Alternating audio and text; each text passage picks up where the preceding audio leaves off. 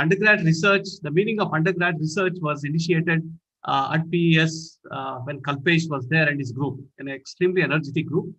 Uh, Dr. Kalpesh Padia grew up in Bhilai, the steel city of India. He received his bachelor's degree in computer science from PES Institute of Technology, now PES University, Bangalore.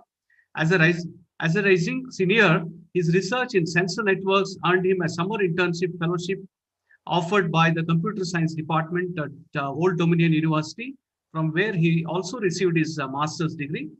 He obtained his PhD in computer science from North Carolina State University, where he conducted research in data visualization, text analytics, and neural networks. For his dissertation, he developed a novel visualization technique to aid the understanding and exploration of various real and potential narrations within a story.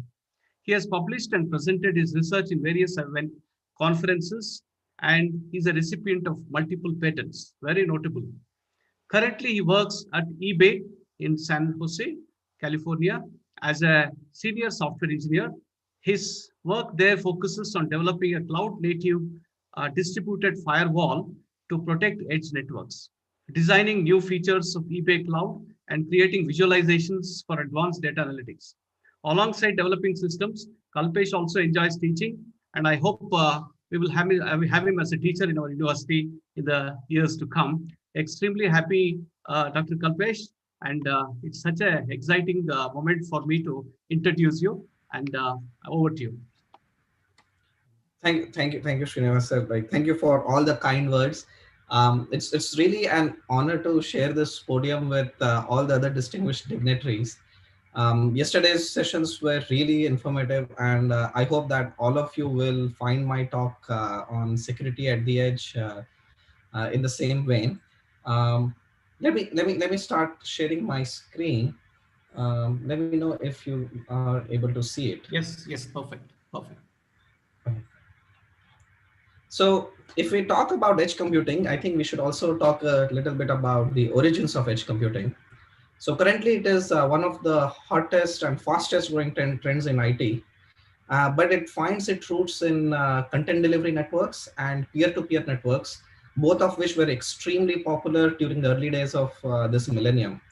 So content delivery network, or a CDN, is actually a network that is geographically distributed, consists of a number of proxy servers and data centers, all of which are very close to the end users. So the goal here is that you want to provide high availability and performance by distributing the service spatially relative to all the end users. So the CDNs, they actually exploit the process of data delivery by acting as filling stations. So think about it as going to your local petrol bunk to get your car fueled versus you having to drive all the way to the reservoir. Now, if we talk about peer-to-peer networks, so they are also a distributed architecture, but here the idea is that you want to partition tasks or workloads between peers. So all peers, they would be equally privileged. They are equipotent participants in the application, and all of them will provide resources as well as they will use them. So this makes them much more efficient than CDNs when you're tasked with sharing some files. So for example, you all must be very familiar with the BitTorrent protocol that is extremely popular in the open source community for sharing large files such as operating systems, because it actually makes it very easy for them to increase the availability and also to reduce loads on their own servers. So both CDNs and P2P, they both deal with nodes at the edge of the network. And while a CDN is tasked with delivering data to the edge, peer-to-peer networks, they share data among the edges. And edge computing marries both of these. So what edge computing does is, it takes the form of a similar distributed architecture, but here data will be processed near the data source itself or at the edge of the network. Hence, we have the namesake edge computing.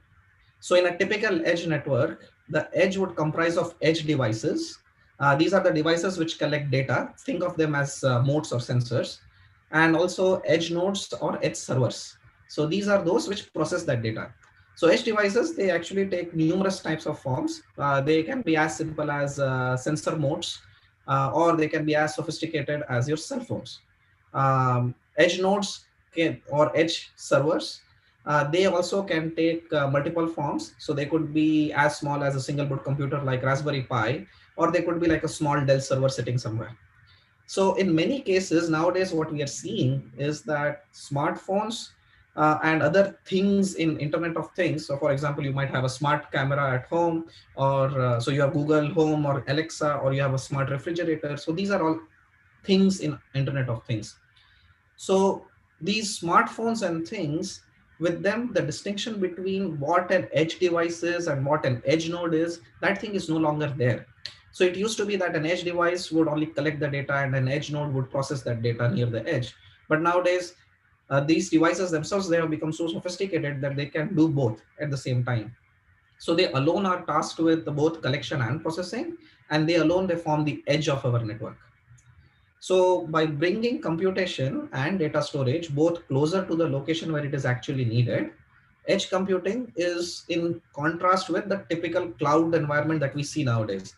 So in a cloud network, typically the data processing will happen in a centralized data location. So all the data from the edge would have to be brought to the core or the center of the cloud, and then that is where you process and then you send it back. In edge net computing, you would not want to do that. So if we now think that edge can sustain on its own because the edge devices, they are collecting the data and they're processing the data, well, it would be folly to think that, because edge is not a fixed place. And this is very important. Edge is not a fixed place. Edge is extremely fluid. It exists in conjunction with core. The core of an edge computing network forms the cloud. The cloud network, that the core of the cloud in cloud computing and the core of edge computing, they're exactly the same. The difference is, in cloud computing, everything is sent back to the core for processing as well as for storage. But in edge computing, the edge serves as a point for collection, processing, and presentation. The core serves only one purpose, and that is long-term storage. And it also facilitates communication between the different edge nodes. But if the edge network itself is formulated as a peer-to-peer network, that also may not be required, leaving core to just act as a data storage and data retrieval location. So now, what is really driving us to embrace edge computing? Like why is everybody getting so excited about this? So yesterday we saw a graph by Dr. Chitnis where he basically showed us that initially there was a lot of hype, and then it died down, and now it is growing again. So why is this happening? So well, there are a large number of factors, and we saw this slide yesterday as well. So and this is actually the first and the foremost reason why we are moving towards edge computing today. So we are today in 2020, we are generating 1.7 megabytes of data every second by every person. And this may not sound a lot, but if you calculate, this amounts to 2.5 exabytes. An exabyte is a billion gigabyte. So we are generating 2.5 billion gigabytes of data every single day. And it is expected that by the end of this year, we would have generated 44 zettabytes. That's 44 trillion gigabytes. And also, it is expected that in the next 5 years, we will see 185 times increase in this data. So we will see about 463 exabytes generated every single day. So that's a lot of data. So with so much of data that is being generated, it is very imperative that we don't move the data unless it is absolutely necessary to do so. We want to leave the data near the edge as much as possible. The other factor which is driving us towards edge computing is concerns about data privacy. So whether it would be because of the sensitive nature of the data itself, so think about biometrics of an individual, or company policies. Think about certain companies here in the Silicon Valley which are privacy first, or whether it is in response to regulatory requirements. So think about the GDPR requirements in Europe. So because of multitude of these reasons, many organizations, they are now preferring that they want to keep their data on premises. or they want to keep it locally. So think about what happens to your biometric data on your iPhone. So you use your Touch ID or Face ID to unlock your phone, to pay for services, authenticate yourself at third-party websites. But your biometric data is never leaving your iPhone. So Apple claims that they are storing it in a place called Secure Enclave. So it's a location on the firmware which is not accessible by any other component. And even they do not have any hardware or software encryption keys that would allow them to unlock that region. So they are trying to keep your private data next to you and not moving it anywhere else. So the infrastructure edge now allows us for processing and storage of that data, and within the constraints of company policies or privacy regulations. And this is something which is like really driving people towards edge computing. So yet another driver is autonomy. So autonomy is basically where devices can continue to provide services even when there is no internet backhaul, or let's say internet is temporarily unavailable and data can't reach the cloud. So think about a natural disaster occurs, mobile towers, they go down, and now people have to find each other. So how do you communicate without any mobile signal? So if you have an edge network, you can actually do that. So by strengthening the resilience of the larger architecture, the impact of outages can be mitigated with edge computing. And this is, like I said, it's very true and important for critical services like natural disasters or any other kind of recovery and management. A fourth driver to edge computing is not just the fact that there is a large amount of data that is being generated, but also the amount of compute per datum that is required now. So increasing both volume as well as compute results in additional latency when the data has to be moved back to the cloud for processing and then brought back. So infrastructure edge devices, which have sufficient processing power and storage, they actually enable a compute-ready internet edge with all the local analytics and autonomous decision making baked in. So without the need to transfer data outside of the infrastructure edge device, a real-time response can be provided with edge computing. And a final driver is the pervasive artificial intelligence and machine learning. So this is yet another driver. Analytics are now increasingly reliant on deep learning interfaces. Machine learning, which typically requires higher compute loads, is now replacing all the classical algorithms. And we are also seeing small single board computers, which are specifically designed just to do this. So NVIDIA, for example, has a huge line of these. Uh, so with a lot of AI and ML, it also means that there is a lot of data transfer happening, more bandwidth requirement, more latency. So instead of sending all of that back to the cloud, just use your edge device with little to no cloud dependency. And this would tremendously improve the bandwidth efficiency, energy efficiency, and it would reduce the latency in decision making. So think about making AI decisions at the edge.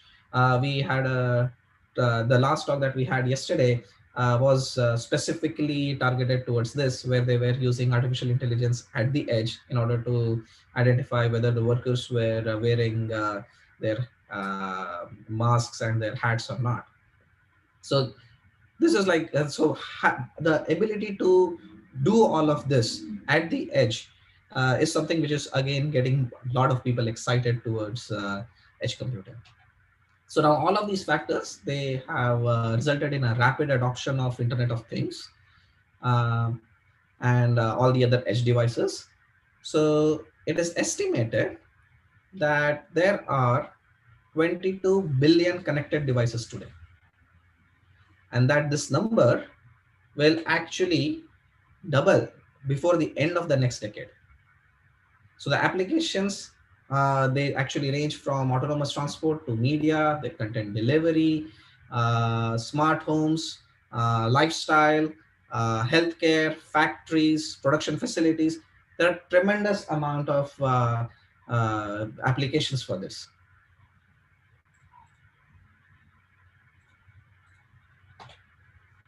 So now, just as they say, with great power comes great responsibility. With great numbers also come great risks. So the deployment of billions of devices means that each of these devices is a potential entry point for hackers and security breaches.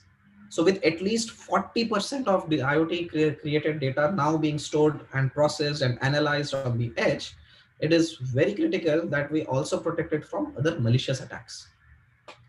So I like to call these as rats. So there are few common rats which are plaguing edge computing. So rat is risk, attack surface, and threats. So the first rat that we take a look at is insecure web interface. So a web interface is any interface that acts as a control plane to interact between a user and a software that is running on a web server. And you must be familiar with these. So for example, your router at home that has a web interface, so you can log in using username and password, and then you can control the settings. So most IoT devices nowadays, they already are using an interface of this sort. So if you have a smart camera at home, you can use an app to log into that smart camera and then make some changes in the settings. So let's take an example. So let's say you have a smart alarm system at home. You leave in the morning, you reach your office and you realize, oh, I have forgotten to turn on the alarm. So you quickly log into the app and then you will turn on your alarm and you are relieved. But are you really? Because if you can turn it on remotely, what is preventing somebody else from turning it off remotely? Maybe even unlocking your door. So what are the kind of things that you would want to look for? Uh, you want to never use default passwords. You should always enforce a password change whenever you are trying to set up your Internet of Things or the thing. You should prevent brute forcing. So there must be mechanisms where you would enforce a limit on the number of attempts that you can make, lock the account after a specific number of attempts. There has to be a reset procedure that must be implemented. Also, you want to make sure that the web application code that itself is not vulnerable to other common web vulnerabilities like cross-site scripting, CSRF, SQL injection, and other such vulnerabilities. You would also want to make sure that you're storing credentials securely and you're not exposing them over network traffic. That's a big no-no.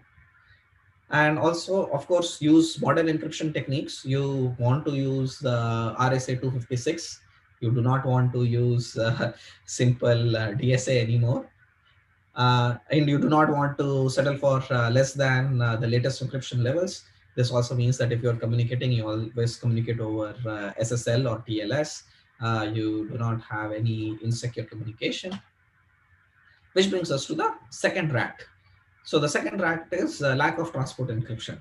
And this comes under the threat category of communication attacks. So transport encryption mechanisms and other cryptographic protocols, they are actually designed so that you can provide communications securely over a computer network.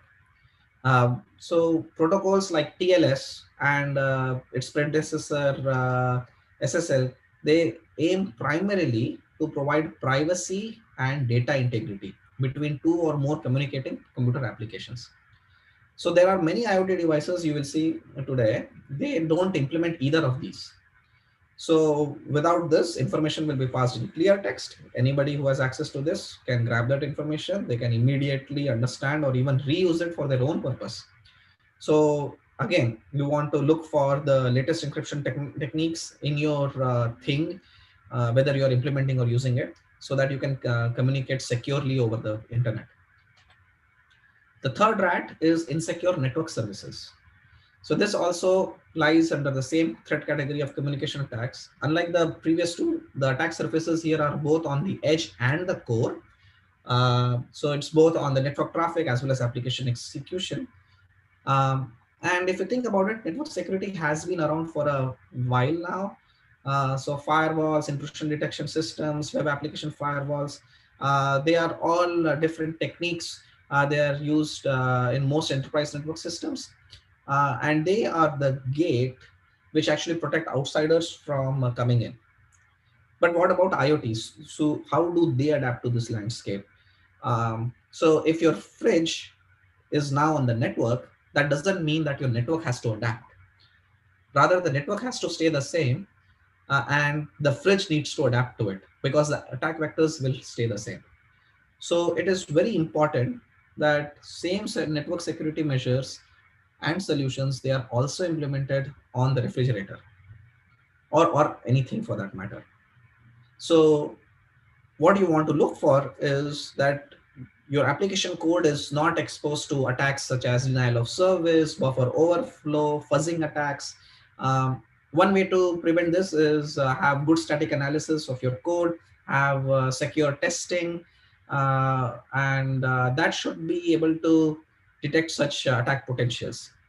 You also want to make sure that you do not expose any ports that are not in use. So, for example, you unnecessarily do not want to expose 3389 if you are using the Windows stack on your IoT, because that will allow people to remote log into your machine. So you don't want to do that. So don't expose any ports that are not required. So this is bringing us to the next rat, which is insufficient authentication and authorization. Once again, the attack surfaces are both on the edge and the core, slightly different. On the edge, it is on the web interface, application access and administration. The core will typically not have a web interface. And these belong to the threat of attack on secure assets. So some time back, we had a Starbucks breach. So at the Starbucks, so a lot of consumers of Starbucks, they had their data stolen. And what really happened was that hackers, they phished their user IDs, and then they used basic rainbow attack on the phished usernames. And there were a lot of these commonly used passwords, which they were able to reuse. So a lot of people use password as the password because they think that, okay, obscurity is security, but then everybody is using password as password, so that doesn't work. uh, QWERT 123456, this is another very commonly used password. Or some people think that you doing QAWSEDRF is a really secure password. It is not. Like, all of these are very commonly used passwords, and they exist in all the rainbow tables and brute force tables worldwide. And if you're using any such password, it's very easy to get in. So what you want to look for is you want to enforce strong passwords. Any password that you use, not only for Internet of Things, I would say that this applies to everywhere you are trying to use a password online. Make sure you are including uppercase characters, lowercase characters, numeric characters, special characters. Uh, Even better if you can create a phrase out of this. So for example, Mary had a little lamb, and this can actually become your password. They should definitely be no shorter than 6 characters. You should make sure that you're creating user profiles and you're limiting permissions based on access credentials. So role-based access credentials is really, really, really important. Two-factor authentication whenever possible, you should implement it. Not only just for IoT, I would recommend this for any other place. If your Gmail already has two-factor authentication, please go ahead and enable that. Any other place that has two-factor authentication, you should definitely try to use it. You should always prevent or avoid writing your security password, secure passwords, secure mechanisms, processes on any piece of paper. Don't ever do that. You should force password expiration dates. Do not allow use of default passwords. So these are the different ways in which you can combat this rat. The next rat is privacy concerns. And this is very interesting because sometime back, once again, another US government office, they basically came out in the open and they said that they were attacked, and millions of past and present employees' private data, they all had been stolen. Uh, and nobody really knows how this happened, but there is one factor here, that there was a lot of personally identifiable information, or PIIs as we call them, that was that was not stored securely enough, and maybe it was even unnecessarily kept in storage. That should have just been discarded, but they did not. So this makes you susceptible to identity theft. And identity theft today is on the rise. As more and more devices are exposed on the net, the more dangerous it becomes to store the data.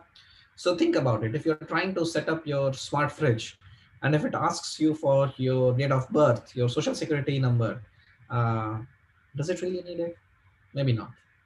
So what do you want to look for? You want to look out for these red flags. If something is asking for you to provide or store data that you don't really need, that's a red flag. You should always make sure that you're encrypting all data, whether it is at storage or whether it is being transported. And you would want to anonymize data wherever possible. Yet another rat is insufficient security configurability. So if you imagine an industrial engineer is trying to set up a turbine, the turbine has its own software, and that allows control of the turbine speed and scheduling. So do you want this engineer to be able to modify these settings without the consent of his manager or any relevant teams? Maybe not. So you want to make sure that you are once again enforcing application code with password security options, enable encryption whenever possible, have a strong RBAC, uh, audit logging, and usage logging is extremely important. Uh, and they should be mandated as part of application functionality. And also security event notifications should be available to trigger the alert to the end users. Another rat is insecure cloud interface. This causes a lot of communication attacks and attack on secure assets. So with the cloud, we are also introducing a whole new layer of risks. So the more the amount of communication that is happening between edge and the cloud, the more the need for encryption. And as a IoT implementer or a manufacturer or a user, you must ensure that all services that you are using are also secure. So always validate code vulnerabilities, enforce strong passwords again, ask for two-factor authentication again, ensure transport encryption once more. Another rat would be mobile interfaces, which are insecure, and these they attack the edge primarily, because today, if you think about it, your smartphone is both a thing and a handheld computer. It is holding a lot of your sensitive data. So these devices, they are actually what we call as the crown jewels for hackers. You can also think about connected cars. So nowadays, cars which are connected to the internet, they are actually running mobile operating systems. And these systems, they are very useful to provide the important tools like web access, automatic crash notifications, remote system updates. But then also in the case of in case some malicious user takes control of it, can be extremely disastrous. Imagine you are going on the highway at 100 miles an hour and somebody suddenly takes control of the ignition or the gas pedal. That would be a disaster. So apps, mobile apps, they should enforce high levels of password security, high level of transport encryption. They should not collect any unnecessary data. They should not store any data that is not required. If data is being stored, has to be encrypted and storage. And this brings us to insecure software and firmware, because this directly follows from insecure mobile interfaces. Uh, what you really want to look for here is that your application software is written in a way that can be updated over the air, so that anytime a new vulnerability is found, you can immediately patch it. And all of these updates should be processed in an encrypted manner, and we'll come back to this towards the end. And these updates, they also need to be validated before they are implemented using signed files. So think about how Apple delivers its software updates for its phones. Even though you're downloading the package directly from Apple's server, it would still validate that entire package before allowing you to install it on your phone. The final rat is poor physical security, because you can secure your hardware sorry, you can secure your software as much as you want, you can secure your network as much as you want, but if somebody has access to your device physically, they can actually hijack your device. So think about things like, do you really need that USB port, that extra USB port on your IoT? If you really need that one, do you need two of those? Any physical access to that device would probably be the easiest way of infiltration into that device. So this would actually not even be hacking. This would be basic theft. So think about it. For the very same reason that in most homes you will have either one or two entry points, for that same reason you want only 0, 1, or a few number of accesses on your IoT thing. So what you want to look for is you want to utilize the minimum number of device access ports. You don't want any sensitive application function to be exposed via USB. So you don't want any debugging information going via USB. You also would want to consider writing your applications so that you can only you can only access data locally, no outside access. So since I mentioned that edge is an extremely fluid and constantly changing, securing the edge computing infrastructure requires deploying defenses closer to the point of attack and further away from the rest of the infrastructure.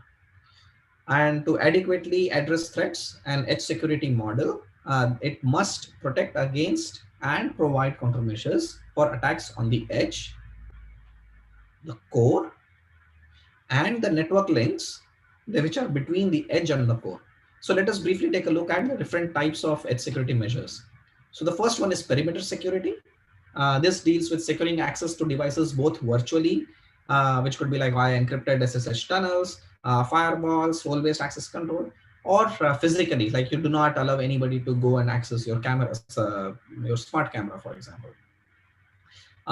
This would allow you to counter physical attacks, communication attacks, and attacks on secure assets. Application security deals with securing applications which are running on the devices. This would typically help you counter attacks on the boot processes. So for example, whenever a device is just booting up, that is the stage at which it is the most vulnerable, and any kind of malicious injection at that point would basically mean that that malicious program has taken care of that entire process or operating system. So by strong application security, you uh, would get some leverage to counter attacks on boot processes and attacks on other secure assets, basically your biometric or other personally identifiable information sitting on your device. Threat detection involves employing proactive threat detection techniques to identify potential issues early. This is primarily done to counter communication attacks, life cycle attacks. We'll talk about life cycle attacks in just a bit, and physical attacks to some degree. Vulnerability management involves managing both known as well as unknown vulnerabilities. These can counter communication attacks, attack on secure assets, life cycle attacks, and physical attacks. And finally, update cycles, which involves automated patching of devices to reduce potential attack surface. Again, countering lifecycle attacks and attacks on the boot process. So if you think about this, all of these different security mechanisms, none of them are all encompassing. So they have quite a bit of overlap, but you don't have like one bullet kills all kind of a thing. So which brings us to the tenets of edge security. The CIA of edge security would be confidentiality. You want to make sure that any data that you have on your thing is confidential. It is private to you. Nobody else can access it. If you are sharing it with your service provider, bear in mind that there is a possibility that they will be able to sell that data. So a big no-no about sending your data away from your thing. Integrity is the integrity of the data. It should never be compromised. Let's say you have a smart thermostat at home, and somebody is hacking into it and changing the thermostat setting. Not a big deal, definitely an inconvenience, but not a big deal. But how about somebody getting hold of your credit score and then wreaking a havoc on your credit report? You will be ineligible for loans, for housing, for a lot of things. So data integrity is extremely important. Any tampering with authentication or authorization basically means that one of the founding pillars of security is self is compromised. And availability should never be impacted, because what if you have a smart medical device which is keeping you alive and that falls to denial of service attack? So think about this. So that's why availability is at most important for all IoT devices. So SASE, it's SASE but pronounced SASE. SASE stands for Secure Access Service Edge. And this is a new term which has been recently coined by Gartner. And this is the combination of all those hardware and services that help enable edge security based on all these aforementioned factors. Uh, so they combine various network as a service ideas like SD-WAN, carriers, WAN optimization, bandwidth aggregation, content delivery networks, etc., with security as a service, which basically is CASB, like Cloud Access Security Broker, or Firewall as a service, or DNS as a service. It combines these together, network as a service, security as a service, combines them together along with a zero trust architecture, which basically means that by default, everything is dark. You do not trust anything or anyone. This together delivers a cloud-based model. And the pros for using such a model for securing your edge workloads is the flexibility, because it can scale up really well, an increased performance because it is cloud native and made for the cloud, running on the cloud. It reduces costs and complexity because if you think about it, in a typical edge computing infrastructure, you would have your edge devices by some other manufacturer. You would have your network backhaul, which is provided by somebody else. Then you have your core, which is being provided by somebody else. So there are a lot of different disjoint components which are all coming together to create your edge computing network. But with SASE, that can work across the stack. So this reduces costs and this reduces complexity. And of course, the zero trust network architecture basically means that you have default dark. Cons.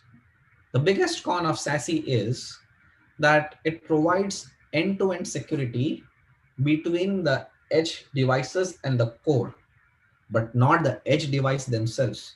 So if you still want to protect the edge devices, everything else that we discussed earlier, you would have to implement them yourself. And this brings us to challenges. So if you think about challenges, sometimes I like to think if challenges in securing IoT is like Sisyphus trying to roll that rock up the hill. So for those not familiar with the story, Zeus had cursed Sisyphus to stay in hell forever, trying to push that rock up the hill. And every time that rock would go up to the top of the hill, it would roll back down. So it was an infinite task for him. Infinitely, forever, he has to keep rolling that rock up. So some of the challenges with respect to securing edge devices are almost Sisyphean. So think about end-of-life devices. A typical device life cycle is it is manufactured, it is installed, it is operational, then it goes under maintenance and rebootstrapping, and finally it is decommissioned. So that decommissioning could either be planned or it could be unplanned. And what happens when you decommission a device? You can go on eBay and you can find hundreds of these devices which are basically used by somebody else. They are decommissioned now. They are still in working state, but they have been decommissioned for some reason. And then there are other people who are using it and buying it. So if you want that the user should still be able to use and perhaps even update the device later, even after decommissioning, you have to think about it right now, because that opens up a huge security hole. And we'll talk about that in just a bit. Cloning firmware or device cloning and installing of a backdoor is a big challenge. What if somebody, uh, like a man in the middle, like a physical man in the middle, or some agency, they grab your device before it reaches you, reverse engineers it, changes the functionality, or even adds a backdoor. There have been a lot of concerns about that regarding some chips coming from a certain manufacturer from a certain country here. So you all are aware of it. So what if the device itself is substituted en route to you during shipping? You got a malicious device. Uh, what if while you were installing a firmware, excuse me, a malicious firmware got installed? So that would make your device potentially open for firmware attacks. Privilege escalation is another authentication system flaw that can cause low privileged user to access high priority resources. Second channel attacks are where you can infer information on based on the device profile and messaging patterns. Somebody who can snoop your network, if they can find out that okay, you are communicating with Amazon servers on a regular basis, and you are also communicating with let us say Google's servers on a regular basis just to fetch weather patterns. Probably you have a Google Home and an Alexa at home, so this would make you open for those second channel attacks. And one of the biggest challenges is verifying device behavior. Uh, and this really is Sisyphean in my opinion, because how do you guarantee that a device is doing exactly what it claims? So devices may need to often connect to the manufacturer's server, but how can you tell what kind of data they are sending? And finally, the other challenges are specific threats to the user themselves. And these all they tie into the second channel attacks. Identification, where it refers to identification of the users and their objects. Localization relates to the capability of locating a user and even tracking them. Profiling is where you can create a profile of the user, their preferences. Interaction, this attack would come after a user has been profiled. Sometimes this is not so malicious, but sometimes it can be. So targeted marketing is like in the gray area. Life cycle transitions, this is where a device is decommissioned and then again sold without properly removing private data. So this can cause threat to the user. Inventory attacks, they happen when specific information about the smart objects which are in possession of a user are disclosed. Like I just said, like you have an Amazon Alexa and Google Home at home. Linkage attack is when information from two or more IoT systems is combined so that a broader view on the personal data is created. And this is perhaps the most dangerous threat to the user. A lot of ISPs, at least here in the US, they snoop on your traffic, and they continuously keep tabs on your activity for the purposes of targeted marketing. And also this makes your data vulnerable for linkage attacks as well. So with all of this, I want to open this question to the audience. Does edge computing make for unsafe networks?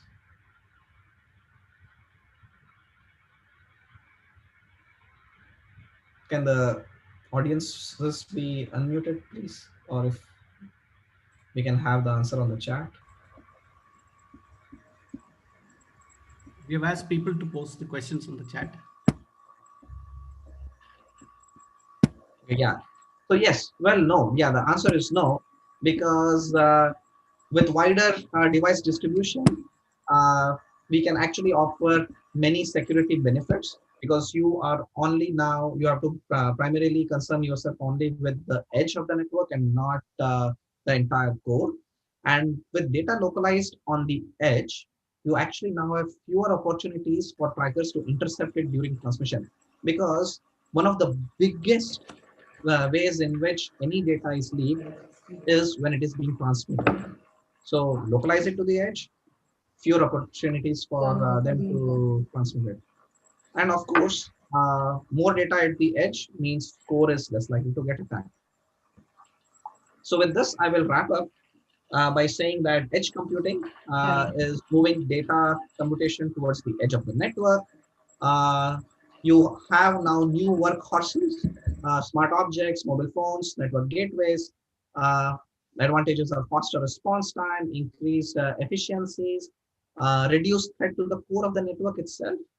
But always remember, a chain is only as strong as its weakest link.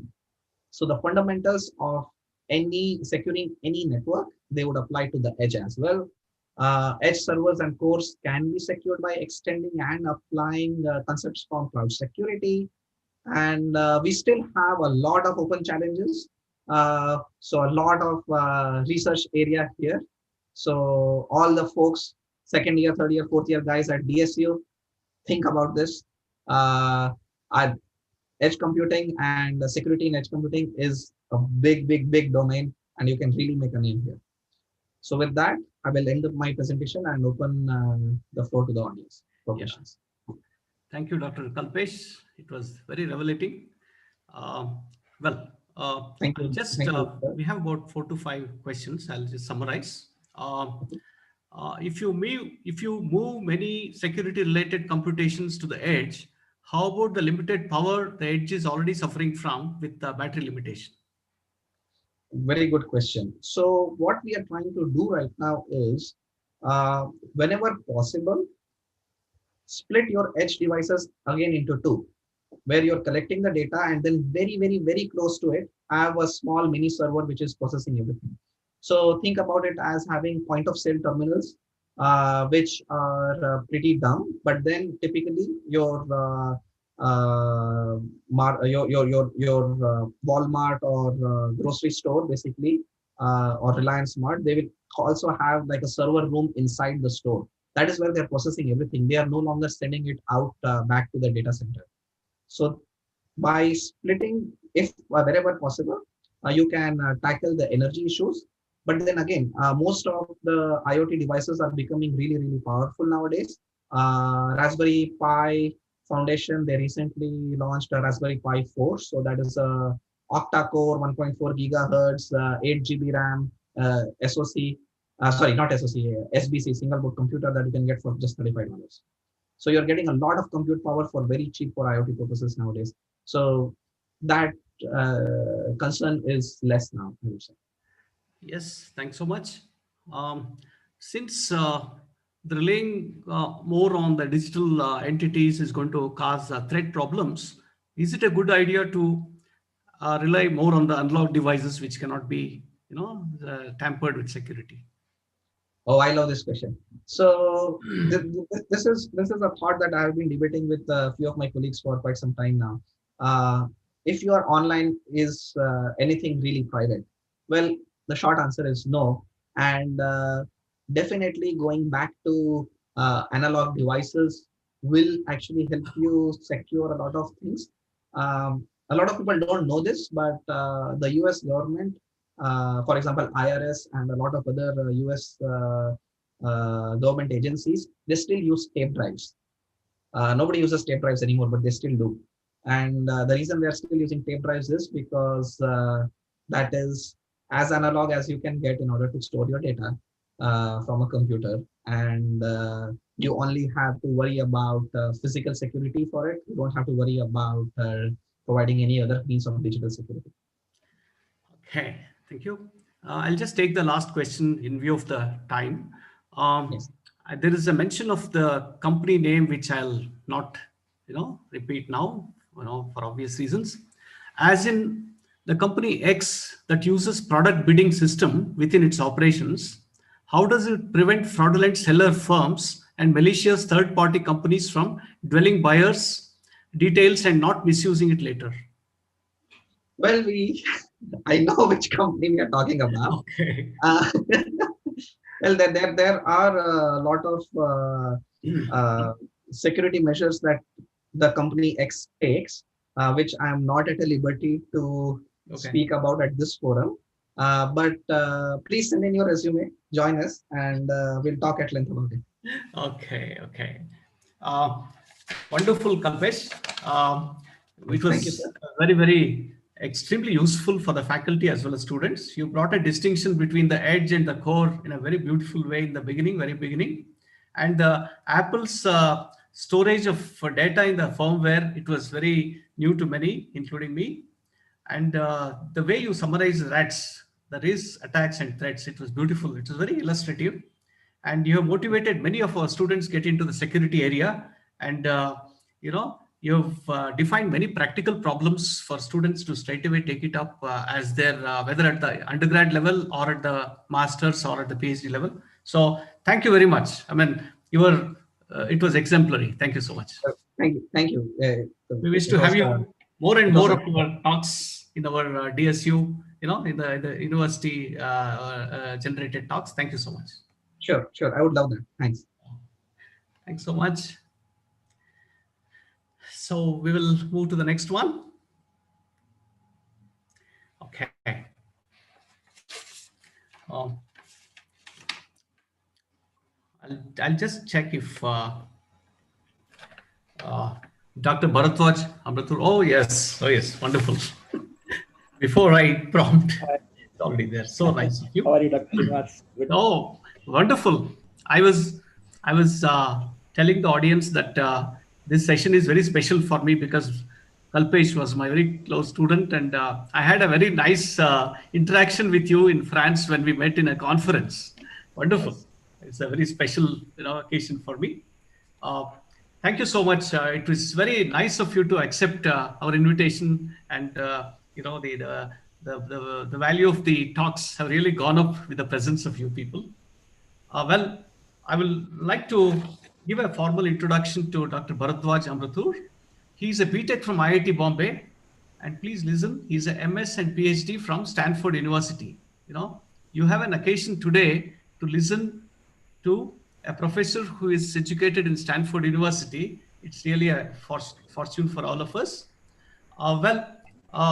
He's a professor at IISc Bangalore. He also chairs the Robert Bosch Center for Cyber Physical Systems at IISc.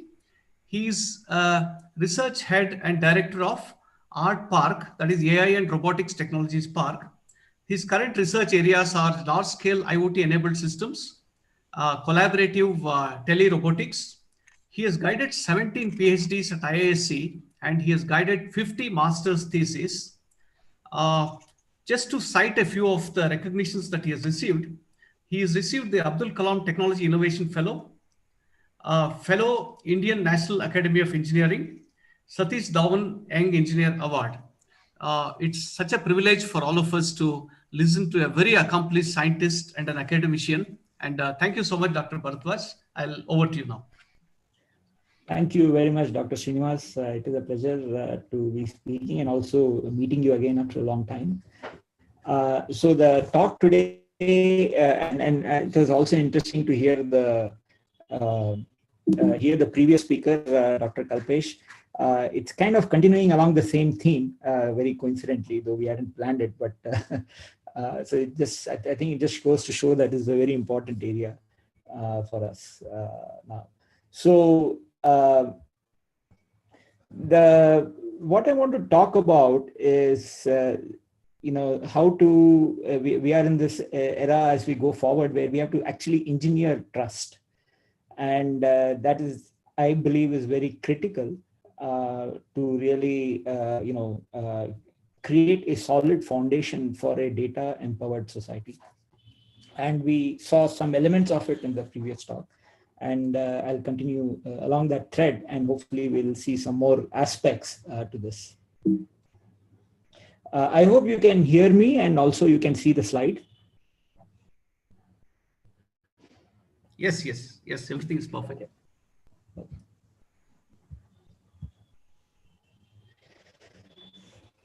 So, the data empowerment is absolutely critical as we move forward. Every individual, should be having the tools to make informed decisions. And Of course, whether they make the decision in an informed way or not is up to them, but at least all the technologies, tools, frameworks should be made available to every citizen in a very equitable way. And if you see what goes into making informed decisions, right? And that is kind of illustrated by this cartoon out here. So you have, of course, data, which is very important, which then, of course, has to be processed in some way and then analyzed and presented in a meaningful way to the human. So that you can look at the data, look at what story it is telling, and then draw your own conclusions and then make decisions. These could be decisions regarding your day-to-day activities, your major life decisions, or decisions in your company, your organization, where you want to invest your money, whether you want to take a left turn or a right turn, anything actually. Every decision a human agent makes can be optimized and improved if proper data and analysis is done to help inform that decision. So that is the promise of the digital age. As we go forward, more and more data is made available, more and more compute is available, more and more tools are available to actually process the data using the compute. And everything is kind of really improving. Of course, having said all of that, we still are in the era of fake news.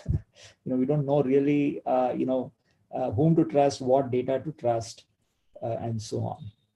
So while we are rapidly hurtling towards a digital society where data compute is becoming like the kind of guiding force for us, have we designed it properly? Can we really trust what we see and what is being fed to us? Right?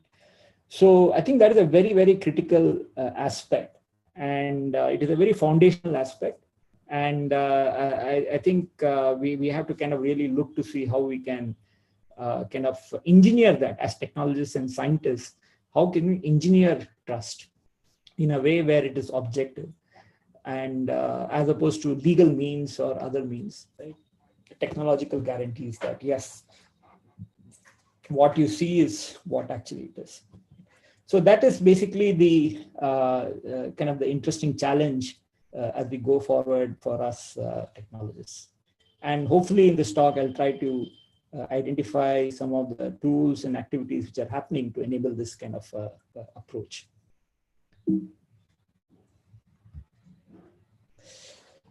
So as I said, yeah, trust is a fundamental pillar. We are implicitly trusting the digital medium, right? So when you look at your bank account and you see the amount in your bank statement or in your PhonePe wallet, there is some number and you believe that's the right number, right? I don't know how many of us actually check and keep track of those things, but what if one bit was removed from that, right? How would we even know about that? So the question is, and we see a lot of data coming in, the poll numbers, exit poll numbers, for example, or number of COVID cases and so on, whether you have a COVID or not, or whether you have some, all these are, situations where, we don't have solid guarantees that really what you get is what it actually is. And right now, of course, we still kind of go forward with all our activities with some assumptions on the people who are giving the data and so on. But the question is there some way by which, we can kind of reduce the trust boundary in some sense? That is, there are fewer and fewer things you kind of actually end up having to trust, right? As opposed to trusting too many people. So kind of like the attack surface, right? Reduce the trust surface as much as possible. So, so before I get to that, I just want to share with you some of the activities we were doing around this data and data empowerment, and why, and some lessons we learned, right? And then I'll come back to this issue of trust. So, in recognition of this fact that data empowerment is very critical, we kind of realized that we really need to have a framework by which data which is there already can be exchanged and shared with people who want to use the data. And we kind of looked at this in the context of smart cities, right? Smart cities are essentially supposed to help improve the life of citizens by, kind of implementing a lot of smart solutions and so on. But for you to be smart, you have to be able to kind of be aware of all the things going on and take the right decision, which means you need to have data, right? And there is a lot of data in various agencies in the city, but somehow all that data is not, it's not easy to get hold of that data to kind of do your decision making. For example, the next day after a road is relaid and you have nice, surfacing done, one of the agencies will come and dig up the road to lay the pipes. Right? So clearly there is a lack of exchange of information leading to lack of coordination and a lot of inefficiencies which happen. So, so our endeavor was to actually create a framework by which data which is there, it could be a data from your transactions, your IoT devices or whatever, is made available to consumers, so that you can do this, you can take decision by looking at data from multiple different sources.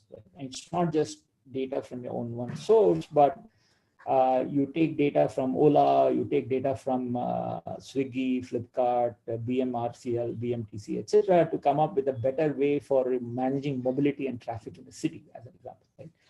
So you have to be able to consider data from so many different organizations, entities, and so on. And to do that, we created this concept of a data exchange, which really allows data to be shared between various data systems. And it had these three pieces out here. One piece was, of course, a catalog.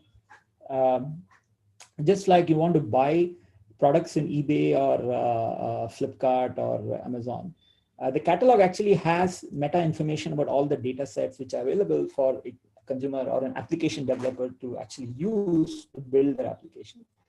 And of course, a very important piece for this is authorization security, right? That means not everyone wants to make the data available as open data. Right? So there is a lot of data which is privacy sensitive, which is confidential and so on, yet you would like to enable such data to be shared in a controlled way. And that is where authorization comes in, which essentially, just like you manage the authorization of your files on your Google Drive folder or Dropbox or so on, where you decide whom to share your files with. The same concept we kind of brought to play for data sets, where you can decide my data from my IoT stream, I'll make it available to person A, B, C, D for this much duration and things like that. Right? I'll kind of briefly explain some more details on that. And the whole thing was is actually kind of regulated or not regulated. You can the mechanism for that, those are APIs which have essentially now been standardized.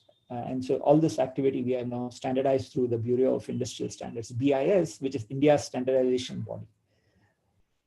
So a kind of a more formal view of this is shown out here, where you have data which is kind of sourced by a server, and it's called a resource server. We think of data as a resource, right? And there is an application which wants to use that data. It could be in your mobility management or application where it kind of tells one, where as a user, you can use that application to plan your travel in the city. Right? And it has to kind of get data from multiple different sources. So that's why we have this one ... indicating multiple different data sources. Right? But some of this data could be kind of protected in the sense that, you might probably have to pay money to actually get that data, maybe real-time data from some agency. For example, a private agency, it might say, look, I'll give you the data, but you have to pay me money for so many API accesses and so on. So, and then some of the data could be open. So as an application developer or who's writing the application, you want to kind of access that data. And, let us say that you discover that there is data about availability of certain cars and taxis from a ride-sharing agency. And your app is supposed to kind of help put that together. So you connect with that, and they have exposed an API, and your app accesses that, but it doesn't have the permissions yet, right? That is when the app has to go to a data exchange where the agency which is making the data available has registered themselves and also has kind of authorized this data exchange to actually manage all the permissioning of this data. So you get reflected to the data exchange, and you undergo a process which I'll just briefly describe, after which you actually get a token to access the data. So it's very much like how you can, if some of you know of OAuth 2, which allows you to actually share some of your details if you have Gmail account or Facebook account and so on. So something very similar happens out here. So the data itself is owned by a provider who can configure, of course, who can upload the data in whatever way they want, and then using an app, they manage the permissioning which is set in the data exchange. And the application, of course, is being used by consumer out here. And then there are certain other pieces out here. One of them, important one, is certificate authorities. The whole thing is kind of governed by X509 certificates. So one of the things with, of course, so I'll come back to and explain a little bit more about this authorization flow, but an important aspect with a lot of these data sets is that, it's sometimes very hard to make sense of the data because it's not very well documented. You have some numbers coming in, you don't know what they mean and so on. So one of the things which we also said was that, kind of a framework by which you can document the data, right? What is also called a data model. For example, if you can have like a data piece of data packet coming in from a sensor, this is an environmental sensor, and it has, it's in JSON, so you have a keyword and a value. And if you look at this, you don't know, for example, CO2 max, right? What is this 980, right? Is it 980 parts per billion, parts per million? And people who are not familiar with chemistry, what CO2, what does CO2 underscore max mean? A lot of things are undefined out here, right? And unfortunately, this is the way it is. It's like, it's kind of, the meaning is understood in the mind of the developer who wrote the code, but unless it's documented properly somewhere, it's almost difficult, and you have to somehow chase it down, right? So the idea here was to actually create a framework by which you can add meaning to these keywords, right? And that is where we use something called JSON linked data, where you can link the words to additional files which are stored somewhere in the internet and accessible, which has further definition of these keywords, right? Including what they mean, how to interpret their values, and so on. So that is essentially adding semantics to the data.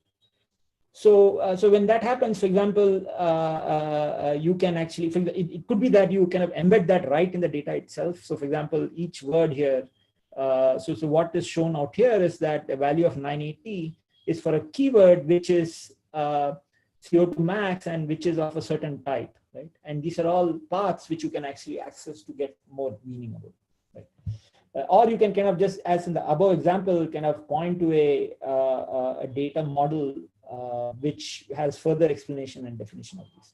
So having this kind of way to document your data via data models enables further, it's like documenting a code, right? It's just a cultural thing which hopefully will improve the ability to use the data. Whether people will do it, we don't know, it remains to be seen. So as I mentioned, one of the important aspects out here is the authorization.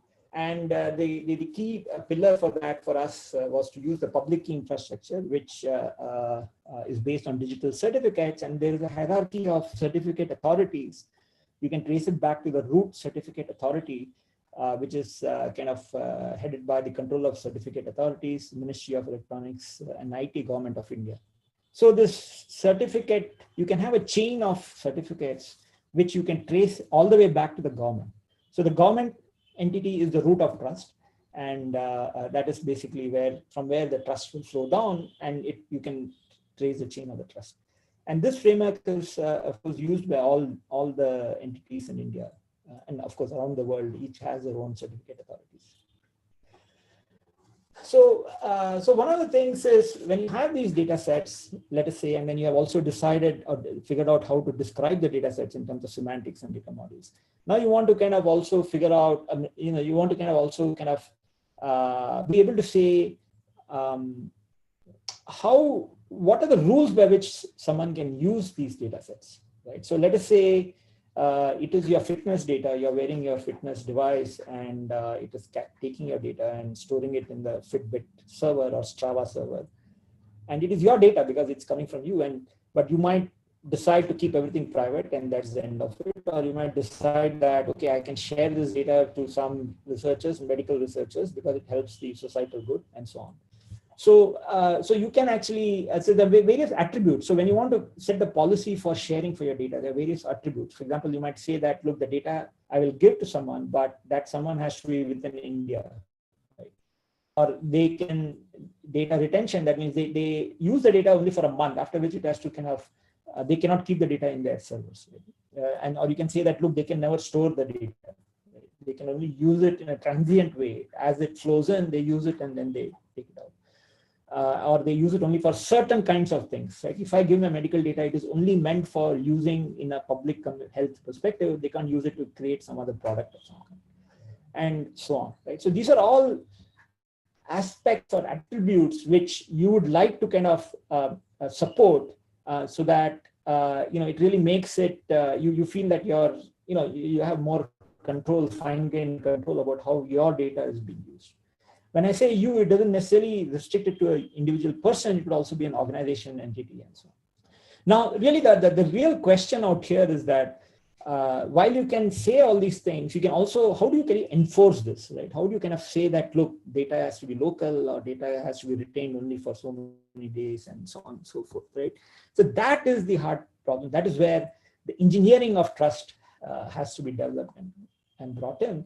The other approach is a legal means, where you enter into a legal contract, and then if they violate it, and if you are able to detect it, you can actually go after them.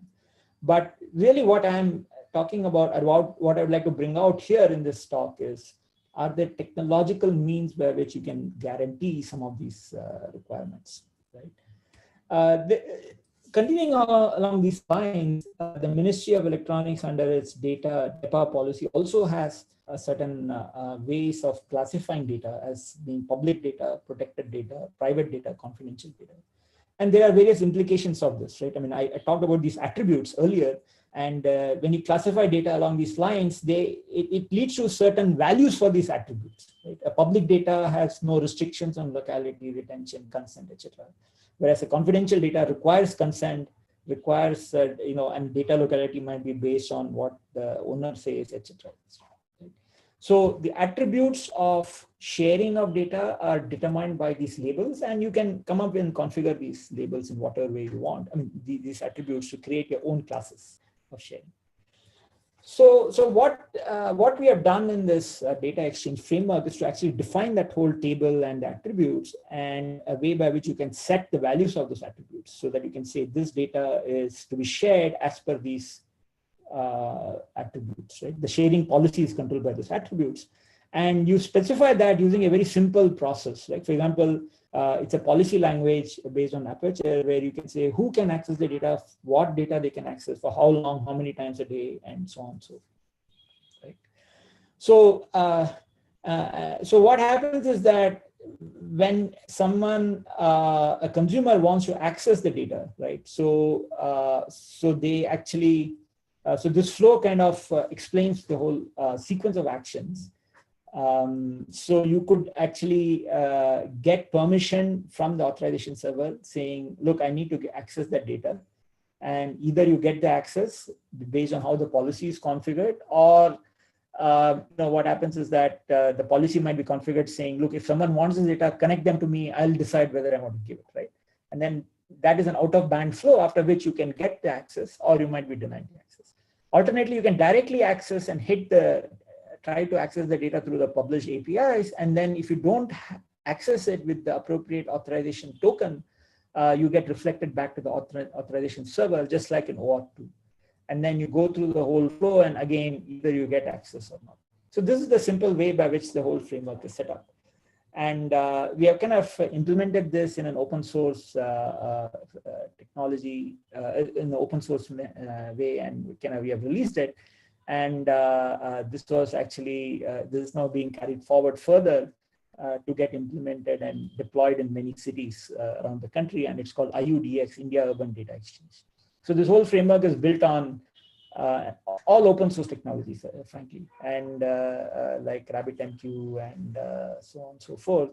It's just you have to engineer it to handle the scale and be able to handle the transaction bandwidth and so on. And our hope with this was that when we create this open standards-based data exchange framework, also with open source, and also we create a reference implementation which is open source, it will spur the entire data economy, right? So that we have this data value chain where company A might provide data, company B might take that data and do some further analysis and provide value-added data. Company C develops an app which can take these data sets from different people, create some interesting app and give it to the citizen. So it's kind of the whole chain of refining the data, just like you refine oil to extract more and more value, you add value and you create new value-added applications for citizens. Okay. So that has been our kind of vision and goal for doing this.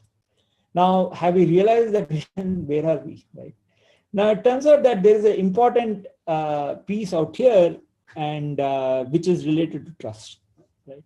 Because, as I said, while you can define a policy saying, look, this data is meant to be used only for this particular purpose, right? And you can have a legal binding requirement on that. It's not enough because, what if they, what if they break the law and use it for something else? Right? So that is where you need technological guarantees, right? And without that, it will be very difficult to get more people and more companies to kind of make the data available in this ecosystem. And that is what brings me to this kind of the theme of this talk, which is how do we engineer trust? Right? How do we engineer trust in the data, in the compute, and the algorithms? So in this talk, I'll just spend some time just talking about this data and compute portion. So now, if you look at let's start with the data portion, right? If you look at the data pipeline, the data can come from users based on certain transactions they are doing through their computer, cell phone, whatever, right? And that data gets stored in a storage server, right? Or data can come from certain IoT devices which are sensing the physical world, or even IoT virtual sensors, right? I mean, whenever you have any transaction online, anything which happens in a computer, for example, the logging of the log data, right? It's kind of data about activities in the digital world. Right? So be that as may, it's kind of like a stream of data coming in, and that gets stored, and then that gets used in your processing in the cloud somewhere, or in your app, or wherever the app is running. Now, what we have actually figured out and done very well is the encryption of data in flow and encryption of data at rest. So that is what these locks signify. So you have this, now the standard is TLS, where you can have certificate-based secure channels set up between different entities, and you can encrypt the data. So it becomes really hard to kind of break into it. Similarly, you can have encrypted data stored in your storage. But what about at this phase, at these two places out here and in the compute? So this was kind of covered and alluded to by the previous speaker about edge security and security of your firmware and devices and so on. And then also you have issues out here, because when the data comes into your server, let us say your application is running in Amazon Cloud or Azure Cloud and so on, it is open, the data is unencrypted, and you have to trust the software stack, not only your application software, the rest of the software stack being run in the public cloud, right? So that is again a major point of vulnerability out there.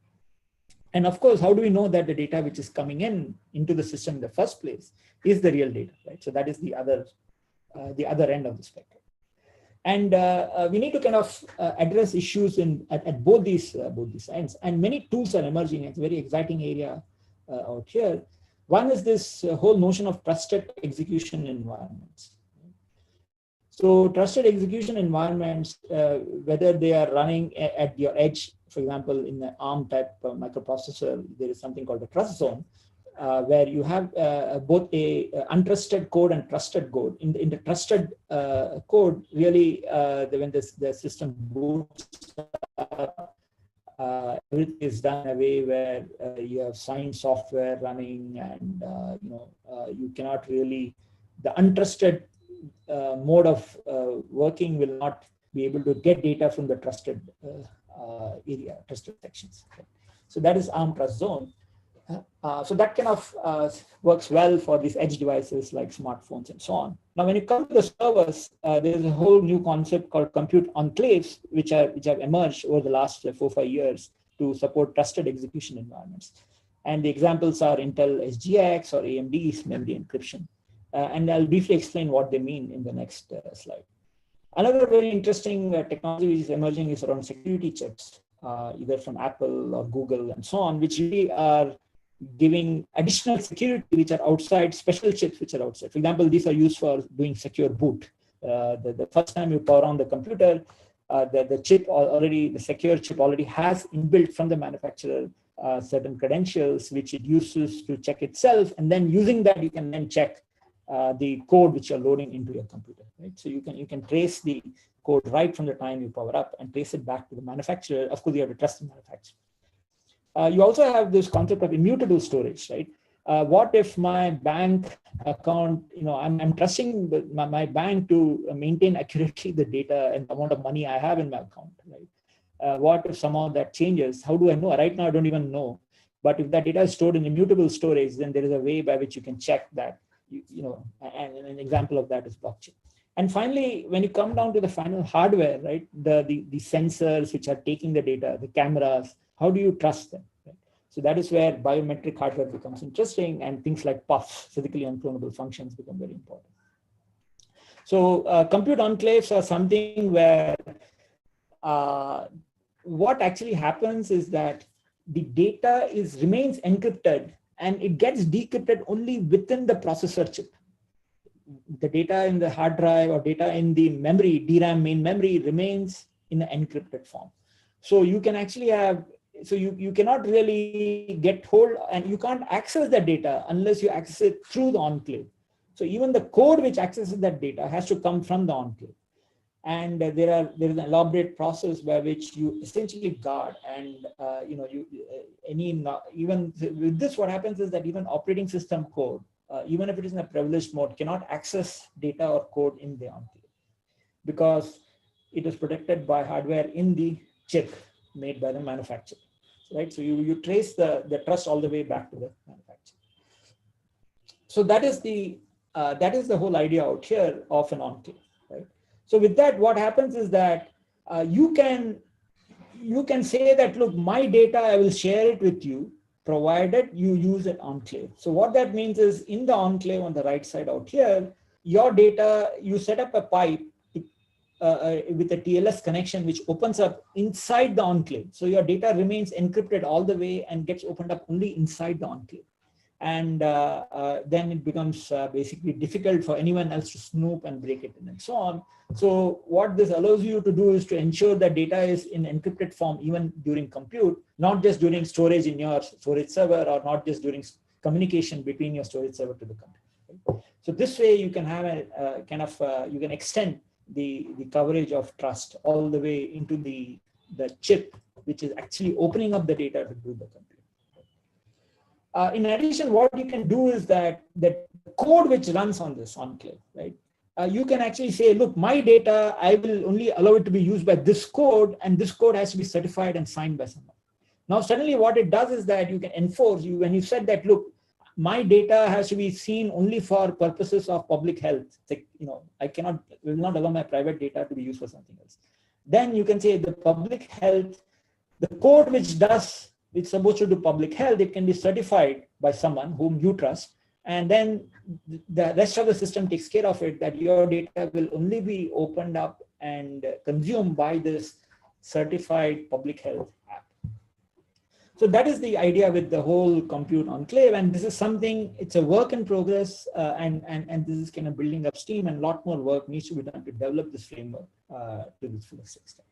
An example of security chips, as I said, is the Google's Titan chip or the Apple T2 chip, which manage, for example, secure boot, or Apple's chip also allows you to store specific information regarding biometrics and so on inside this T2 chip as opposed to inside the main processor. Another very interesting aspect out here is that, the security, you want to kind of push the boundary of security as far to the edge as possible, right? So, for example, out here, when you have a computer and you're typing in your password or you see something, right? What if someone hijacked your keyboard or hijacked the display, right? And you think you're seeing, you type in 100, you type in 10, but actually extra 0 is added, and then 100 rupees is subtracted from your wallet, right? Or you think you have, or the information displayed on the video screen is messed up. So this is a very fascinating area where some recent work from ETH Zurich, basically where they propose having a hardware solution again out here, which helps to kind of detect and prevent such kinds of attacks.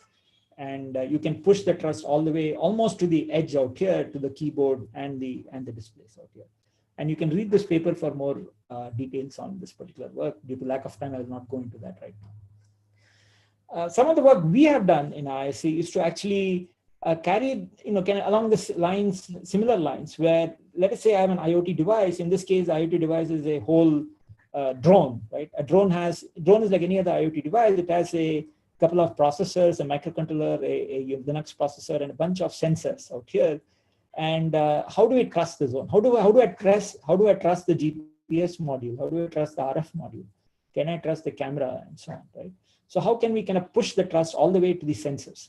And so one of the things we have explored is to use, to kind of see if we can use puffs, which are physically unclonable functions, so that these are like your fingerprints in your palm, right, on your fingers.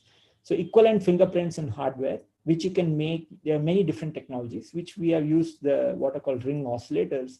The idea is that every chip has certain randomness, and because of the randomness, for example, the behavior of the chip is different chip to chip, and based on that, you can fingerprint that particular chip. And there are many other ways of doing this. So, what the student Vishal did was to actually take this technology, and of course, ideally you should put it in an ASIC right into the sensor, but that is a different ballgame. But as a proof of concept, you can push this technology into a FPGA, and then he created a complete framework by which every piece of this drone hardware, from the Jetson TX2 to the Pixoc to the GPS camera, all the sensors, everything has a fingerprint, and only when all the fingerprints, so whenever you boot up the drone and before you give it permission to fly, it needs to do a self check where everything has to work out that this GPS sensor is really what it was meant to be and so on. Right? So the idea with this was to essentially to see how we can push the boundary of trust all the way to the edge. So with that, I'll come to the last slide of this talk where, hopefully I just want to kind of point out a few things out here. What I hopefully have shown is that, there are ways by which you can engineer trust in data and compute through technology. And there are a lot of tools which have emerged now. And we need to do this engineering of trust. Otherwise, I think the entire digital economy will collapse. It will not be sustainable. And the exciting new technologies which are emerging are things like special purpose security chips, trusted execution environments like enclaves, immutable storage technologies like blockchains, biometric technologies like puffs, and so on. And I think we have scratched only the surface, and there's enormous opportunities for research and technology innovation, startups.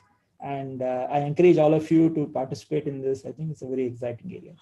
So with that, I end my talk. Thank you very much for your attention. Yes. Thank you very much, Dr. Bharadwaj, for a very scholarly presentation. I have one question, and if participants have Other questions, please post it quickly.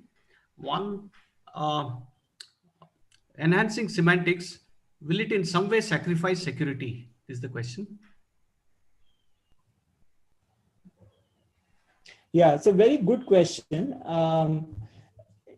Yes, it could sacrifice security, but but actually there are other ways of guaranteeing security. The whole point of enhancing semantics is that it becomes easy to interpret and understand the data. Right now, from a security perspective, obfuscation of data has never been a strong way of securing data. So if someone really wants to break it, they can actually break it. So from that perspective, adding more meaning to your data is not actually going to kind of compromise security. And then you have to kind of really, if you, for security, you have to rely on other ways of anyway giving security. So it would actually be good to actually give more semantics to the data, because even later on downstream, the same organization which has the data might want to reuse that data for something else, right? And if they don't have proper semantics, then it becomes difficult for them also to use. Yes, thank you so much. Uh, I don't see any other question now. So okay. It was, as I said, it was a very scholarly talk. Engineering trust, it was very well explained, and levels of accessing data through public APIs. Since you are involved in so many you are a member of so many governmental organizations, I'm sure it all comes from your experience.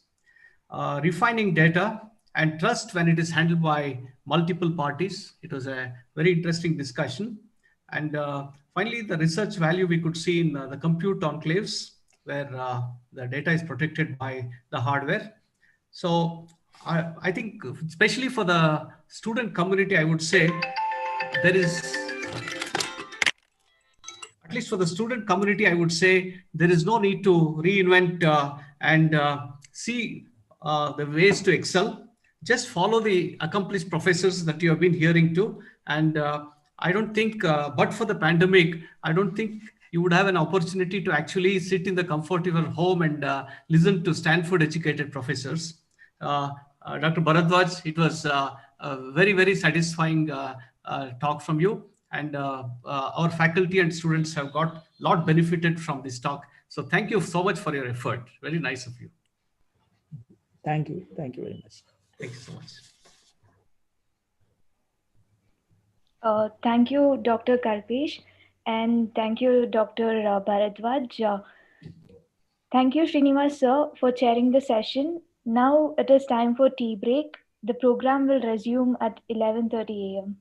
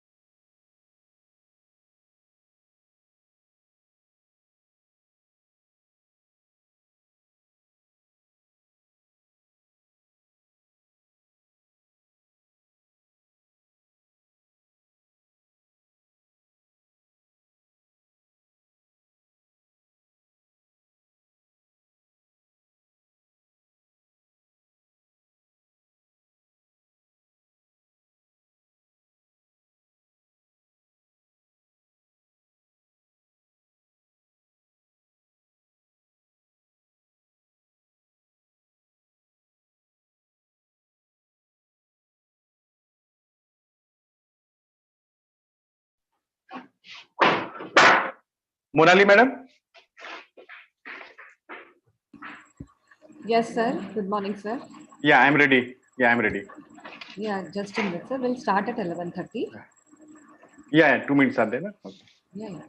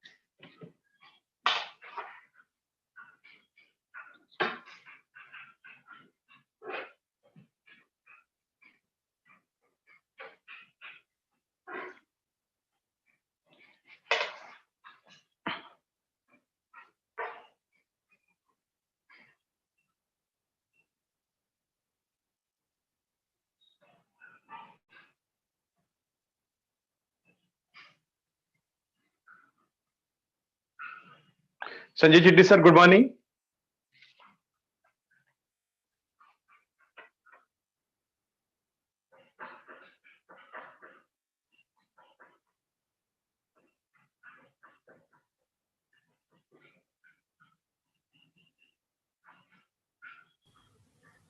Welcome back.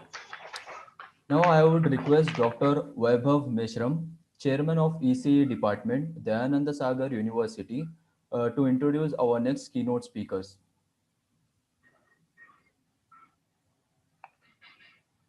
Yeah, thank you. Good morning to everyone. Welcome to once again after break to the session Bytes Annual Convocation 2020. The theme of the session is IoT and security. In this regard, I will like to welcome Mr. Mohan Satyanarayan, entrepreneur, founder, CTO, director, Taknal Engineering Energy Private Limited. Mohan Satyanarayan is currently an entrepreneur focused on developing technology to address barriers to EV adoption. Prior to turning an entrepreneur, Mohan spent more than 35 years in networking, telecom, R&D. He built a $1 billion a year product line from scratch at both Cisco Systems and Juniper Network. He had a director and above position at NetApp, Juniper Networks, and Cisco Systems. At Motorola, Mr. Mohan had played a significant role in developing world's first GPRS capable subscriber device. In the 80s, Mr. Mohan used to work in the area of adaptive control and build some of the earliest neural network based control systems. Mohan has also contributed in the domain of medical image processing. Mohan obtained his bachelor's and master's degree in electrical engineering from prestigious Indian Institute of Science, Bangalore. He underwent an executive management course at the Graduate School of Business, Stanford University. He is a senior member of IEEE.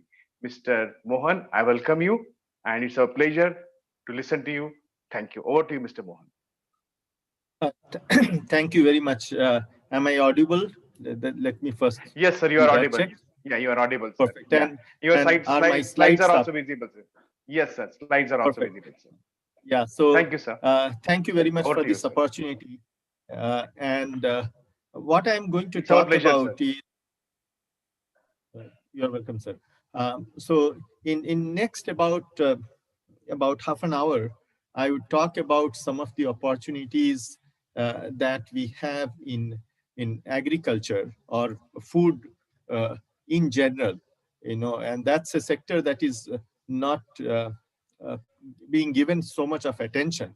So I would first spend maybe 5 minutes introducing the sector, then talk about how technology can transform that sector, what is the role, why it is necessary, and then we will look at uh, at what cost does this technology come, and what can be a surprise, and then how to address that. So that would be my flow for today. So I'm on slide number 2, and uh, I hope the slides changed for everybody. So the world needs more food. The world population is increasing. We know that the population is going to be 9 billion by 2050. So we will have roughly 30% more people to be fed in just about 30 years from now. People live longer, and so maybe the actual number of people by 2050 would be higher than what we have estimated, because all the advances in medical systems, etc., will increase lifespans. At this point of time, we have 500 million undernourished human beings in Asia alone. I'm not talking about world. The other fact that you have to keep in mind is farm income is dwindling. A lot of people move out of farming, right? Arable land is shrinking. The area of land that is suitable for farming is shrinking. So these are bad news, right? On one hand, you need 30% more food, and on the other hand, farm income is dwindling. So incentive for a farmer to get into farming is coming down. Arable land is shrinking. That's another problem. There's a repeat. I'm sorry about that. That 512 million undernourished human beings in Asia alone. And when we talk about undernourishment, I mean, some of us on this call may be undernourished, while we may be more than adequately fed, but we may be undernourished, balance of nutrition may not be there, etc. So there are a lot of those aspects also that technology can address. Okay. Now, there is another fact that I would like to just mention at this point of time, that worldwide, about 1.3 billion tons of food is lost annually. We'll come back to this topic later. I mean, and in my personal opinion, there is a lot technology can do there as well. And if we recover all the food that is currently being lost, that would reduce the pressure we have on producing more food and preserving and reaching it to people. I also wanted to make sure that we understand this country's role in all this. We are a blessed country. I mean, from the way nature has rewarded us, we have the most arable land among all countries. We don't have the largest surface area, but India has the most arable land among all countries.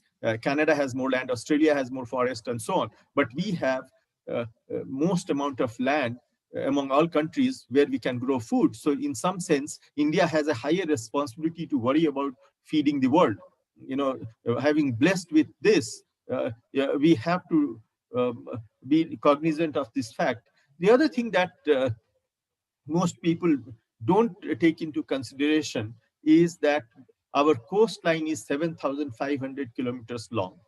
And you will recollect from your social studies days in school that 200 kilometers from your coastline is your exclusive economic zone. So the amount of additional area that we have available for us to do economic activities, and which and farming can be one of those. I mean, of course, there is seafood related stuff is done today, but I wanted to make sure that we see it in that perspective, that what resources have we got where we can do that farming. And the interesting part is we have Andaman and Nicobar Islands that run north to south about 800 kilometers. And then, although it's a very, almost a very narrow strip of land, a narrow strip of islands, but when you look at this international law of 200 kilometers from your coastline, we have 800 kilometers by 400 kilometers of exclusive economic zone there also. And then you have a little bit near Lakshadweep and so on. So the point I'm trying to make is it's not just the arable land area that we have to consider when we talk of resources. The other thing that people forget, I mean, of course, there is a lot of talk about water, but at the same time, one river alone, the Ganges, supports a population of uh, 400 million, right? I mean, that's, and the Ganges is not the mightiest river we have in terms of water discharge, right? So that's something that I wanted people to think about, that when one river, which is not the mightiest, is supporting 400 million, 40 crores of population, if we managed our other rivers better, we can solve that problem. And there is technology that can go there. And when being from computer science background, I'm mostly talking about those technologies. Of course, there are many more things that many more fields that can contribute, but when I say technology, my bias is going to be towards communication, computer science, IoT, that part.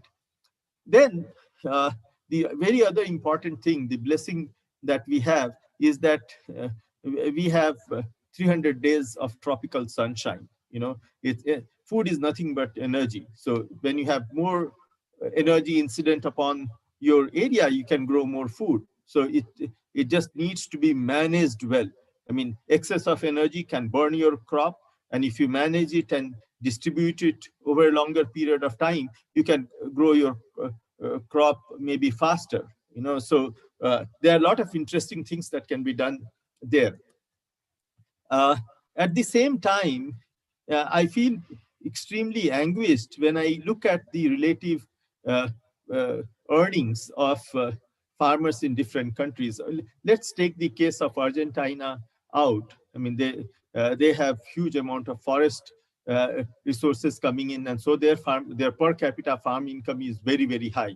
You know, agricultural value added per worker is very, very high. But if you look at even a country like Suriname would make about, say, roughly $40,000 US dollars a year. An agricultural worker in Suriname also makes that much. And in India, we make less than 2,000, right? Just about $2,000 per person. So why and at the same time, we are the third largest producer, second largest consumer of fertilizers and all that. If you look at our percentage spend of GDP on farming, but the government spend, it's enormous and all that. Yet what we have achieved so far is 99th rank in agricultural value added per worker. And so why I'm quoting these figures is there is enormous incentive for us to transform this. You know, if we brought in technology, you know, we could, even if our initial goal is to get as competitive as Suriname, we would get a 20x productivity increase. And then you don't waste food. There is another 30% on top of that. So we are talking of maybe 27, 28x kind of improvement in the entire value system. Enormously, yeah, I mean, that's a transformational thing that we're talking about. Say 25 times more than what you're doing today at current productivity figures of $2,000 per person per year. Our agricultural sector, our farming, agriculture, food sector is about 350 billions big. I mean, if you were going to multiply 25 times, you know, we would be the biggest economy in the world. So that's, and that is only if your goal is to become as nice as good as Suriname. I'm not even talking about being uh, uh, as good as, say, Iceland, Norway, Sweden, Canada, Netherlands, those people. I mean, that is, there would be another 5x productivity improvement on top of what I talked about, right? So the scope is enormous. Now, having said that, I just wanted to make sure that, I mean, people don't get an idea that we have done nothing at all and we are absolutely in the doldrums. That's also not true. Despite this low productivity figures, I mean, our food grain production has um, uh, increased tremendously. We are number one, number two producers of many items, you know, and there are few things that happened in recent times and became. I mean, these are things that people should be proud of. For example, I mean, of course, milk revolution happened earlier. Everybody knows about that. Architectural revolution happened. Started in 1991, and today it is already uh, a big. It's 315 million metric tons of production in horticulture, which was just started in 91. The other interesting thing is meat. Okay, the pink revolution. The thought came in 1998, and by 2014, 1999 is when that thought came, and by 2014, India became the largest producer exporter of bovine meat. Of course, it's a controversial thing, but when the country has wanted to achieve something, it has done that. So and everybody is talking about, world is talking about, countries are talking about, World Economic Forum is talking about opportunities, how to address the food, how to address farming income, how to prevent migration of people from villages to urban settings and all that. So and there are many areas. Each area I put this slide here to just give you an idea of, I'm not just talking about growing vegetables or paddy or fruits and processing them. There are, when you talk about food, there are many things included: packaging, storage, cold storage, transportation, cold chain. There are many aspects that we need to talk about. So, and finally, you have to keep in mind, especially in case of India and also in many countries, the farmers don't have very big plots. So your solutions cannot be for enormous scale of land always. I mean, that is true for Canada, USA, Australia kind of countries, but not here. You know, so the solutions need to be designed for smaller farmers. So they need to be low cost. They need to be ergonomically designed. It should not require any training. They should be multi-use. The same tool should have multiple different applications. They should consume low energy, and preferably now they should not use petroleum-based products. They should be low maintenance. They should support sharing, leasing. You know, and when you talk of supporting sharing, leasing, you're talking of virtualization of farm equipment and all that. So that's a very interesting opportunity that is coming up. And then you have to be cognizant that government introduced this Jan Dhan, Aadhaar, mobile. So mobile-based solutions are.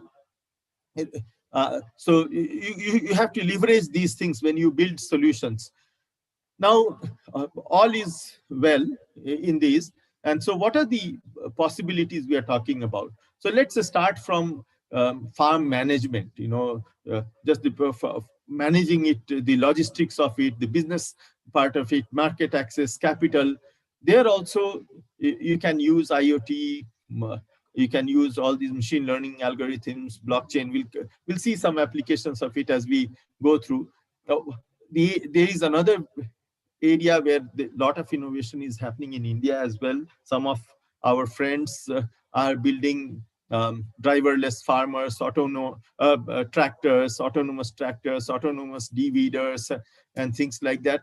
So and Indian farm labor is very difficult to find. So automation is required. Contrary to the popular belief that automation will displace human beings, those of you who have some connection in farming would know that it's becoming very, very hard to find farm labor because they migrate to cities because there is no infrastructure in villages. There are no schools, no hospitals, children can't get quality education, etc. So they go away. And so consequently, you don't have labor available.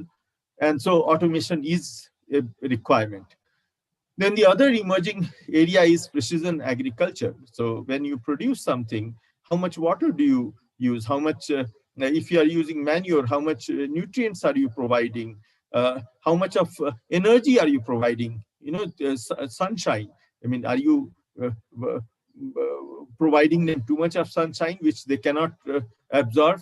Should you be saving that sunshine to extend the number of hours, because there is a maximum rate at which a plant can receive energy. There is no point giving more than that. It won't be able to receive that, and your energy would be wasted. So do you want to save that sunlight to be used later, extend the timing, or have another set of plants illuminated later? So there are a lot of, you can precisely control growth of a plant. You can precisely accelerate, decelerate, determine harvest time, slow down its growth, so that you can harvest it at the desired time, and so on. So all that is possible today, and we are beginning to use in small uh, uh, patches here and there in cities, and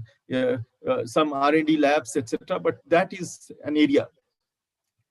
Then another area where we can use all these sensors and collect information, ensure food safety, maybe audits, food safety audits, tests for contamination. You can detect them, prevent them. Then packaging is another area where you can use all these technologies. You should have safe packaging that does not allow any pathogens to get in. For preservation, you have cold storage, etc. Then when food gets transported, some food needs to be transported at certain temperature, certain humidity, and maintaining certain hygiene. Those can be monitored, controlled remotely. So that starts getting into smart supply chain. So wonderful. Smart connected farms are a reality, and smartness can be in many ways. So if you talk to agricultural scientists, this I picked up from Indian Council of Academic Research, one of their documents, that when they talk of smartness, they have a slightly different view of smartness than we have.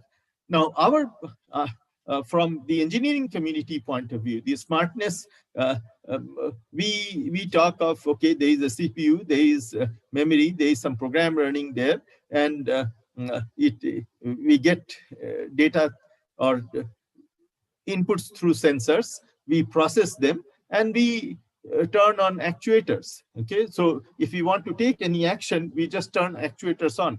So this is, and now they are connected, through internet. Each sensors, actuators, these computing devices, they are all connected to internet, and that's how you get a smart connected anything, right? This is what we call IoT. Now, all this smartness is possible today. You have sensors of all kinds, GPS, optical sensors, cameras, measuring soil level, pH, nitrogen. Everything is measurable today with cost-effective sensors. And some of these are actually available in mobile phones. Okay, so the cost is coming down. It is very viable. You can and you can put RFID tags to your produce. You can put QR codes, etc. You can track its journey. You can attach RFID tag to your cattle, know where they are, monitor if which area of the forest they may be feeding, what they may be feeding, etc., etc. Now, sounds wonderful, but it comes at a cost. Now, what happened? I mean, the world woke up to harsh realities when newspapers had this headline: "Who is murdering thousands of chicken in South Carolina?" Okay. Now, there, one fine morning, a farmer or a group of farmers found 300,000 birds dead. Okay, and they had no clue as to what happened. And when they found that all the exhaust fans, etc., were not working, and it was not an electrical failure. After some investigation, it was found that somebody hacked into their system, because it was a remote connected system. There was no somebody hacked into their system, turned the fans off, and killed 300,000 birds, and that was more than $1 million lost in one day, one fine morning. Maybe tens of farmers or hundreds of farmers became really poor. So you have to worry about the moment you have a smart connected farm with all its benefits, you have the heightened risk of it being damaged or destroyed from a remote location. So and no, people are not aware about it. Some salesperson comes and they sell some sensor, some smart connected solution. Sometimes they have vested interest. They are interested in the data, so they are collecting all the data, and the victim is usually a soft target, right? So and notifications of malpractice is not available. They don't even know what happened. At least it is not available in real time. Maybe sometime later, when they learn that they got exploited, they may run from pillar to post without any help, right? And because there is no trace, no forensic, you can't even get the criminal convicted. So so what happens is, when few such mishaps happen, people start worrying, and they would say, I would rather not have such a thing which may suddenly one day ruin me, than invest and look for some extra benefit and with a much bigger risk. So we need to worry about security and privacy in this sector as well. Threats can be internal, external, passive, active, and it's exactly the same model that we talk about when protecting enterprise networks or private individual connectivities. We have to ensure that people have right to their privacy. They are authenticated. Devices are authenticated. Not just that. I mean, yes, you may have been authenticated, but is someone misusing your credentials with a device that should not be connecting? Confidentiality of what all you have, who has access, who can get access to what information, should it be encrypted, should it be even accessible, all those. Then your entire system, I mean, it needs to be available when it has to perform its duty. If remotely somebody can hack it, can turn it off, or make it unusable in some way. I'm sure many of you have heard this term of denial of services attack, and that is a very easy way to deprive someone of a resource when it is most needed and create havoc through that. And then integrity of the entire solution, of the information that has been collected. For example, one usual thing is done, a lot of people rely on GPS these days, and you can very easily hack by having a handheld device that transmits the similar kind of signals. And so GPS receivers in the nearby location, for them, the signals coming out of this device are stronger, and so they get confused. They start reporting the location differently, and you can have it is very easy to confuse devices in Bangalore to start reporting that they are in California, right? So it is very some of these things are very easy to hack, and definitely people need to understand. So what is the solution?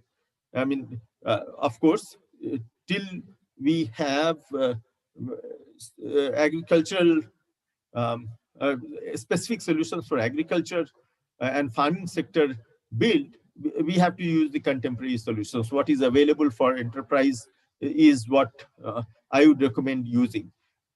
And we also need to invest in research. We need to do threat modeling of farming sector. We need to do vulnerability assessments. Uh, we need to come up with security for IoT, agricultural IoT. It's a community of faculty members and other people interested in research. So I'm requesting my colleagues and seniors to pay some attention to this problem. This is a very uh, um, useful area to do research in, and it's also not so well researched, so it can be a publication goldmine as well, because not much has been done so far. So it's a very attractive area from every perspective, and I am requesting everybody to look at it very seriously. Now, I promised that I will come back to the problem of wasted food. So we said that 30 to 40% food is wasted, and before it reaches the dining table.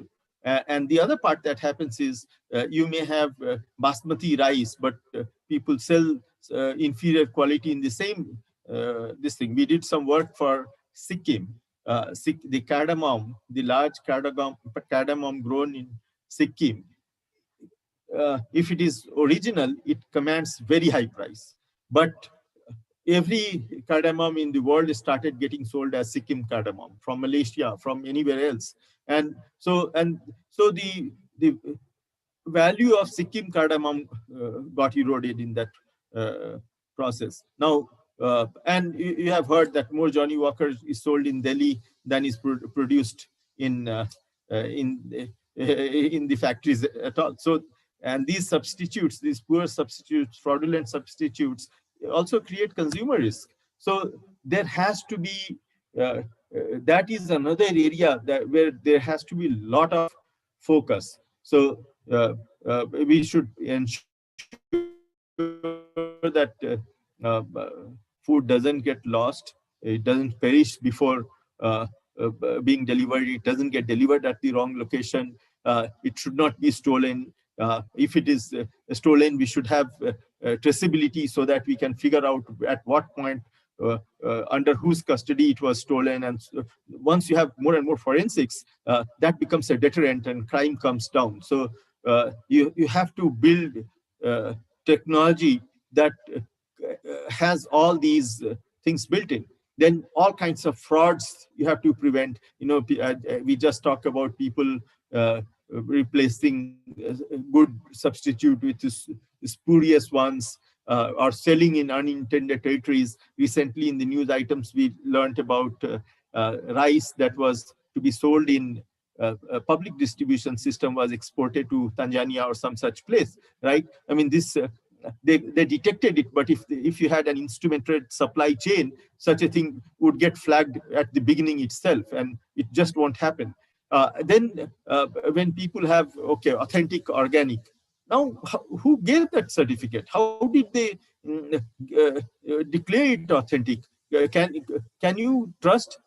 Can you trust the certifying agency? Can we automate trust? So there are a lot of those questions coming up, and the moment you bring a middleman or an agency that has an authority to certify, there are chances of corruption and things like that. So and so if they start doing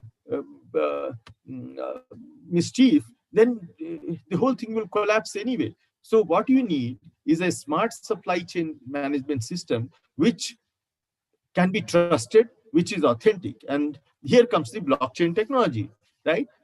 Where you have, you can, it's a technology for automating trust. I mean, we don't have time to get into details of it, but let's agree, let's assume that this is true, that it automates trust. So I will stop here because for the lack of time, and I'm with the last statement that blockchain-enabled supply chain management systems can prevent food loss. And we have done some work. There have been enormous savings for some of the people we did these trials with.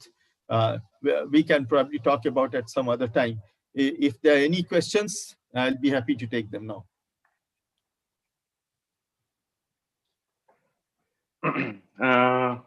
Thank you very much, sir. Thank you very much, Mr. Mohan. Let me check the chat box if any questions are there.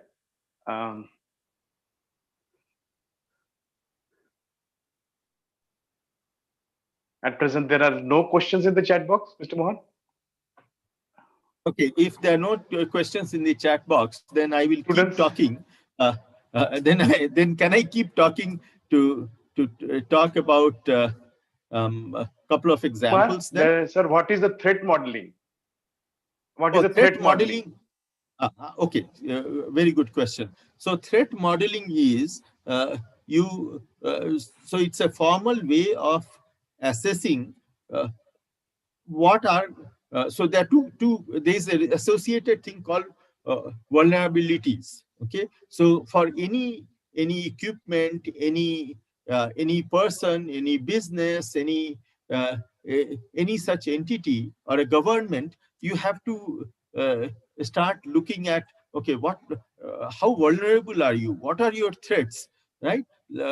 For example, our government websites, etc., there is a perpetual threat of foreign hackers attacking it and putting some silly content there, right? So that is one example of threat. So threat modeling involves identifying all possible areas, all possible attacks that are possible. What is all the threat, all the all dimensions of threat, all possible attackers, in what ways they can attack, where they can attack, where you are more vulnerable.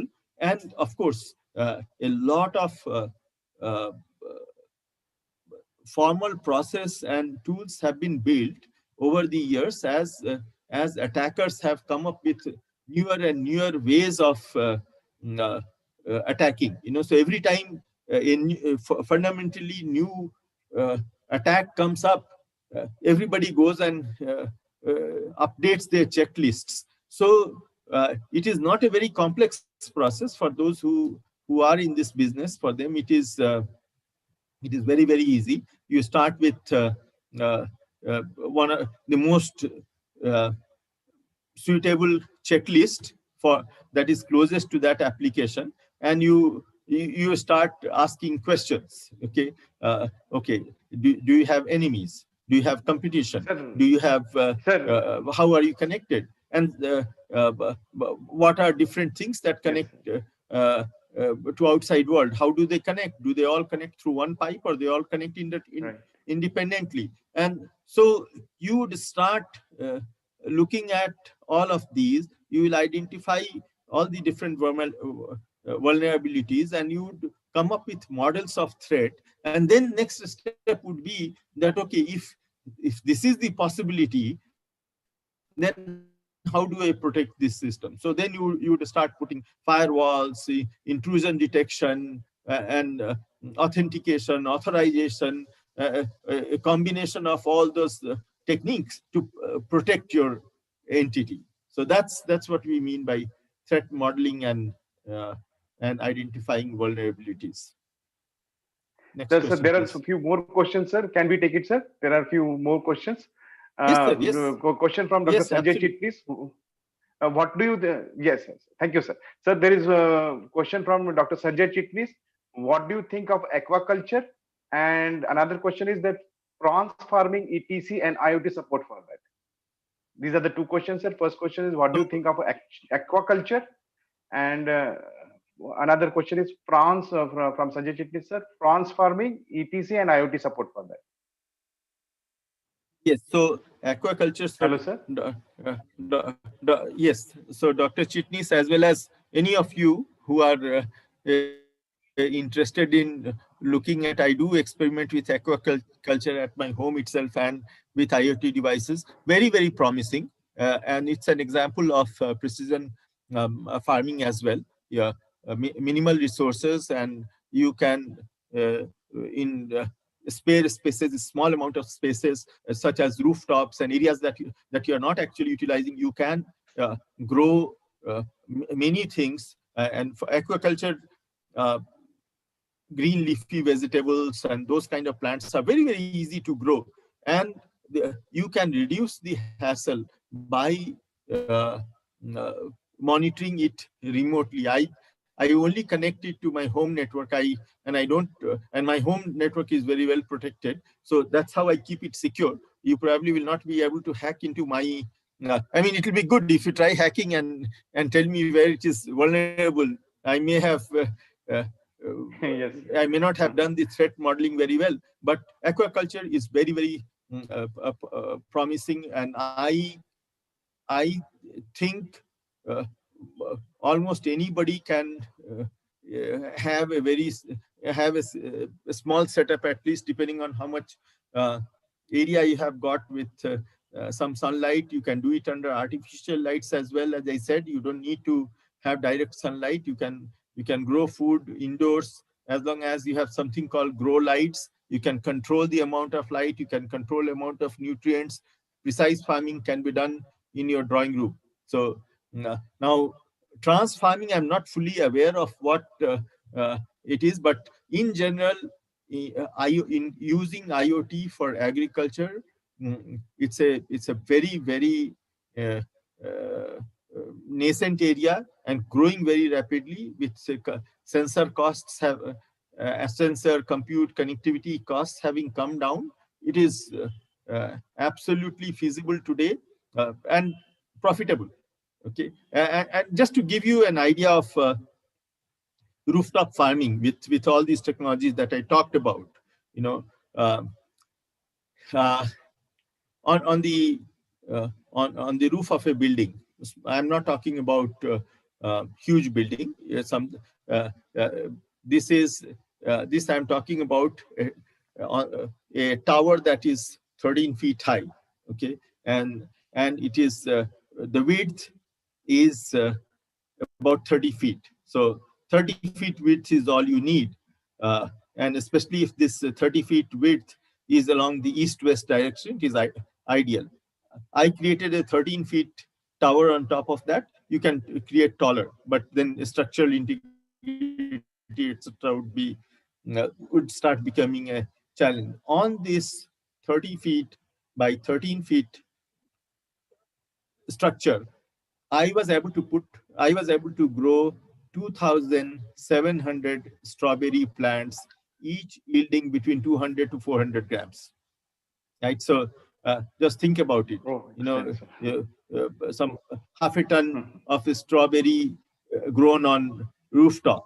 Okay, and you know how expensive strawberry is, right? Even so, this is possible. You can get your ROI very, very quickly. It is good fun for engineers to mix technology and farming. Amazing area. I hope I answered Dr. Chitnis. I mean, he can of course call me and have a more detailed discussion on this. You're welcome, Dr. Chitnis. Next question, please. Sir, your lectures, like your talk had created a lot of interest, I think, sir. So there are a lot of questions coming up. Can we take it up, sir?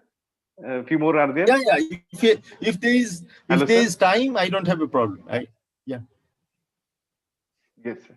Okay, sir. Yeah, we have time till 12. Another 2-3 minutes are there, sir. Sir, one more question is there. Sir, as we digitize the farming threats, this is from Mr. Karthik. Sir, as we digitize farming threat increases, a country working mechanism can be disabled by hacking the farming network. What are your thoughts on this? Uh, but Hello? yes, I mean, isolating a network under attack is one of the ways to minimize damage from an attack. I mean, this is so that would be probably the first thing that you do if you know that okay, this is being attacked or there is a possibility of an attack. You disconnect. But then what happens is when you disconnect, you also will have repercussions of not being connected. Maybe the nutrient release cycle will get missed. Maybe the watering cycle will get missed. You may have loss because of that. So isolating is one of the approaches, no doubt about it. But you should not allow uh, any intrusion, and you should have a lot of layers of security so that you are safe. So that, and of course you have to also look at what you are protecting, how expensive is that, what are the repercussions of attack, would you, to what level you would protect, and beyond that it doesn't make sense, and so on. So it's a techno-commercial decision. Next question. Sir, can we take one last question, sir? Last question we'll take because of the time constraint. Is again from Mr. Karthik Pai. How, sir, can we suggest, sir, 1 second. How can technology help in giving the maximum price to a farmer, which is the main reason for the farmer suicide? Yes. Sir, I will repeat the question. How can a technology help in giving the? No, I got the question. Yes, okay, so you are absolutely right. Thank you, sir. The farmer suicides happen because the farmer has a big surprise in terms of what the estimated earning was and what they get. And a main reason is the price of the produce turning out to be much lower than what it was estimated to be. Now, this is a problem that can be solved, and there are attempts to solve that problem. So why does it happen? Because 2-3 things. One, there is a trend. My neighboring farmer has planted tomatoes, so I will also plant tomatoes. Then the entire village plants tomatoes. The next village plants tomatoes. Everybody plants tomatoes around the same time. Now everybody harvests around the same time, and so suddenly you have too much of produce. Okay, and when you have too much of produce, the price is going to, demand and supply actually controls the price. So multiple ways technology can help. The most obvious is have cold storage so that they don't have to dump it on the road, dump their produce on the road, but you put it in cold storage. That's number one. Number two, proactively, on a daily basis, if farmers could be advised, so many farmers around Bangalore have already planted tomatoes. Around the time you will harvest, there will be adequate supply. Do not plant any more tomatoes. Now your options are this, and this. So you can take proactive action, and we have satellite data, and satellite data is now rich enough for us to be able to identify within a day or two of what has been planted where. Now you can do drone based surveys. You can even have the village officers collect that data and feed on a daily basis what has been planted, how much has been planted, the GPS location of that, the size of the farm, estimated yield, estimated day of harvest. All that can be added on and there have been experiments around these. So there are a lot of there is a lot of effort and research happening in that area, very very practical ways to solve the problem. I'm sure we will have impact of these. So there is work happening in these areas. Hope I answered the question. And Mr. Karthik can feel free again to reach out to me. Yeah. Thank you, Mr. Mohan Satyaranjan, sir, for your talk on cyber security, for food security, with 512 undernourished in Asia and with around 1.3 billion tons of food wasted. It's a huge, sir. We can definitely feed these people with food security and your and how our India is important with the 300 days of sunshine. How our India is important because we have a lot of farming land here, and you had also talked on how a smart connected farming are a reality, and there is a huge opportunity in this domain with lot of papers can be published, and as you suggested, it's a gold mine with the paper publication. Yes, and we need to work into this direction because the food is an essential item. Whatever the technology we may develop, but without food we cannot survive. Without food we cannot survive. We cannot have one tablet and we can say this is a breakfast and this tablet for lunch, this is a tablet for lunch, and this is a tablet for lunch. Because with this type of we are not a machine. So it was a quite interesting lecture, sir. Cyber security for food security. Thank you once again, sir, for your time and giving such a huge knowledge to our students and to our staff so that we can work in this direction. Food security is really, sir, very important, sir. Thank you very much, sir. Thank you for your lecture,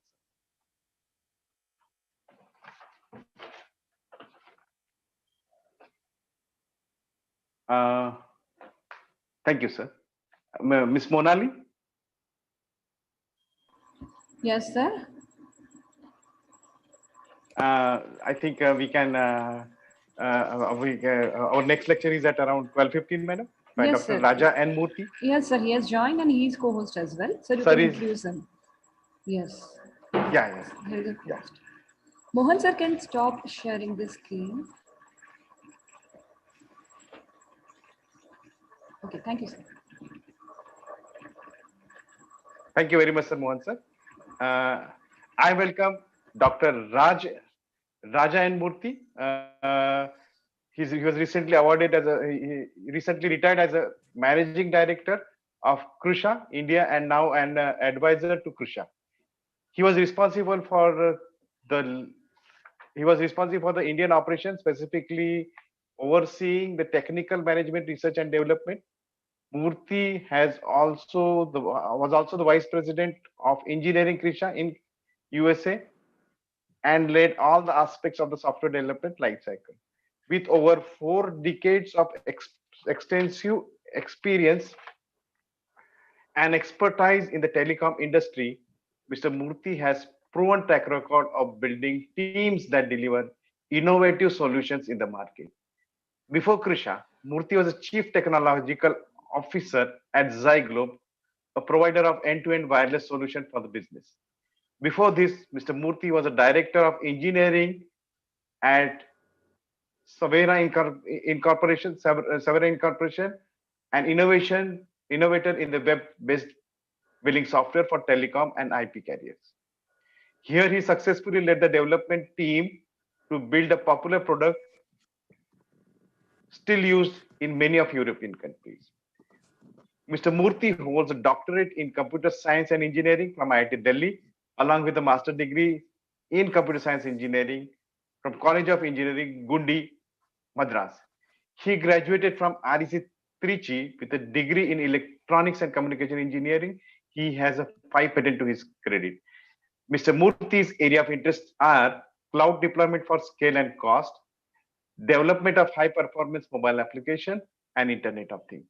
Mr. Murthy, I welcome you for your lecture. Thank you so much. It's going to be a lunch time, Thank you, but sir. I'm sure that if all of you had a real tea between 11 and 11:30, so I'm confident that you can bear with me for a while. Sure. No. We are waiting I for can't your drink the lecture on virtual IoT tea. and healthcare. That is why I am very specific. It is a real tea. They would have had a real tea, real coffee. In fact, I was when you gave that half an hour tea break, I had a real coffee. It's not a virtual. Yeah. Just jokes apart. Let's go. Sir, we are eagerly, sir, we are eagerly waiting to hear you on IoT and healthcare, sir. Thank you very much, sir. Please proceed. Sir. Very good. Let's do it. Okay. So I may little bit eat into your lunchtime as much as possible. I'll try to avoid that. Let me start sharing my screen. Okay. Okay. You are able to see my screen? Hello? Anybody? Yes, sir. Okay, good. Thanks. Okay. Screen is so let's, yeah, very good. So let's move on. Okay, let me thank BITS, Dayananda Sagar University, Bengaluru, and IIIT Dharwad for giving this opportunity, and all the delegates for bearing with me and providing your valuable time to hear me. Let's see whether I can live up to your expectation. So IoT in healthcare is not new. Almost 80% of you must be wearing a smart bracelet that can measure your heart rate, heart monitors, and even this iPhone's watch, iWatch, Apple Watch. It can record an ECG. So the BP test and all of those things, these bracelets are available. So similarly, these scales are available. Even hospital equipments can see their own health. Equipment looking at their own health and giving an alert. Okay, I am an MRI machine, but there could be a possible fault occurring at this place because I am seeing an extra vibration there. So such things gives, because a downtime cannot be afforded by an hospital for an MRI machine. So those things are getting built into the things. So what is really happening here is, because of this COVID-19 and this pandemic, everything in the hospitals are becoming now touchless healthcare. The temperature is now measured. Earlier, they used to put a thermometer below the tongue and measure. Nowadays it is touchless. Temperature is measured just on your forehead or on the arm, and even pressure meter and oxygen saturations are wirelessly they measure and then transmitted to the doctor. So even sanitizers have their own IoT, touchless sanitizers. So you bring your hand below the sanitizer, a drop of sanitizer or a spoon of sanitizer liquid flows down. Similarly, touchlessly, we can identify a person. You can voice recognize a person. And in the hospitals, they have started introducing self-checking kiosk. So self-checking kiosk. So, Honorable Prime Minister has also said that India is also going to introduce a health ID. So if a health ID is there, you tap that health ID, all your information is available to the doctor. Whether you are a diabetic, whether you have a blood pressure or a new patient, whatever it is, and things like that. And then you can start entering or speaking to it. Why did you come to the hospital? So your registration can be touchless. So that is where we are going into. Yeah, good. You are ready with everything. So, yes, we'll start now. Yeah, Hello? start and finish before 1, okay? Yes, Yeah. Hello? we have 2 papers. Somebody is talking there. You are able to hear? This one? And the second paper is multi-level DDoS mitigation framework. Can we mute the mic, please? First paper is done by the first 3 group members, Aikmani, Pradyumna, and Mona, and the second one is done by me. That's it. Hello, I don't know who is that. Whoever is the coordinator, please mute everybody's mic, please. Okay, let's proceed. Mr. Muntia?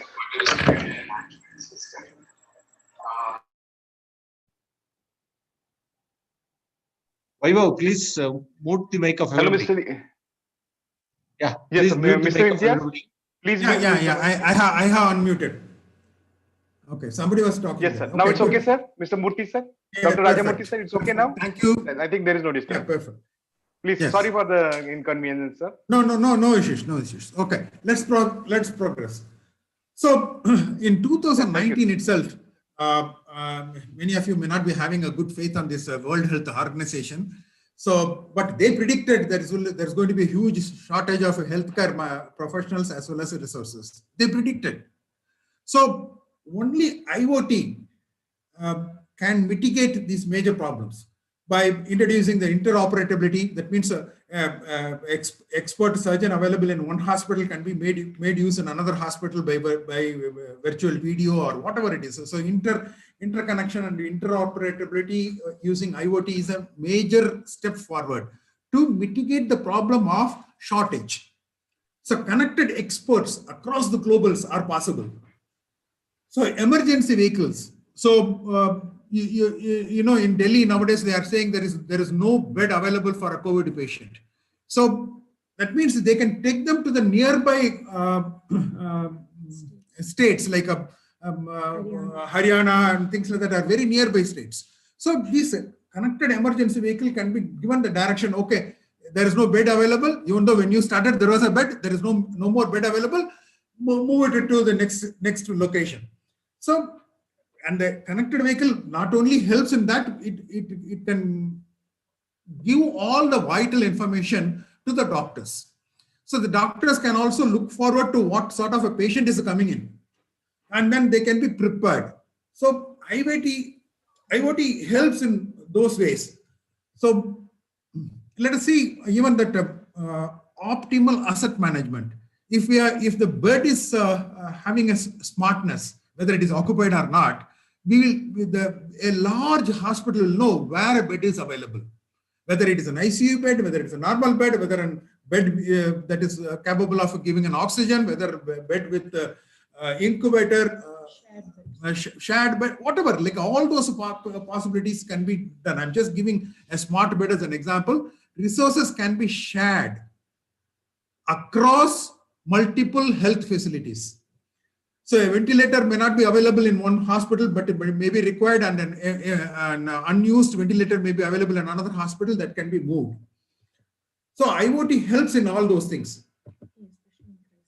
In the crisis situation, in the pandemic situation, these are all very helpful things. There is a big impact. The economical impact of this healthcare and IoT is large. Particularly, I'm just putting a slide here where you can see there is a lot of verticals, remote patient monitoring. So remote health patient monitoring is specifically helpful for the heart diseases, COPD, asthma patients, diabetic patients.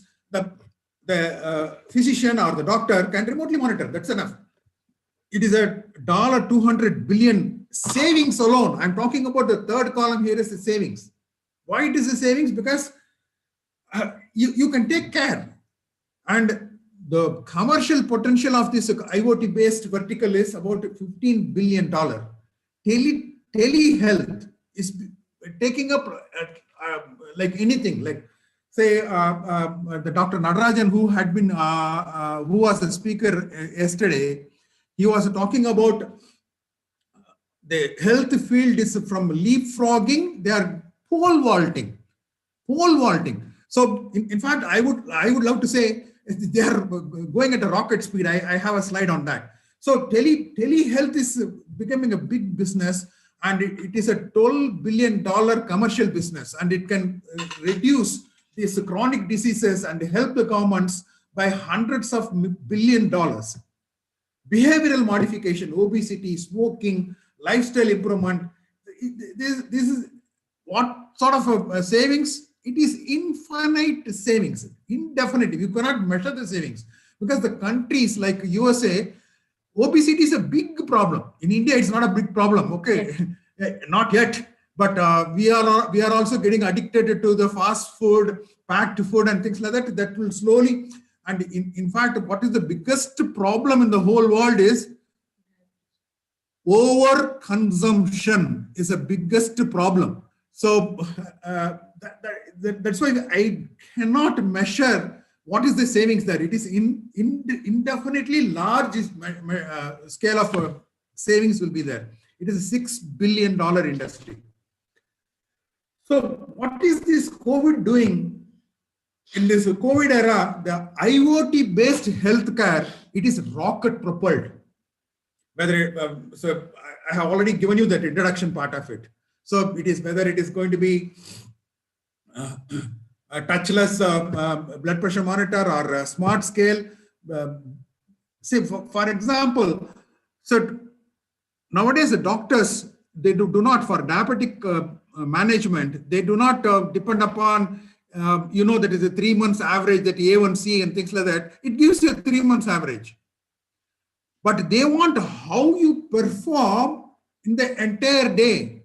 So you can just implant a small device on your forearm, which has a built-in measurement thing, and then they give a small device. You can scan it, just move it on top of it. So that will pair it with it, and then keep measuring your blood sugar every 5 minutes and give a complete record of how you performed. So it is up to you to measure, tell the doctor when did you eat, what time, at 12 o'clock you ate, 4 o'clock I took a coffee, whatever it is, all those things you record. The doctor get a good picture of how your blood samples are working, how the insulin is getting generated and things like that. So that leads to insulin pumps. The doctor remotely managed insulin pumps. They implanted, the pump is implanted. That is, if your blood is spiking up, the blood sugar index is spiking up, they give a small dosage of insulin. But it has its own problem. So that is what we are talking about, the security and things like that. If a rogue person is there, and then he can give you more insulin and then kill you. So that is a separate aspect of this IoT. That is, the security is a major aspect of this IoT. So we had already seen that is in the COVID world, without IoT, it is inevitable to have a healthcare. If there is a hospital which is not for changing itself, adapting itself to IoT-based healthcare, they will be doomed. In 5 years, they will not be able to survive. Whether it is a small hospital or big hospitals, everybody is moving towards this. So contactless medicine ordering, because I am 66 plus, I don't go to a pharmacy these days. I just order, I get it delivered. So my doctor prescribes, everything is contactless. So video consultation, I consult with my doctor through the video. Pulse oximeters. So my doctor also recommended I should get a pulse oximeter because of the COVID and the oxygen saturation. They wanted to see it. They recommended that I should have a wireless pulse oximeter so that whenever the record of what my oxygen level is available, and then it is transmitted to the doctor. So it is all IoT. So healthcare, in fact, 18%, there is an increase of spend to the extent of 18%. That is almost $21.8 billion they are spending more in healthcare alone, particularly where the companies are spending more in AI, telehealth, medical devices, clinical trials, women health, mental health, all of those things put together. It's a large business. It is an industry, particularly it is growing by 18% this year. That is the only industry, I may say, it would have grown this much. So, for example, even our government of India, what they did, they built Arogya Setu. I'm sure many of you must be aware and then maybe using Arogya Setu. It is an epidemic control app and a contact tracing app.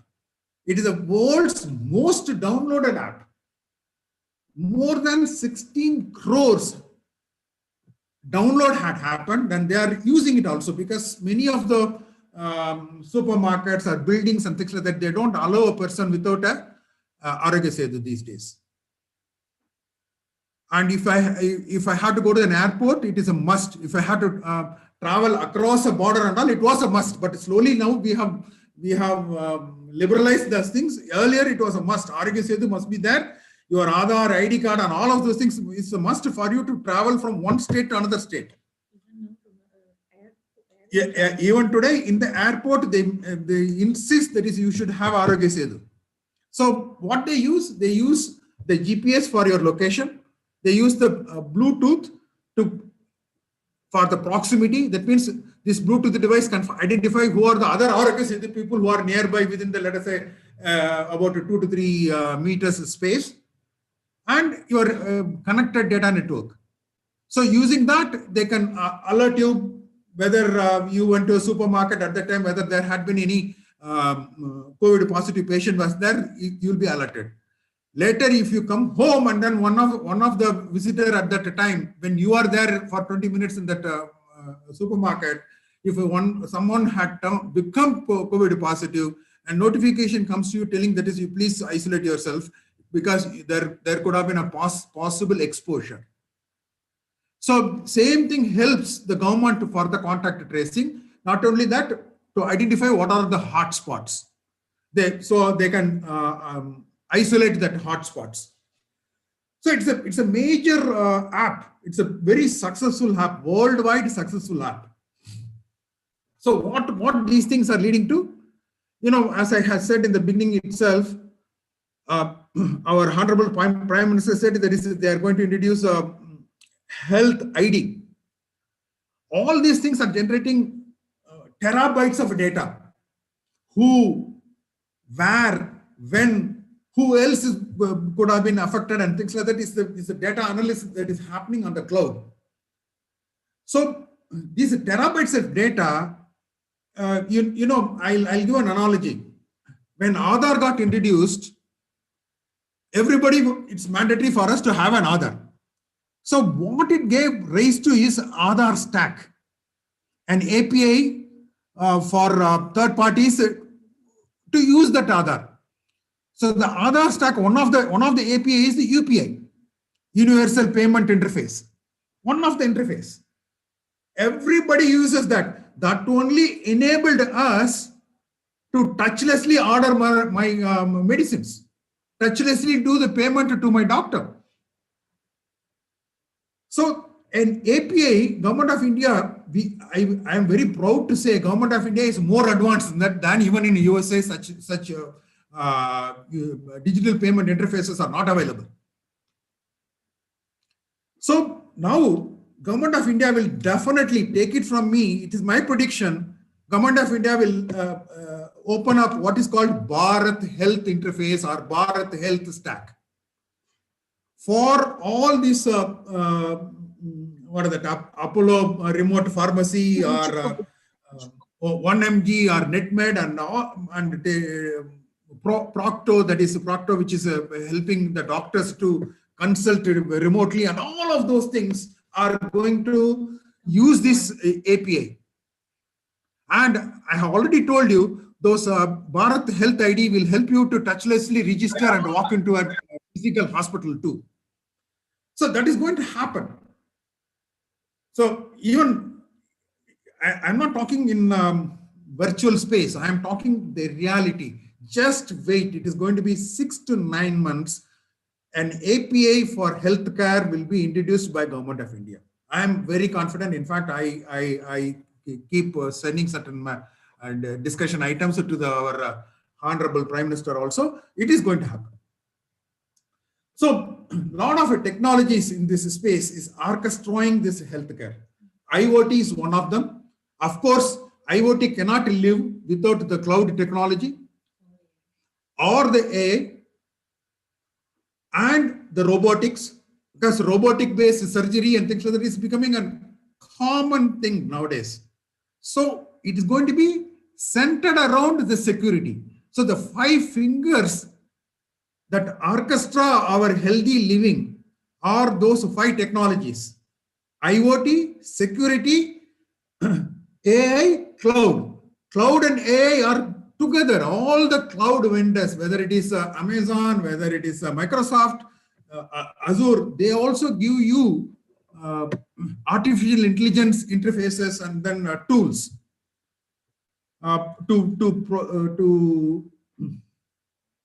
to process large terabytes of data. Google is giving you what is called like a GPU, CPU, and all. You would have heard about it. They have their own TPUs. So that is meant for large chunk of you can rent out a TPU and then use it to process your large data. So the cloud, artificial intelligence, and the processing is joined together. IoT and robotics, all of these things are going to work together in your healthy living. They will be orchestrating our healthy living. So what ultimately it boils down to is data. So just imagine 5 years back, everybody was buying a mobile phone for the number of minutes, how much I can talk. Five or even 4 years back. Oh, I'm not getting minutes, I'm not able to talk to you. Nowadays, any one of you talking about minutes? No. Everybody talks about how much of gigabyte of data is available in my mobile. They are all worried only about data. So even the telecom operators have become simple data pipe provider. They are also changing. They are also adapting. So today, Vodafone, Airtel, they are bringing in fiber into your home. They are not giving, oh, I am giving you a telephone line, a copper wire coming into your thing. They are bringing fiber optics and they are saying data. So data is the new oil and digital information derived from this is our new currency. So this also leading to, okay, in the pandemic, they are also leading to what is called infodemic. What is infodemic? Infodemic is the misinformation and disinformation. So misinformation is unknowingly somebody is transferring a fake information. Disinformation is knowingly somebody is transmitting fake information. So the governments are already taking care of it. You know that the government of India is banning many of these mobile apps and things like that, just to spread, not to spread this or depend upon these mobile apps. So government regulation is coming. So the regulation will be playing an important role for our IoT-based healthcare also. Okay. So now let us see one of the technology that is also, right, we are into the technology which are accelerating our IoT-based healthcare. One of the technology that is going to accelerate our healthcare industry is 5G. You may ask, what is special about 5G? So one thing I wanted to tell about 5G is it is a technology that is going to give you milliseconds of latency. The latency in even 4G networks is in hundreds of milliseconds. Whereas in 5G, it is less than 10 milliseconds. So this is going to enable a remote surgery. This is the only thing that will be possible for a remote surgery, because if hundreds of milliseconds lag is there, latency is there, surgery cannot be performed. So 5G will enable remote surgery onwards, anything like, say, that is one of them. That is, there are 3 ways 5G is going to help. With its low latency, this will enable remote surgery. With its high bandwidth, it's a very high bandwidth. With its high bandwidth, it will enable streaming of a HD quality video. Collaborative augmented reality experiments can be done. So not necessarily in healthcare. 5G will help in the augmented reality. So the same augmented reality and the virtual reality, when I'm going to talk about the digital therapeutics, I'll explain. That is why I'm bringing in this augmented reality in this technology. Highly connected. it's very high. The 5G technology is possible only when there are close antennas are available. It is using a technology called MIIO, that is multiple input, multiple thing. Let us MIMO technology needs these antennas to be in proximity that will enable high connectivity. So this high connectivity will enable this connected emergency vehicles, and the sensor-led and IoT environment can be easily be enabled using this high connectivity. So there's three ways: low latency, high bandwidth, high connectivity of 5G is going to accelerate our healthcare industry. Not necessarily healthcare industry, the entire IoT industry is going to be benefited. And people say 5G is the technology for IoT. Okay, now whatever I had been talking about digital. So it's many of you might have heard about it. For some of you it will be new. So digital therapeutics. It is a digital therapy. No, it's a novel means of treating a patient with chronic disease. A chronic disease could be blood pressure, could be diabetic, could be obesity. Basically, once you give this digital therapy, it keeps the cost low. Because for a government, managing, say, let us say government of India itself, so the diabetic is, India is the headquarters for diabetics. So government spends millions of dollars controlling or taking care of diabetic patients. So why not we use digital therapy to manage this diabetic without medicine? So that is the direction towards we are going.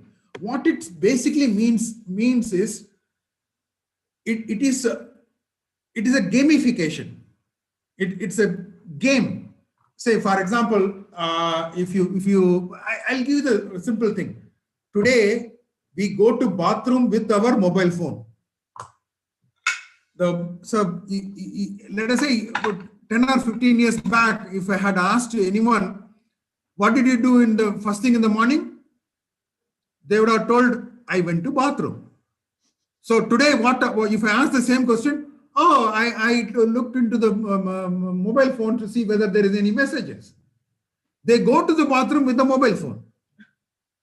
So in such a thing, if the mobile phone screen should open up, he should take 10 buskies, 10 sit-ups. Just imagine that is what is this digital therapeutics. Or take 100 steps.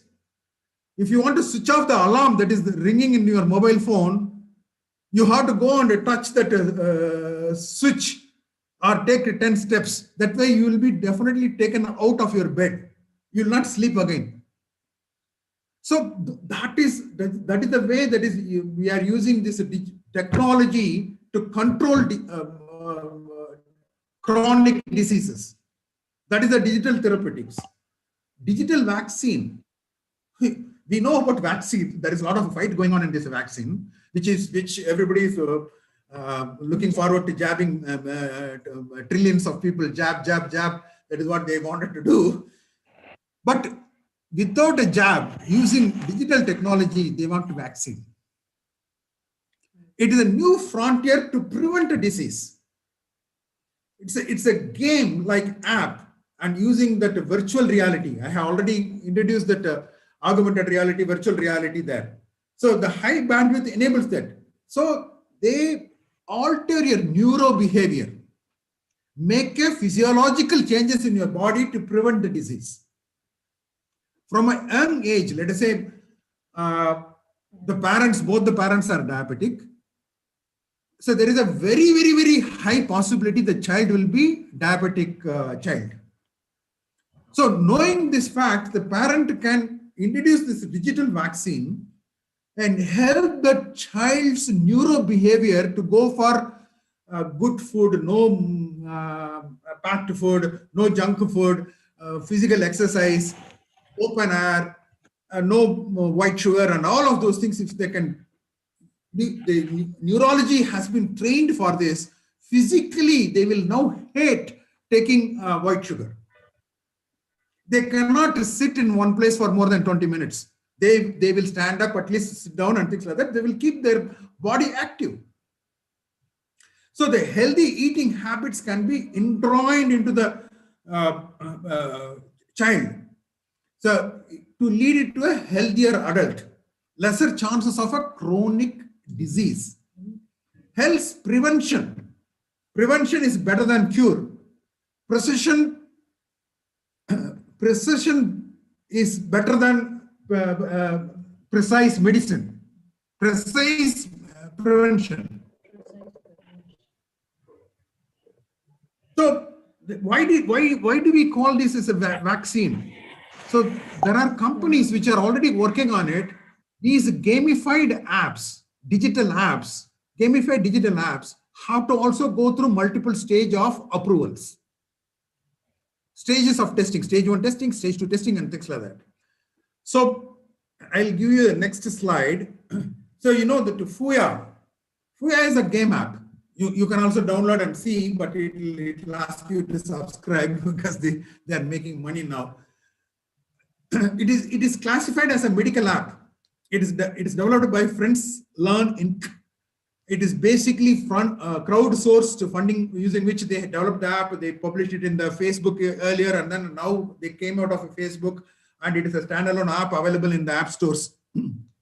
And both Android and iOS, it is available. And it is now a lot of collaborative studies are going on between Carnegie Mellon University, Johns Hopkins University's Bloomberg School of Public Health, UNICEF, and BBC all are joining together in this testing, particularly testing. Stage 1 testing, stage 2 testing, it is successfully done. They are going in for a global stage 3 testing. So each testing takes a few years because it is a longitudinal thing. Because as you grow, your neurological behavioral has to be changed to bring in your physiological change. So it is not going to be tested for a few months. It is tested for a few years. They have completed stage 2 successfully. They are going in for stage 3, global stage 3 testing. So this is another thing, like how they condition. It is all games. As I said, like I forgot the country, in Japan or some country, if you take in front of the ticket vending machine, that is a railway ticket, that is a metro-like thing, if you take 10 bus keys, a free ticket will be given to you. You have to take 10 sit-ups or 20 sit-ups. If you want to travel more, you have to do 20. So that is how they want a healthy citizens to be there, because it is a savings for them. The societal or government spending is saved. The economic burden is reduced. So the same thing, the same company, Fuya, is now applying their digital game for this pandemic condition. So they are going to bring in, improve the immune system. Because you know that is your better immune system, your symptoms are going to be very little, and you can survive this COVID-19 attack and things like that. Even if you are getting infected, contaminated with the COVID-19 virus, you can still, your body is not going to get affected. So that is what they are already working on that vaccine also. Because today it may be COVID-19 and tomorrow other such viruses are going to come. One after another it's going to come. The only way we can survive against these viruses is having a healthy living, having a better immunity. So what it basically shows is USA, which spent more than $3.3 trillion on this chronic diseases, all these things going to reduce. They are going to now spend, instead of spending and controlling this chronic diseases, they're going to spend on this digital way of preventing this chronic diseases. They're going to spend 10 times more by 2020, this prevention diseases. These are the information I took it from the Business Insider Intelligence. Okay. So I have another 5 more minutes. Let me, so for any of this successful IoT based healthcare, there are certain requirements. So I have told about that the entire globally it has to be connected. A surgeon remotely can operate and things like that. That means technological interoperability. A technology that is manufactured in India should be able to interoperate with the technology that is available in USA. You cannot say USA is 110 volts or mine is a 230 volts. They cannot interoperate and things like that. I'm just giving a very crude example here. Semantic interoperability. The semantic here is, so if I send a value 20, whether it is a 20 degrees or whether it is a 20 pounds, whether it is a weight or degrees or length or centimeters or millimeters, that the semantic interoperability is also very, very important. Security. So all the speakers, even my previous speaker, Mr. Mohan, he talked about how important it is, privacy and the security. So all these things, the requirement here is, if they have to be successful, at least these 5 features have to be there. So the security is the 3rd feature. The 5th feature is all IoT devices have to be energy conscious. So today the Bluetooth we are talking about, no? So they take, smart Bluetooth. What is smart Bluetooth? Smart Bluetooth is nothing but a Bluetooth that consumes very low power. Very low power. So your mobile phone's Bluetooth is smart Bluetooth. Many of us may not be knowing. Blindly we say, my Bluetooth is smart Bluetooth. What does it mean? Nothing. It is a low energy consuming Bluetooth device. So that your battery is not consumed. Your cell phone's battery is not consumed because you are wearing a bracelet that is talking through Bluetooth to your thing. And things like that. Many devices in the home and things like that, they are connected. You have a personal area network of connected devices. So LAN and WAN and PAN. PAN is now a new term. So of course, reliability and resilience of these IoT devices is an important factor. So these 5 factors is key. So security, because our major topic is IoT and security, so I have to spend some time on this security.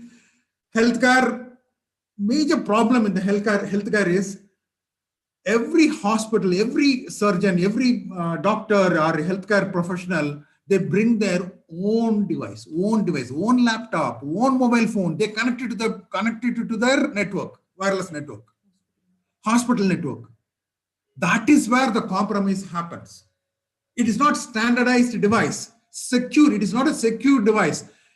Some of the healthcare professional could have knowingly downloaded an app which is a rogue app that could lead to security compromise, and that could lead to distributed. Even Mr. Mohan talked about the denial of a service attack. So this could lead to distributed denial of services attack and things like that. So many such compromised devices can be taken over by the attackers, and then the entire service can be brought down to thing. So there can be the manufacturers have to also raise up to the occasion. So many of these IoT devices, the password, the default password, username is admin, password is admin. So people unknowingly, they leave it there. It is an administrative account, nobody is going to touch it. Admin is going to stay forever. So these hackers know that. So even the manufacturer have to say, once you install, you have to change the password. That is a mandatory. And then why do they want to keep it an admin? Why not they keep it a bigger complex password? So it starts from the manufacturing. So hidden HTTP tunnels. Dr. Ram Rastagi talked about HTTPS yesterday very elaborately, very beautifully. I learned a lot of things, and I'm sure like you all also must have learned a lot. So those HTTP tunnels, even though it is HTTP, they are liable to attack. There can be hidden tunnels. We have to be careful. Hidden DNS tunnels. So ransomware can be there, bot can be there. Government regulation has to come into the picture. Okay. So the solution here is government regulation. Device manufacturers have to raise up to their occasion. Secure boot and encrypted communication is a must. Multi-level authentication. So India, that way, multi-level authentication is already there. If you are going to do a digital payment, OTP comes in. It is a multi-level. So the multi-level authentication will be there, and periodic security audit. Your IT professional have to be aware, and then they have to conduct what is called a security audit. They have to test for security of a device before allowing the device into the network. That means a doctor is bringing a laptop, make sure his laptop is scanned. He does not have any unwanted thing. And educate them. Employee training and employee culture of the security is key. That means the training of the employees is a mandatory thing, and that is the key. That is only when we can survive. Your IT professional doing a periodic audit and things like that's not enough. Individuals have to be security conscious. The security culture has to be enabled. They have to be trained. They have to be trained to recognize vulnerability. So that's all I needed to say. So these are my backup slides. So reliability, strong authentication, prioritize essential services over other things, and things like these are all the key things for anyone to be a successful IoT-based healthcare or even IoT practitioners. So that's all I have to say here. So if anyone has any questions, I'm already eating into your lunchtime. Yeah. So let us minutes on the questions. Dr. Raj, the lecture was quite interesting. There are a few questions, sir. Can we take it up, sir? Sure. I am available. I am not hungry because I took a real coffee. I said no. Yeah. Thank you, sir. Okay, sir.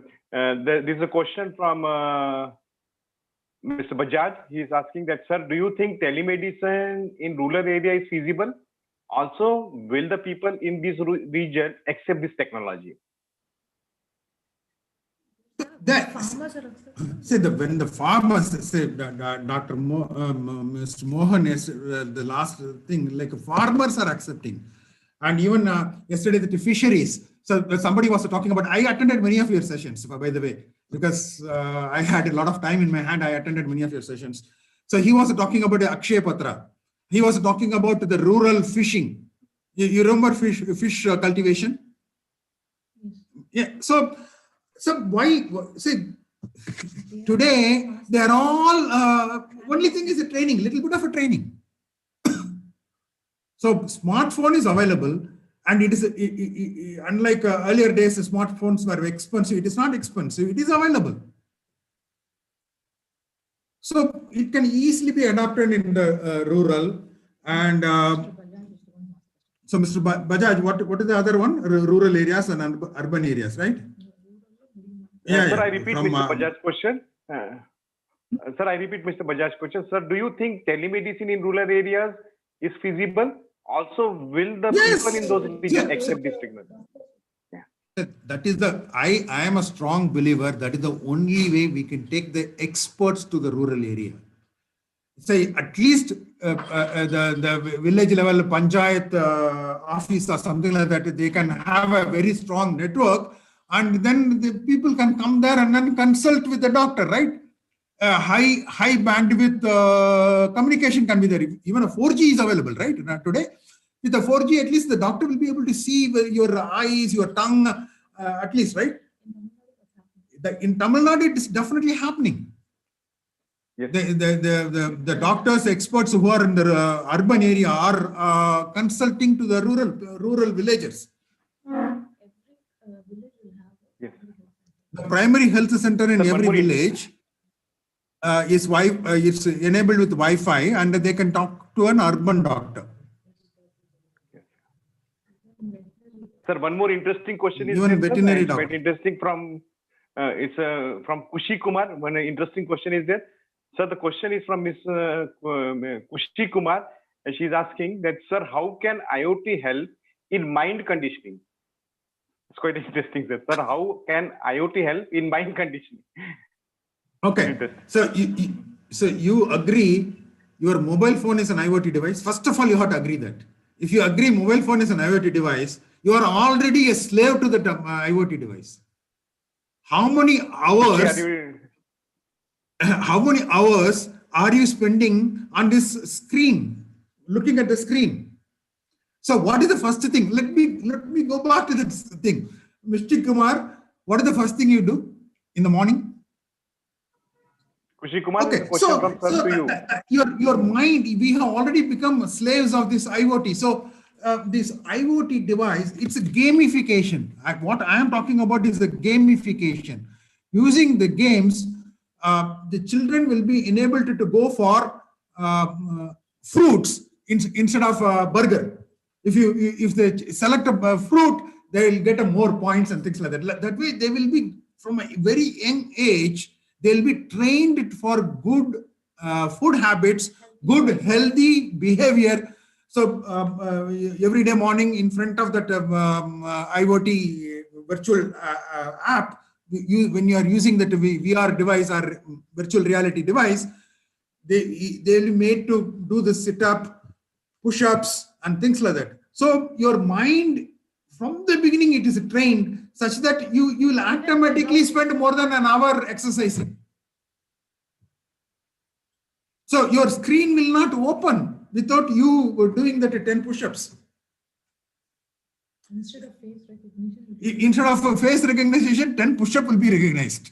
Just imagine. Yes, sir. Yes. Sir, another question is from Ms. Kushi only. She is asking, sir, what is deep analytics? What is the? Deep analytics. Deep, D-E-E-P, deep analytics. Okay. So it is a small area of artificial intelligence. Machine learning, you may be knowing about the machine learning. So machine learning is a subset of artificial intelligence. So deep analytics is also a subset of artificial intelligence. So basically we take a lot of data and go deeper and deeper and to make meaning out of the data. Say for simple example, as I told you about the Authorization, the data is gathered in the centralized cloud and they alert whether you got exposed when you visited a supermarket or not. So they have to analyze all the data. So a deep analysis will give you the hotspots. So it's a small area of artificial intelligence. So that it's a part of artificial intelligence. Sir, can we take one data analysis? More? Basically, it's data. Sure. I am available even for another. Yeah, thank you so much, sir. Thank you, sir. Sir, another question is from Kartik Pai. He is asking, sir, will fluctuating network not be dangerous for remote surgery? Of course.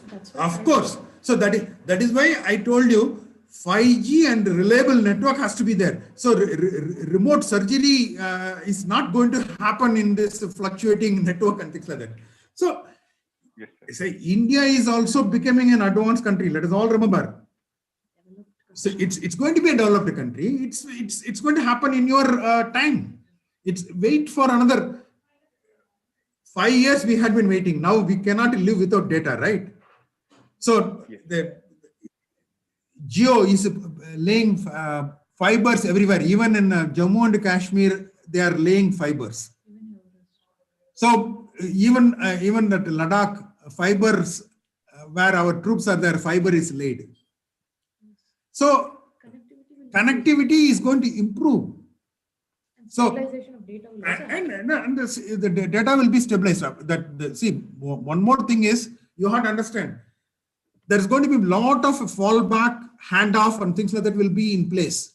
So even today, why do we call it as a cellular mobile communication? Is each mobile tower base station covers a hexagonal space. So when you travel in a car or something like that, your connectivity is handed off to another tower.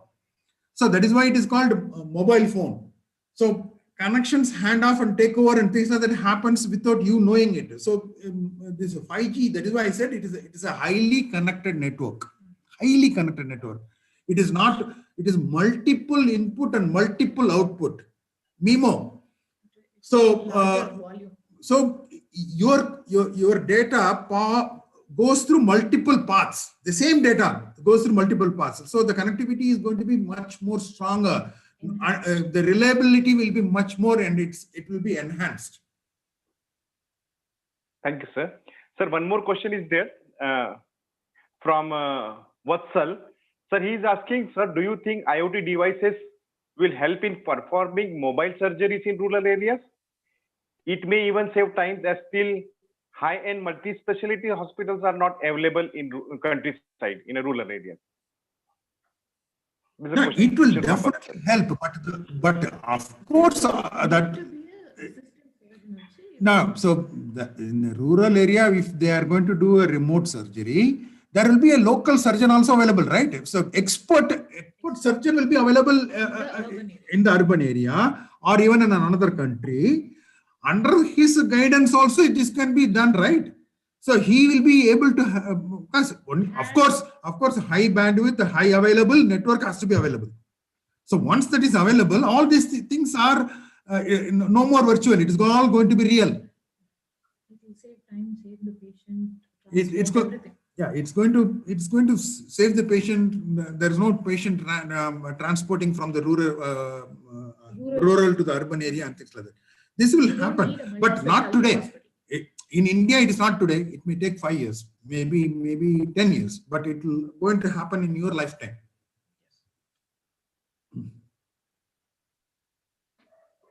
So thank you, Dr. Raja Murthy, sir.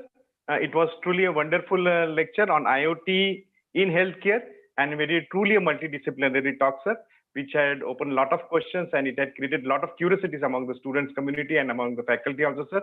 And as you had said that API in the healthcare, which will be next step by the government of India, it will be quite interesting to see into this, sir. It was very wonderful talk, sir. We thank you for this wonderful talk, sir. Thank you very much, sir. Yeah, thank you so much for all the delegates and BITS, DSU and IEEE Dharwad. It's a great opportunity talking to all of you. I have shared my email and my phone number. You please feel free to communicate for anything. Sure, sir. Thank you very much, sir. Have a nice day, sir. Thank you. You too. Have a wonderful day. Thank you, Dr. Raja, sir, and Dr. Mohan, sir, for your talks. It was very informative. Thank you, Vaibhav, sir, for chairing the session. It's time for lunch break. We will resume at 1:45 with the cultural program. Thank you. Thank you. Thank you very much.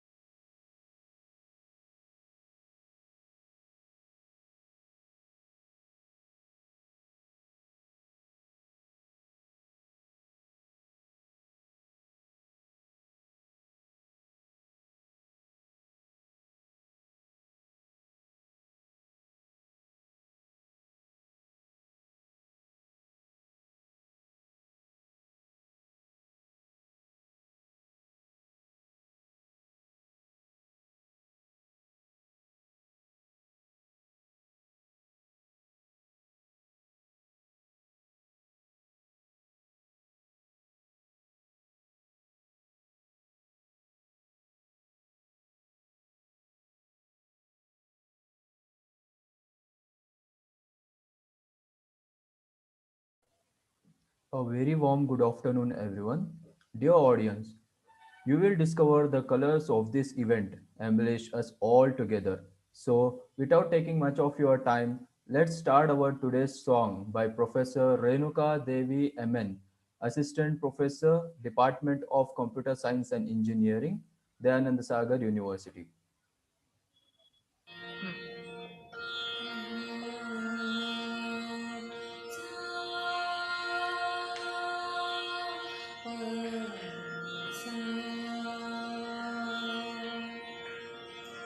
ಗೀತೆಗಳು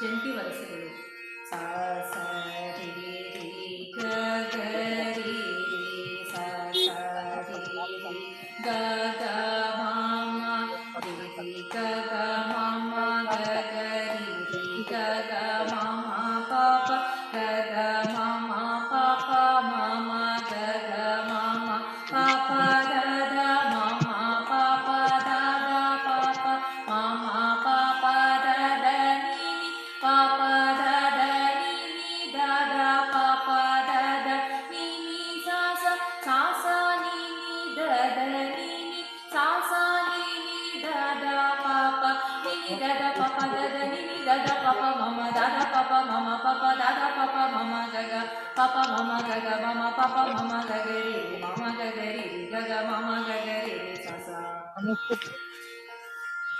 ಅಲಂಕಾರಗಳು ಸ ರಿ ಗ ಮ ಗ ರಿ ಸ ರಿ ಗ ರಿ ಸ ರಿ ಗ ಮ ರಿ ಗ ಮ ಪ ಮ ಗ ರಿ ಗ ಮ ಗ ರಿ ಗ ಮ ಪ ಗ ಮ ಪ ದ ಪ ಮ ಗ ಮ ಪ ಮ ಗ ಮ ಪ ದ ಮ ಪ ದ ನಿ ದ ಪ ಮ ಪ ದ ಪ ಮ ಪ ದ ನಿ ಪ ದ ನಿ ಸ ನಿ ದ ಪ ದ ನಿ ದ ಪ ದ ನಿ ಸ ಸಾ ನಿ ದ ಪ ದ ನಿ ಸಾ ನಿ ದ ನಿ ಸಾ ನಿ ದ ಪ ನಿ ದ ಪ ಮ ಪ ದ ನಿ ದ ಪ ದ ನಿ ದ ಪ ಮ ದ ಪ ಮ ಗ ಮ ಪ ದ ಪ ಮ ಪ ದ ಪ ಮ ಗ ಪ ಮ ಗ ರಿ ಗ ಮ ಪ ಮ ಗ ಪ ಮ ಗ ರಿ ಮ ಗ ರಿ ಸ ರಿ ಗ ಮ ಗ ರಿ ಗ ಮ ಗ ರಿ ಸ ಅಲಂಕಾರಗಳು ಸ ರಿ ಗ ಮ ಗ ರಿ ಸ ರಿ ಗ ರಿ ಸ ರಿ ಗ ಮ ರಿ ಗ ಮ ಪ ಮ ಗ ರಿ ಗ ಮ ಗ ರಿ ಗ ಮ ಪ ಗ ಮ ಪ ದ ಪ ಮ ಗ ಮ ಪ ಮ ಗ ಮ ಪ ದ ಮ ಪ ದ ನಿ ದ ಪ ಮ ಪ ದ ಪ ಮ ಪ ದ ನಿ ಪ ದ ನಿ ಸಾ ನಿ ದ ಪ ದ ನಿ ದ ಪ ದ ನಿ ಸ ಸಾ ನಿ ದ ಪ ದ ನಿ ಸಾ ನಿ ದ ನಿ ಸಾ ನಿ ದ ಪ ನಿ ದ ಪ ಮ ಪ ದ ನಿ ದ ಪ ದ ನಿ ದ ಪ ಮ ದ ಪ ಮ ಗ ಮ ಪ ದ ಪ ಮ ಪ ದ ಪ ಮ ಗ ಪ ಮ ಗ ರಿ ಗ ಮ ಪ ಮ ಗ ಪ ಮ ಗ ರಿ ಮ ಗ ರಿ ಸ ರಿ ಗ ಮ ಗ ರಿ ಗ ಮ ಗ ರಿ ಸ ಸ ರಿ ಗ ಮ ರಿ ಗ ಮ ಪ ಗ ಮ ಪ ದ ಮ ಪ ದ ನಿ ಪ ದ ನಿ ಸ ಸಾ ನಿ ದ ಪ ನಿ ದ ಪ ಮ ದ ಪ ಮ ಗ ಪ ಮ ಗ ರಿ ಮ ಗ ರಿ ಸ ದೇವನಾಮ ಗಜವದನ ಬೇಡುವೆ ಗೌರಿ ತನಯ ತ್ರಿಜಗವಂದಿತನೇ ಸುಜನರ ಪೊರೆವನೇ ಗಜವದನ ಬೇಡುವೆ ಪಾಶಾಂಕುಶಧರ ಪರಮ ಪವಿತ್ರ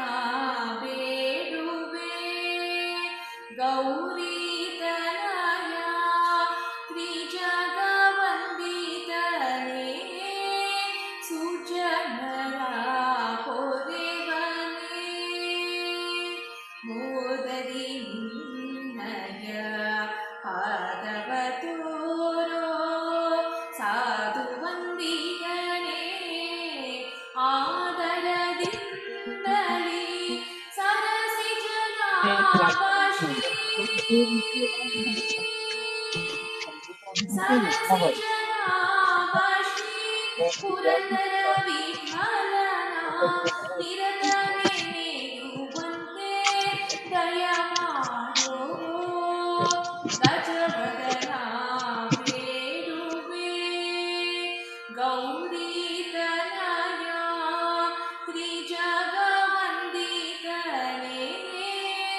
ಸುಜನರ ಪೊರೆವನೇ ಗಜವದನ ಬೇಡುವೆ ಗಜವದನ ಬೇಡುವೆ ಗಜವದನ ಬೇಡುವೆ. ಗೀತೆಗಳು ರಾಗ ಮಾಯಮಾಳವ ಗೌಡ.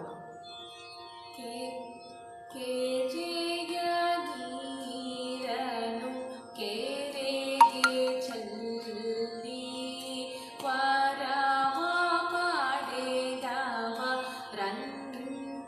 ಕಾಣಿರು ಹರಿಯ ಕರುಣದೊಳಾದ ಭಾಗ್ಯವ ಹರಿಸಮಾರ್ಪಣೆ ಮಾಡಿ ಬದುಕಿರು ಶ್ರೀ ಪುರಂದರ ವಿಠಲರಾಯನ ಚರಣ ಕಮಲವ ನಂಬಿ ಬದುಕಿರು ಪದುಮನಾಭ ಪರಮ ಪುರುಷ ಪರಂಜ್ಯೋತಿ ಸ್ವರೂಪ ವಿದುರ ವಂದ್ಯ ವಿಮಲ ಚರಿತ ವಿಹಂಗಾದಿ ರೋಹಣ ಪೂತದಿ ನಿವಾಸ ಪೂರಗ ಶಯನ ಉನ್ನತೋನ್ನತ ಮಹಿಮಾ ಯದುಕುಲೋತ್ತಮ ಆಜ್ಞರಕ್ಷಕ ಆಜ್ಞ ಶಿಕ್ಷಕ ರಾಮನಾಮ ಪದುಮನಾಭ ಪರಮ ಪುರುಷ ಪರಂಜ್ಯೋತಿ ಸ್ವರೂಪ ವಿದುರ ವಂದ್ಯ ವಿಮಲ ಚರಿತ ವಿಹಂಗಾದಿ ರೋಹಣ ಪೂತದಿ ನಿವಾಸ ಪೂರಗ ಶಯನ ಉನ್ನತೋನ್ನತ ಮಹಿಮಾ ಯದುಕುಲೋತ್ತಮ ಆಜ್ಞರಕ್ಷಕ ಆಜ್ಞ ಶಿಕ್ಷಕ ರಾಮನಾಮ Padumanabha.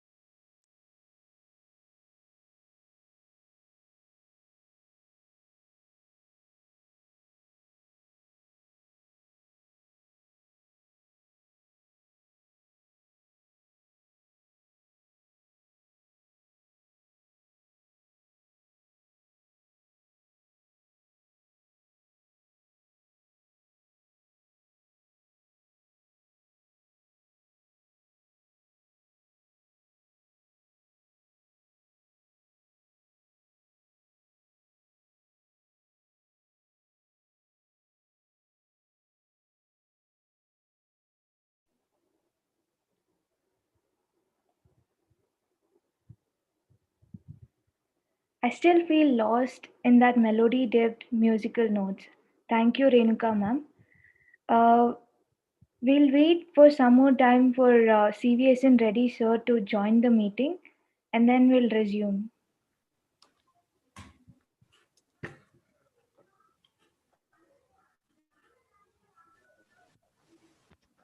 Ready, sir?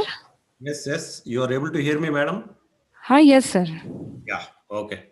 So your name is different, so I was searching. Okay, sir. Yeah, Shall I please. start, madam? Yes, sir. You can start. Okay. I request Professor CVS and Reddy, Associate Professor, Department of Computer Science and Engineering, Dayananda Sagar University, to chair the session. Thank you. Thank you very much. So welcome to this last session in the Bytes. So today we are going to have an important guest, Geeta. She is basically coming from IBM, who are basically leaders in IBM Cloud and IBM IoT. And as you know, so far we have extremely good sessions on IoT, how IoT basically plays an important role in different domains like healthcare domain. In the last lecture, our Raja has explained a lot on the healthcare domain. We have also had excellent sessions on how security plays an important role in the IoT. So IoT is not an independent area.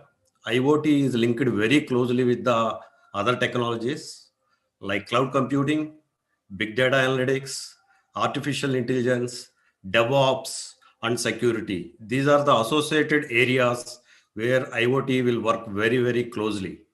So whatever the data that comes basically from these IoT devices, this data will be stored in what is called cloud computing.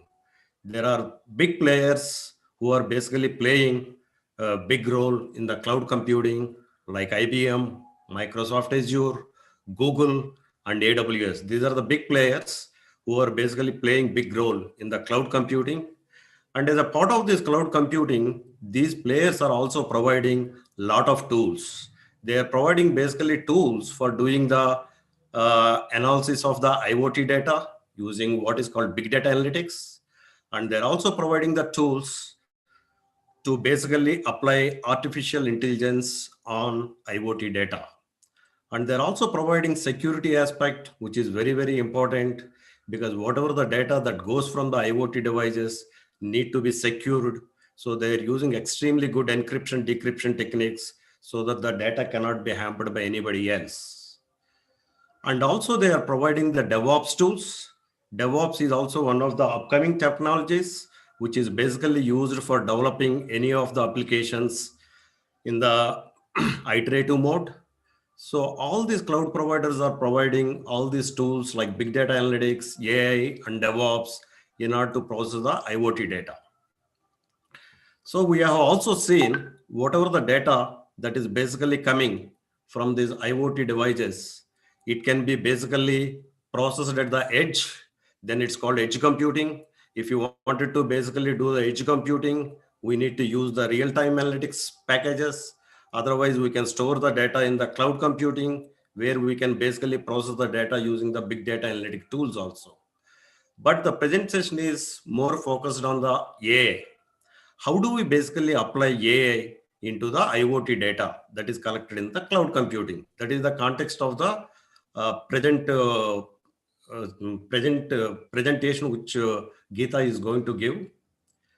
So as you all know, the big data analytics will basically talk about 4 kinds of analytics. It's called PPDD, prescriptive analytics, diagnostic analytics, descriptive analytics, and predictive analytics.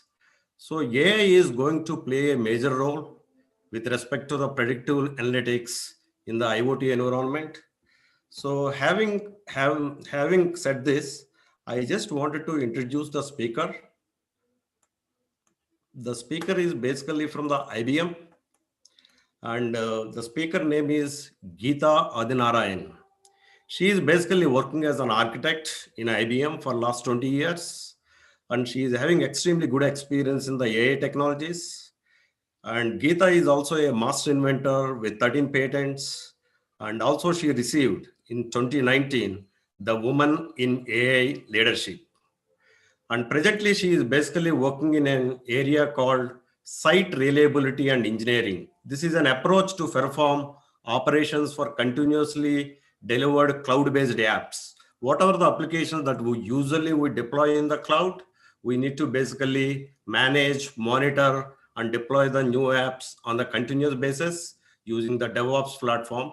She is basically doing the architect role in this, and she is also playing a good role in a one package which comes from the IBM guys that is called Tririga. This package is basically used in the real estate environment for providing the space, for optimizing the space, for leasing the space. So she is also playing a strategy role with respect to this Tririga, Maximo, and also engineering lifecycle management and stelling and weather solutions. And she did her basically BS in information systems from BITS Pilani. And presently she is working as an architect in IBM. So with that introduction, I would like to welcome Geeta Adinarayan to basically explain about once the IoT data is collected and stored in the cloud environment, how do we basically use the AI packages which are basically available inside the cloud to analyze this data and do some kind of predictive analytics for the IoT. So having that introduction, I request Geeta to take a stage and please discuss about your topic. Thank you very much. Great. Thank you. Thank you, Dr. CVS and Reddy, for the great introduction and for anchoring the session. Thank you so much. So I would like to start sharing my screen. It says host disabled attendee screen sharing. So if you give me access, I will put on my presentation. Madam, you are already co-host. We should be able to share the screen. You are getting that option? I get share screen option, but it says host disabled attendee screen sharing. You were logged in as first a Geeta or what? Correct. Okay. Because now I guess we have to make your co-host again. Okay. Yeah, sure. I'll just speak to my host and get back this thing. Because now I see you are not a co-host. Imtiaz ji? Okay, let me call him.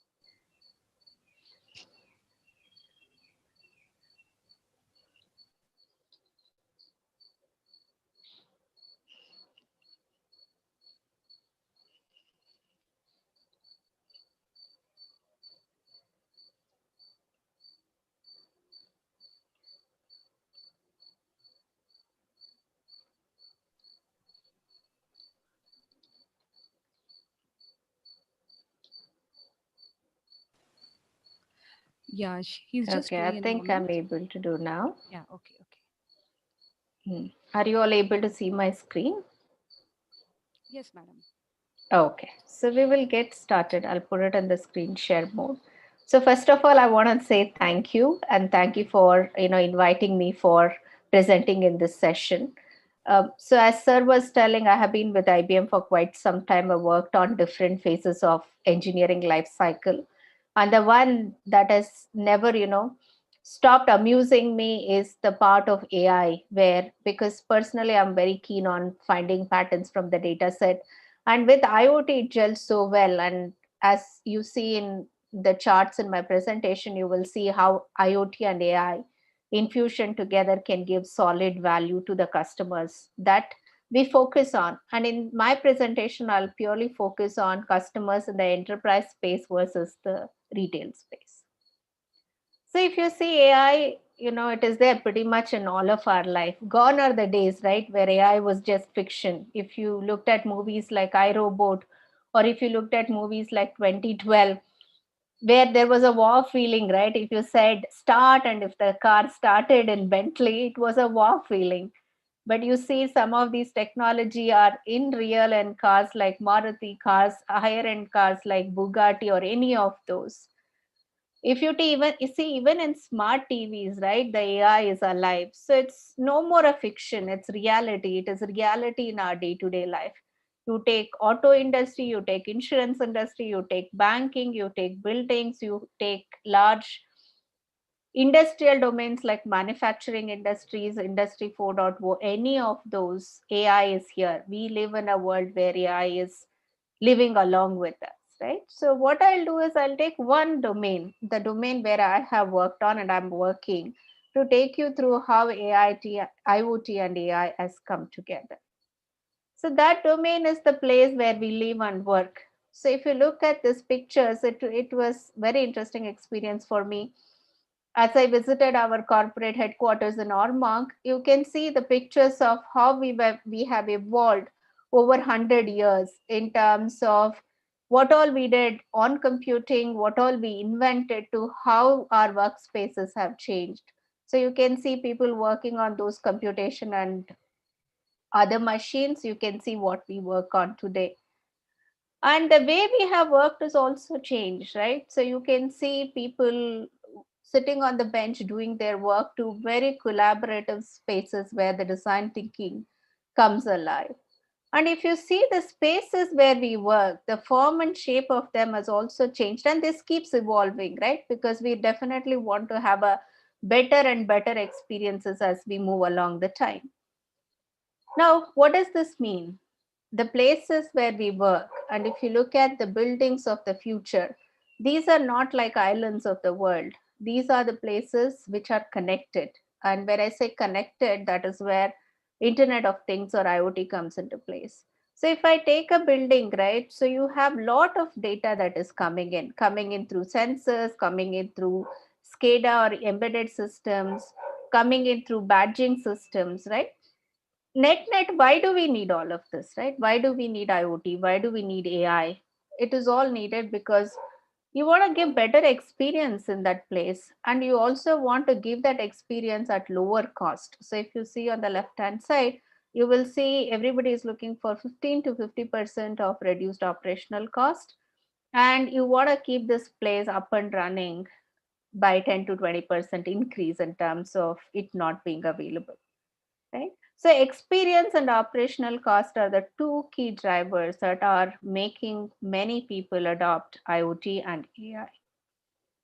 Now let's look at specifically on the sensing technologies that are there, specifically in the space of buildings. You will see number of IoT sensors. I will give some of the examples as I move through. You will, and one of the important things to remember here is it is not just that it has to be only through sensors. There can be existing devices and infrastructure. For example, Wi-Fi is not something that's common today, right? You go to any place, you get connected through Wi-Fi and you're connected to internet. So Wi-Fi infrastructure is there, and that itself can act as sensor for specific use cases, and people are leveraging it that way. And some of the things that has been used for security so long, for example, badging system.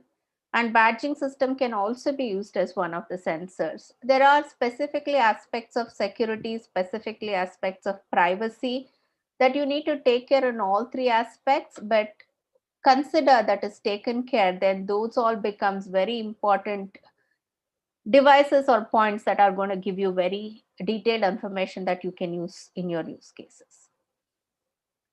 So, given we live in a world where the COVID is very prevalent, we have buildings where not everybody is coming. But when people start coming back, I know colleges have opened in Karnataka. Even an IBM number of people have started working from office as well, depending on their role and profile. But as people start coming back to work, how does this IoT and AI make a mark, right? How does it help us? So I picked up few use cases that are specific to the current time that we are living in. So in this use case, if you see, the use case is fever monitoring. So imagine you're walking into the college. If someone has fever, you want to stop them there. You don't want to let them go in. or you have a manufacturing plant, people are going into the shift, you want to identify people who have fever and you want to stop them there. Now you would have seen, no, in many of these shops, there are people standing with the thermometer, which they scan you and they tell you know whether you're okay to go in. But if you want to do it automatically, what are the ways? So one of the ways is what you see here. There are cameras, infrared cameras, which can detect the temperature. Based on the temperature detection, it can apply rules and give two views. One is, you know, it can alert the supervisor telling that, you know, there is a person who's entering whose temperature is high and he should not be entered. The second one is it can also show across your different divisions or different locations how many people were detected with fever. So you overall have an idea of what is the kind of trend that is building up in your location and in others. And you can also have an alarm, right? Now remember here, when it comes to this particular use case, you're not really pinpointing and saying Geeta has come in with fever, right? You don't want to go into that personal details. Essentially, you want the alarm to ring if you detect a person with fever, and you would want them to go away, or instruct the reception to tell them to go away. Here, number of edge capabilities also used because the camera is on the edge, that is on the location where these people are monitored. Some of the decisions of creating the alarm can happen on the edge itself versus this data having to come to the cloud. Now, once that portion is taken care, if you want to see the trend of people having fever across different locations, that data can be brought into a central place, which is essentially in cloud. And there are dashboards giving you the insights of spread of people across different locations. Very, very simple use case. The second one is little more complex, not very complex, little more complex, which is crowd density management. So again, you may be in office, you may be in a floor where number of people can come together. And here what you want to do is you want to ensure that what is the number of people that you can accommodate in a certain square foot area, right? So let's say I have a small cubicle of 3 into 3, you want to say I want only one person. Or if I have a big floor of 100 into 100, I may say I should only have 20 people in this. Now, this again is possible using the analytics on camera, where we zone different locations on the floor. Within the zone, we figure out who are the people and how many count of people, and that tells the density of people in a particular area. Here, essentially what we are doing, the IoT data is the data that is coming in from camera, mapping that onto the zoning that is done on the floor. And within the zone, how many people are there? Again, did it violate a threshold? If yes, I alert some people. And also give the heat map, right? So if you look at the mobile device that is in the middle, you can see the heat map on the floor telling where the density is high, where the density is low.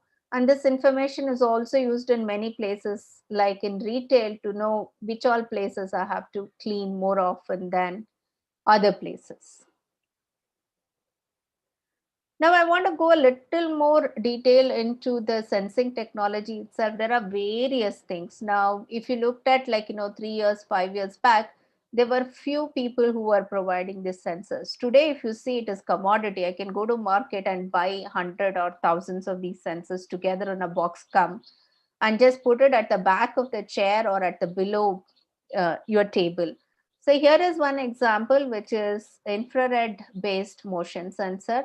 So essentially what it does is, based on the light, infrared light, it essentially detects if there is a motion. So if you're sitting and if there is a motion, which is essentially obstructing that infrared rays, then it says that there is a motion presence, right? And if you see, most of these sensors comes with very good battery, which is up to six years. Therefore, is leveraged very heavily in places like workspaces to know if the particular desk is occupied. And let's take an office example, right? Or it can even be in colleges per se. If you want to know how many seats are occupied, is alternative seats occupied, or our people are sitting in just next to each other, or after leaving 2-3 spaces.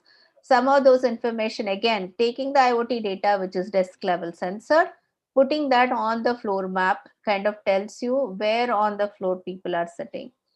Now, it is just one use case of this. There are advanced use cases on top of it, which is not in COVID scenario. Let's say on a day-to-day basis, I'm a corporate real estate person. I want to know how many people are really coming to office and working, because as you would know, flexible working is adopted quite well in our IT industry today. So not everybody comes to office every day. So for example, I go to office Tuesday, Thursday, Monday, Wednesday, and Friday I work from home. So as a space planner, I want to know, is this floor completely utilized? Can I give away one floor and stop leasing that floor, right? So when you go into such case of use cases, you can look at the entire aggregation of the data, do analytics. If you want, you can also apply some of the anomaly detection, because let's say one day my general manager came to the floor and there were a lot of people in that floor, and I don't want to take that number as the maximum number of people on the floor, right? So I can apply anomaly detection and then normalize the data, take out the normalized data and say how many people, and allow the space planner to make decisions. The next use case is health monitoring. Here, the example of IoT device is a wearable. Now, this is very, very interesting. Now, why I say this is, I have seen a use case where these wearables are used or employees who work on mines, right? In mines, the conditions are very, very different to working in, let's say, manufacturing plants or working in offices. And it can be very hazardous also when it comes to working in mines. So within couple of seconds or even within fraction of seconds, you may have to take actions.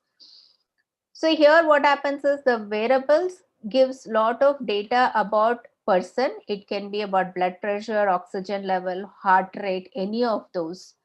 Now what happens is we cannot go by rules here, right? Which means I cannot say if the heart rate is less than so and so start beeping, because different people heart rates are different. Similarly, any other vital parameters are very individualistic, which is very dependent on the person, their age group, so many factors, right?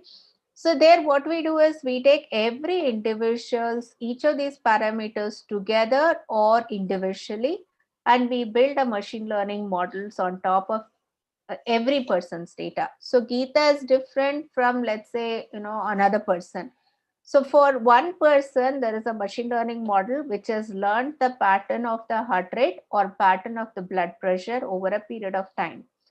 Now, let's say if there is any problem, they're going to feel dizzy. Therefore, a couple of seconds before there has been changes detected, the anomaly detection comes into play and gives alerts, right? And that's how these are used in those critical kind of industry.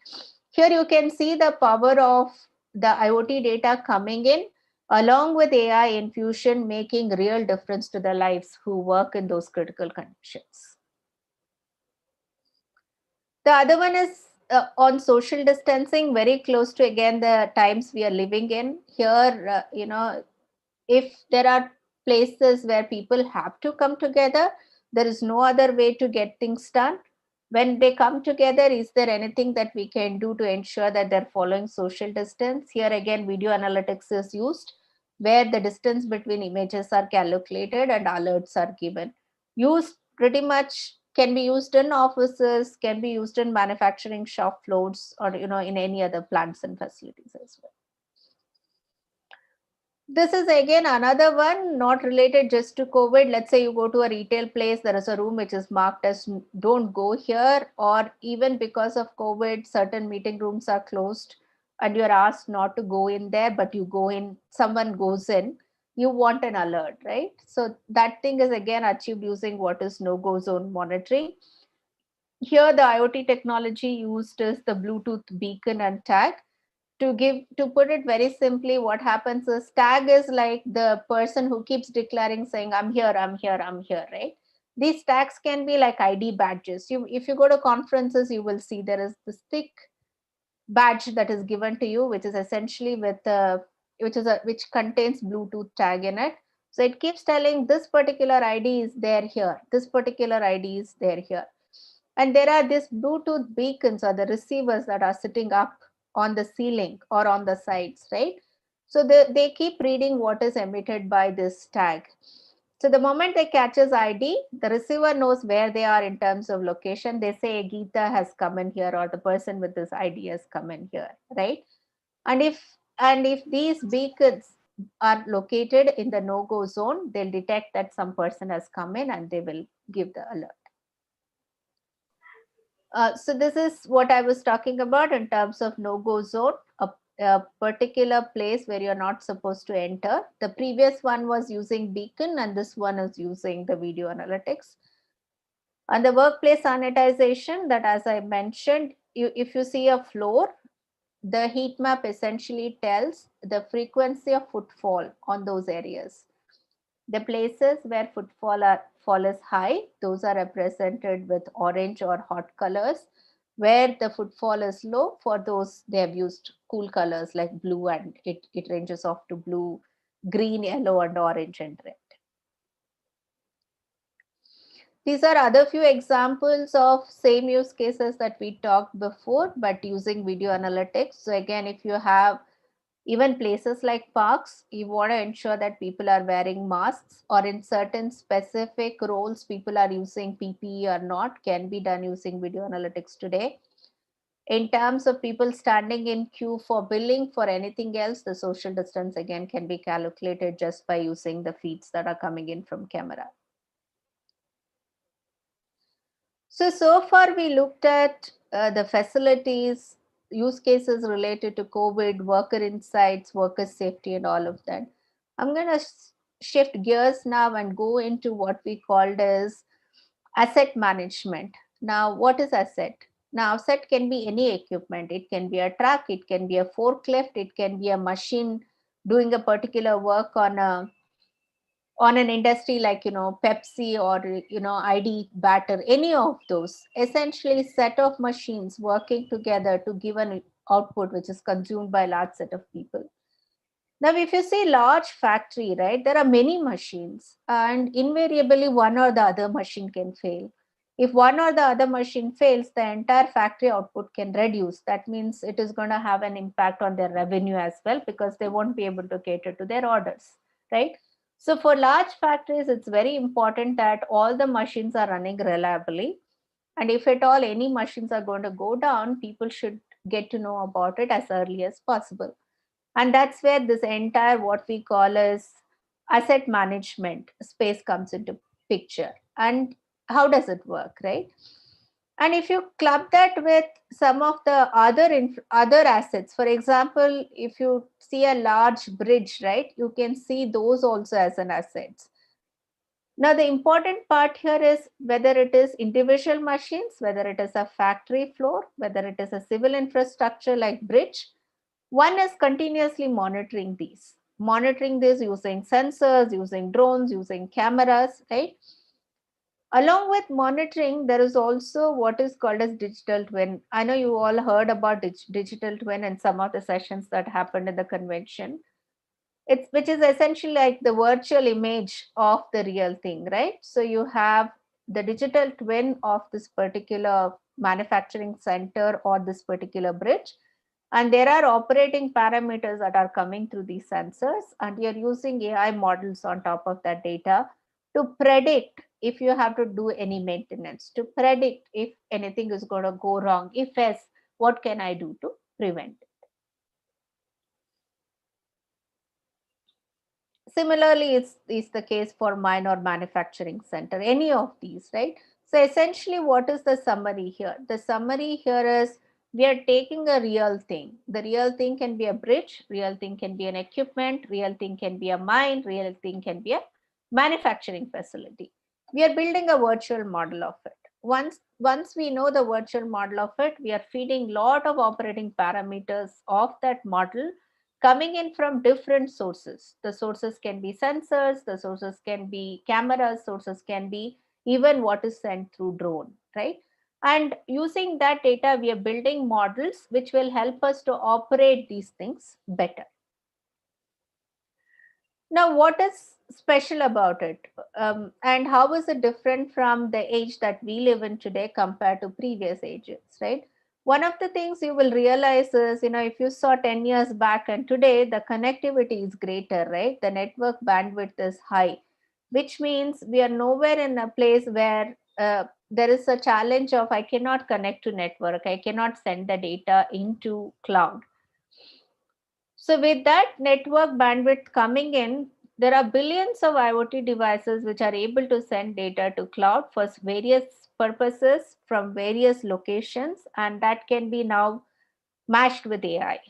Now, even if you look at AI, right, if you look at some of the algorithms like random forest or gradient boost, any of those, if you internally look at the algorithms, you will go wow. And the reason you will go wow is there is so much recursion involved in it. There is so much number of computations that are involved in it, right? With GPUs coming into picture, we being able to give resources at lower cost, some of these algorithms which were sitting just in research are able to now come to day-to-day life.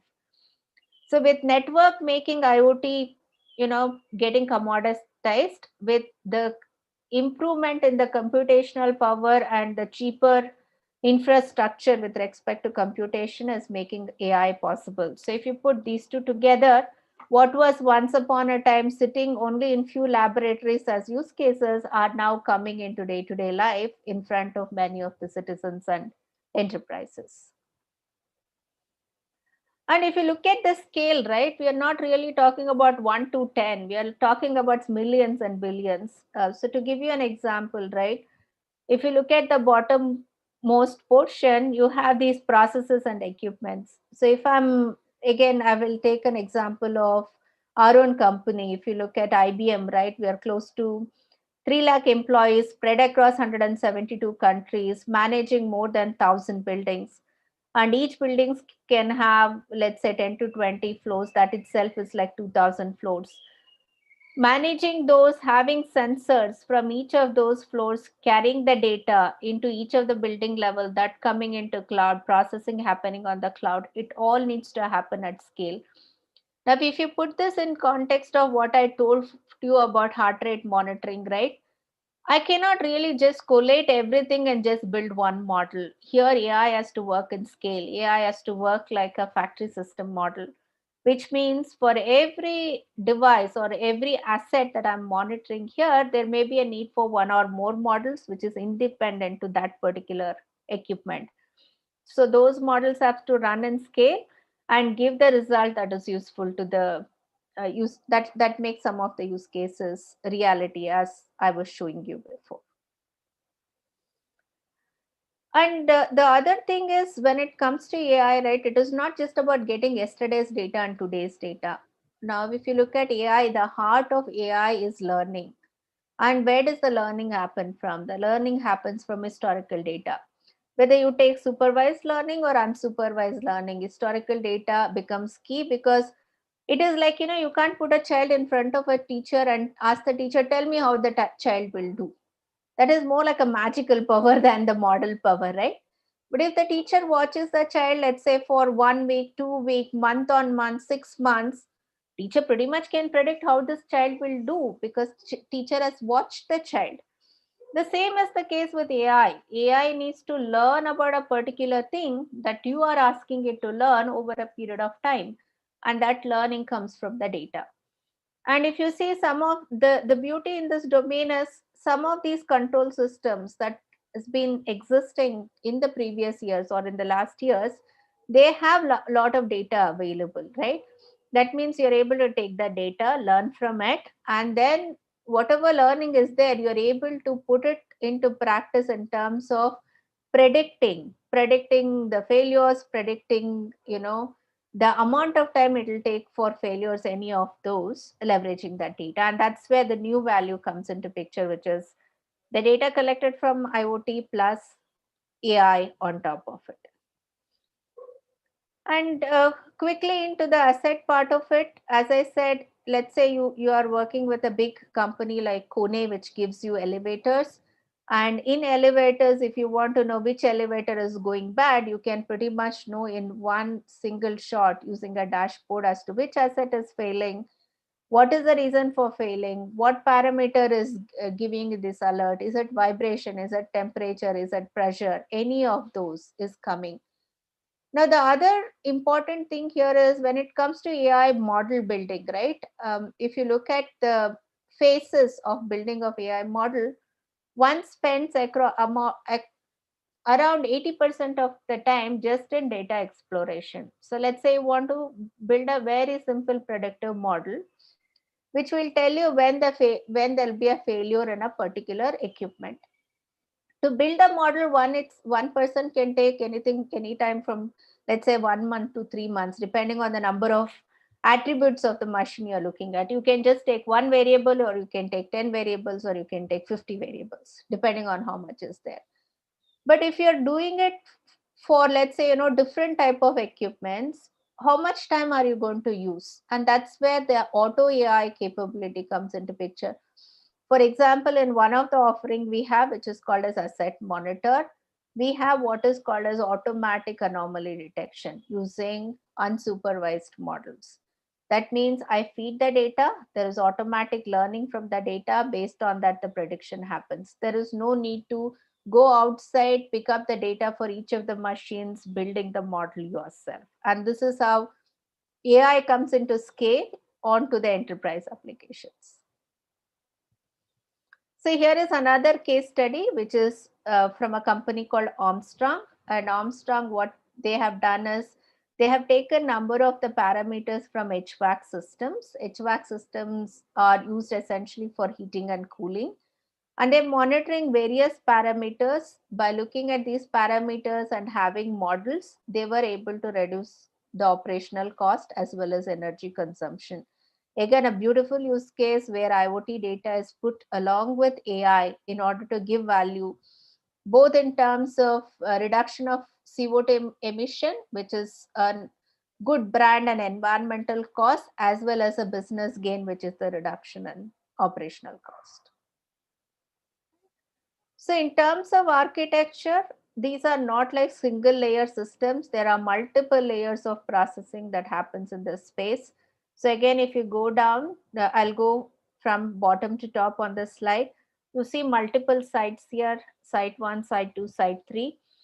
And each of the site, you can have number of equipments as you see in the bottom, right? And each of the equipment can have one or more sensors. These sensors are connected to the control system, which is like a point in aggregation system. And those control points are connected to edge. For example, in the space management use cases, edge can be things like Cisco DNA spaces. And this edge is in turn connected to another level of edge, which is essentially gateways or softwares, which can do some more processing on data.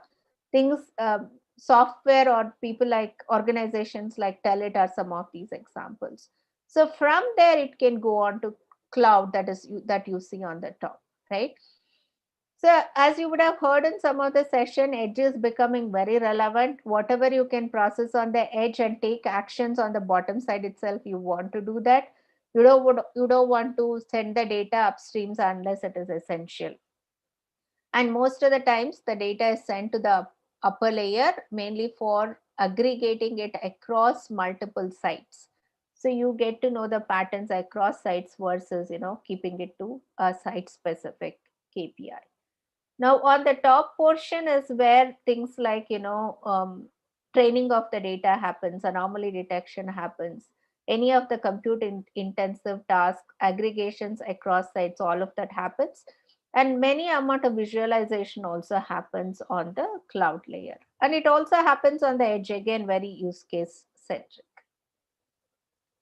So net to summarize, if you see the way people are adopting digital, right, and the way people are looking at the operating model, either of asset buildings or anything else, have drastically changed in the context of IoT and AI. And each one of these are making some of the use cases, which was just fiction number of years ago, into reality, right? So with that, let me pause and see if there are any questions.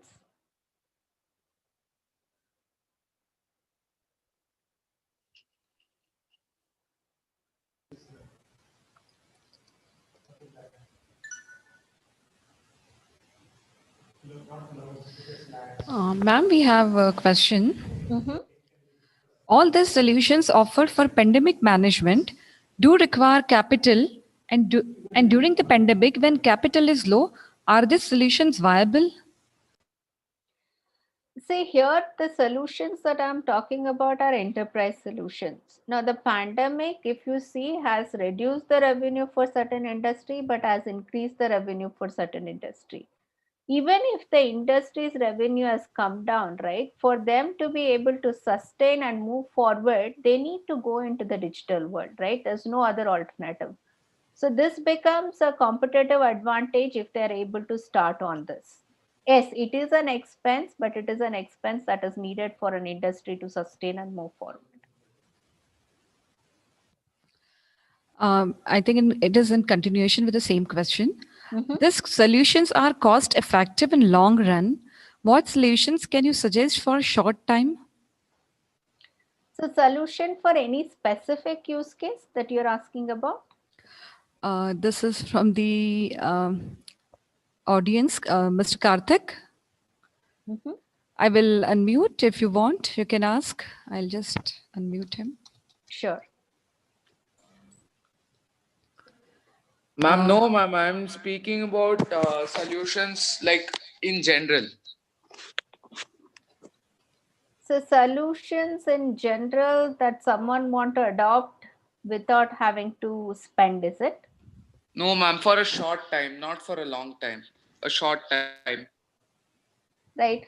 So if you see even this industry of IoT, right, I have seen real cases where you're not really, doing what is called as capital expenditure, which means I'm spending money buying all the sensors, I'm managing them. Instead, people are going for what is called as the lease mode. So I go to a service provider, I say I'm going to take so many sensors from you for 3 months on this location, right? I will look at the data set, I'll make a decision, and I'll give the census back to you. I'm paying only for those 3 months.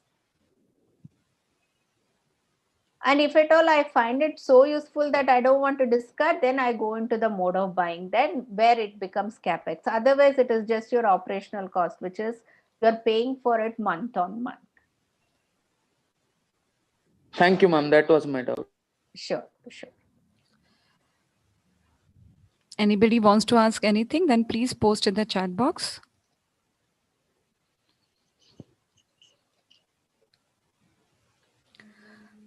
I think we don't have any questions. Thank you, madam. Reddy, sir, over to you. Yes, madam. I think Geeta madam has given an extremely good idea about how basically AI can be used along with the IoT, particularly in the area of asset management. How do we basically utilize the space utilization? How do we optimize the space? How do we do the lease management? And how do we apply even AI into the video analytics? So she has covered these areas extremely well. I think even IBM guys are having a lot of tools basically to address these areas. And I would like to thank Madam Geeta for all your time and giving good session on how AI can be used along with IoT, particularly in the area of asset management. Extremely good presentation. And thank you very much for your presentation. And thanks for your time, madam. Thank you so much. It was great coming here. Thank you. Thank you. Thank you, Geeta Adinarayan ma'am, for your valuable knowledge. And thank you, Professor CVS and Reddy sir, for chairing the session.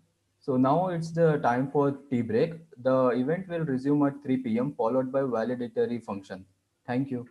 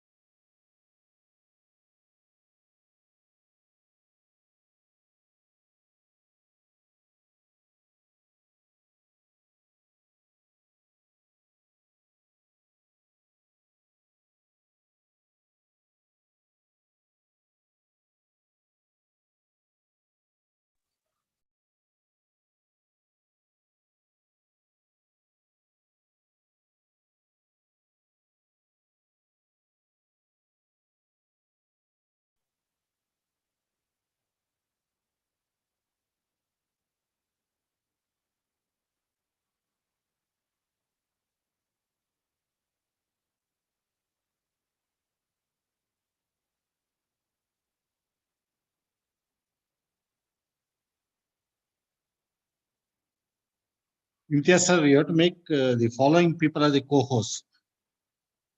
Imtiaz sir? Sir, I have given him the list. Okay, that is Vidya Shankar. Sir, I have given him that list, but I think sir hasn't joined yet. Yeah, hasn't been joined. HP Kincha, Kavi Mahesh, Yes, sir. Sridhar Mitta. Yes, sir.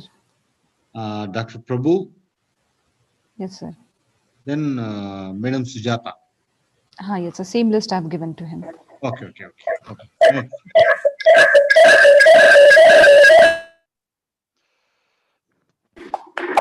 So Dr. Sujata will be joining, right? She has confirmed. Yeah, she is joining. Yes. Okay. Thank you, sir. Thank you, sir. Check with Professor Prabhu. I think he might have joined with some other name. Is it? Okay. Yeah, I'll just check it out. Yeah.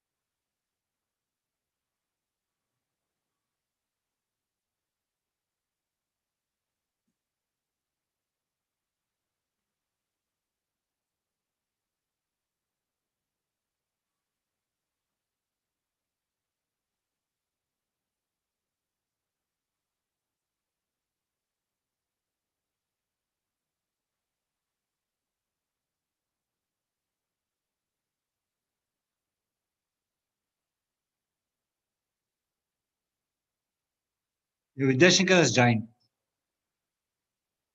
Namaskara. Sir, namaste. You got the access? Howdu, Kandita. No problem. Got it very easily. Sir, namaskara. This is Kavi Mahesh.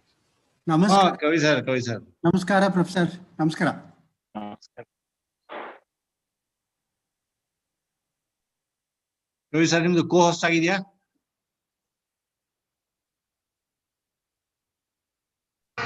Done, sir. Yeah. Then Kincha sir ಒಬ್ರು ನೋಡ್ಬೇಕು. Kincha sir Prabhu.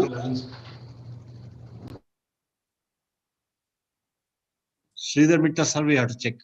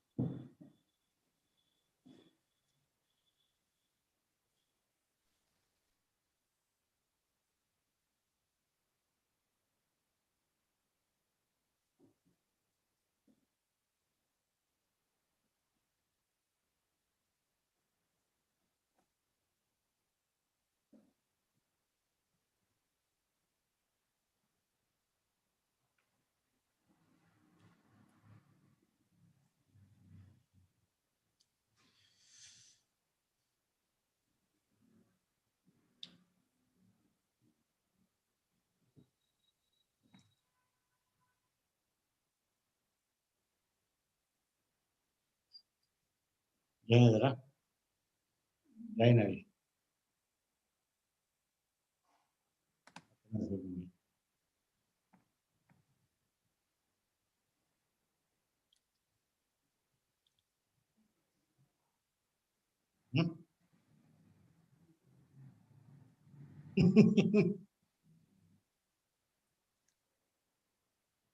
S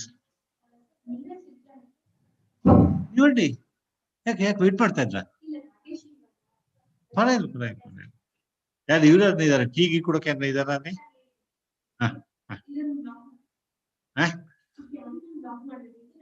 ಕ್ಯಾಬಿ ನಾಲ್ಕು ಬಿಡಿ key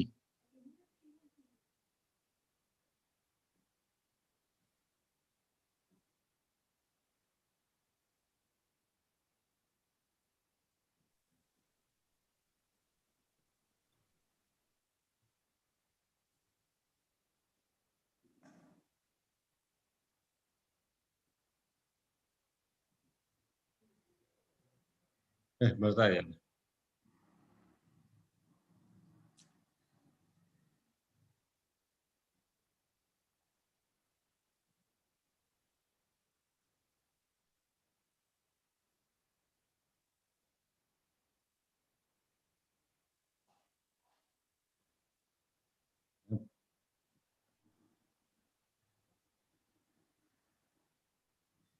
okay ನೋಡಿ zoom.us/j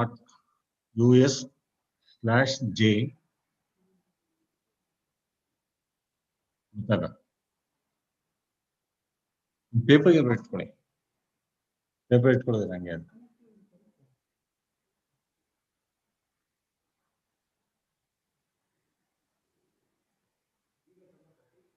ಮತ್ತಮ್ಮ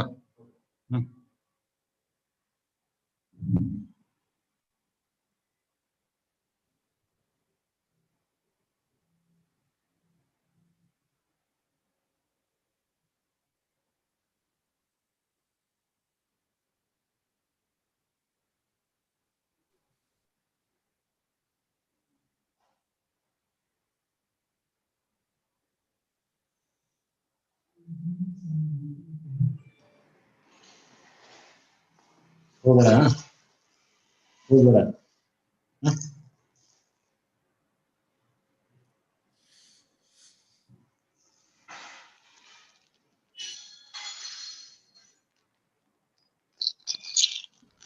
ಓಕೆನಾ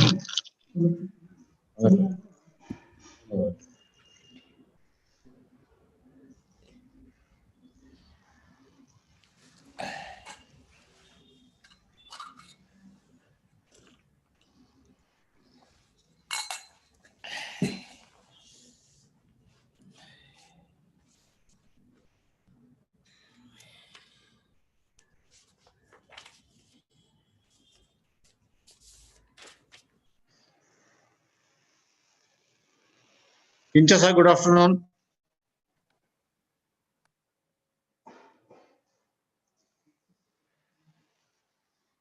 He has muted. Yeah. Murthy sir, namaskara. Namaste sir, namaste. Hello. Namaste sir, ಕೇಳಿಸ್ತಾ ಇದೆ. Hello. Sir, ಕೇಳಿಸ್ತಾ ಇದೆ. Hello. Sir, ಕೇಳಿಸ್ತಾ ಇದೆ. Yeah. Are you able to hear you? Hello. Kincha, good afternoon.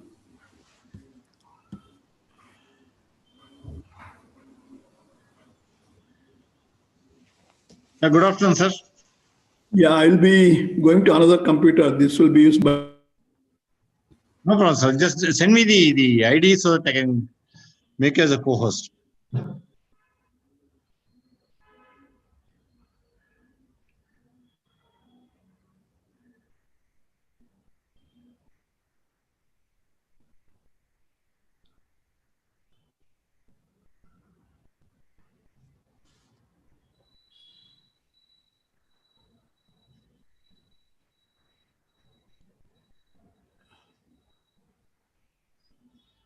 ನೀವು ಮಾತಾಡಿ ಕೇಳಿಸ್ತಾ ಇದೆ ನಮಗೆ ಕೇಳಿಸ್ತಾ ಇದೆಯಲ್ಲ ಅದಕ್ಕೆ ರಿಪ್ಲೈ ಕೊಡಲಿಲ್ಲ ಅದಕ್ಕೆ ಅಷ್ಟೇ ಅದಕ್ಕೆ ನಾವು ಮಾತಾಡ್ತಾ ಇದೀವಿ but I cannot listen to you ಹಂಗೆ ನೀವು ಲಾಗಿನ್ ಮಾಡಿ ಲಾಗೌಟ್ ಆಗ್ಬೇಕು ಅನ್ಸುತ್ತೆ. ನಾನು ಲಾಗಿನ್ ಆಗ್ಬಿಟ್ಟು ಲಾಗೌಟ್ ಆಗ್ತಿರೋ ಆಗ್ಲಾ? Better better. ಆಯ್ತು. ನಿಮ್ಮದು ಕೇಳಿಸ್ತಾ ಇದೆ, ನಿಮ್ಮ ವಾಯ್ಸ್ ಕೇಳಿಸ್ತಾ ಇದೆ ಕ್ಲಿಯರ್ ಆಗಿ.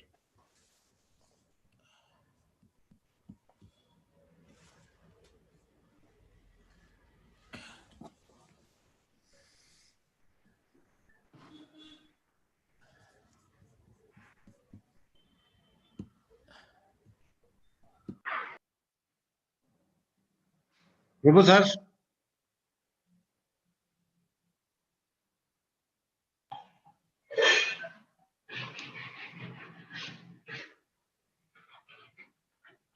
Good afternoon, sir.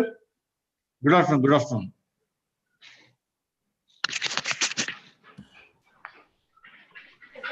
Am I audible now?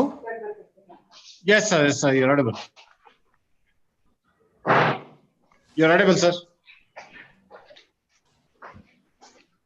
Imtiaz, Kincha sir to be made co-host. Yes, sir. Yes, sir. Hello, am I audible now? Yes, sir. Yes, sir. You're audible. Thank you, sir. Thank you. Yes, sir. Audible, sir. Good afternoon. Good afternoon.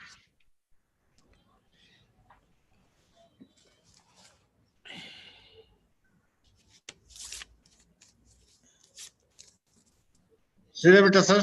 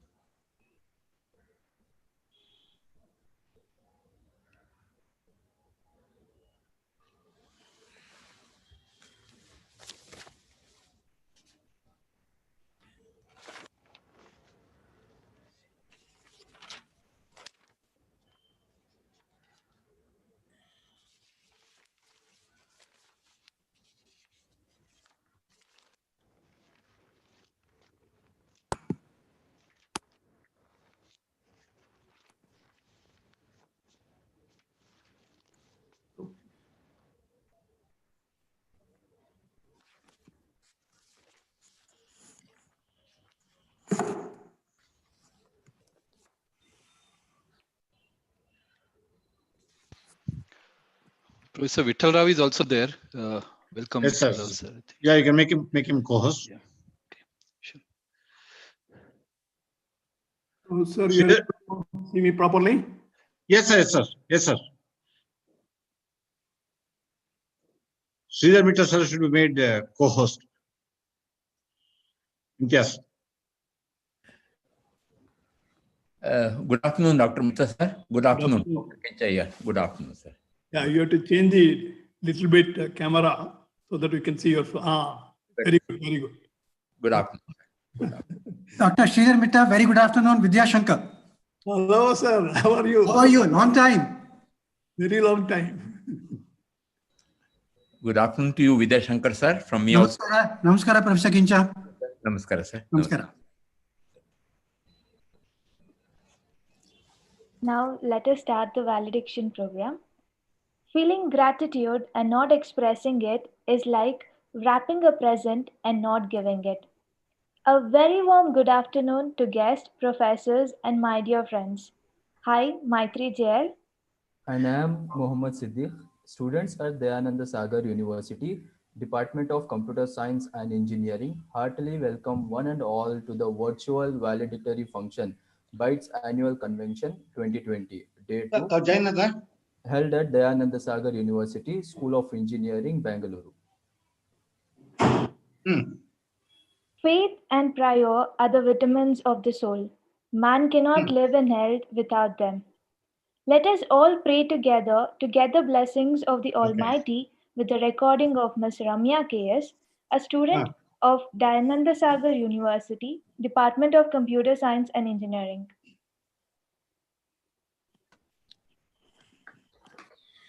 I will do that. I will do that. You just give me a call. I will put it over.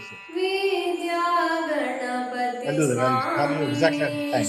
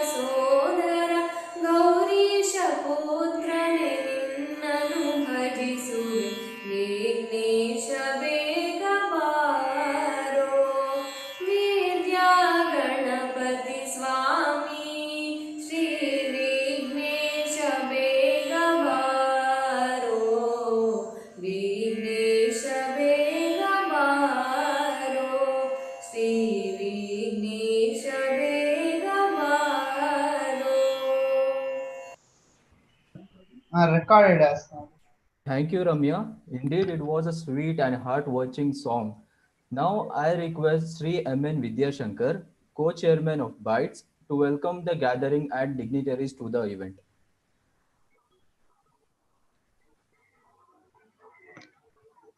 I receive my partner. Vidyashankar, sir. Yeah, very good afternoon to all the distinguished members present in the valedictory function. With your permission, I'll keep the video off just to ensure that there's no interruption. I just happened to mull over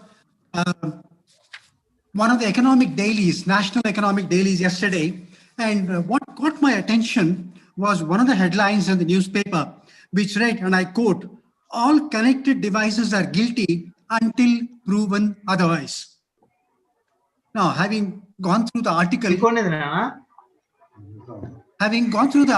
was based on one of the case studies. I think all of us know about the Thales fiasco, which is definitely a very grim and alive example of these vulnerable times, especially when it comes to IoT and security related issues.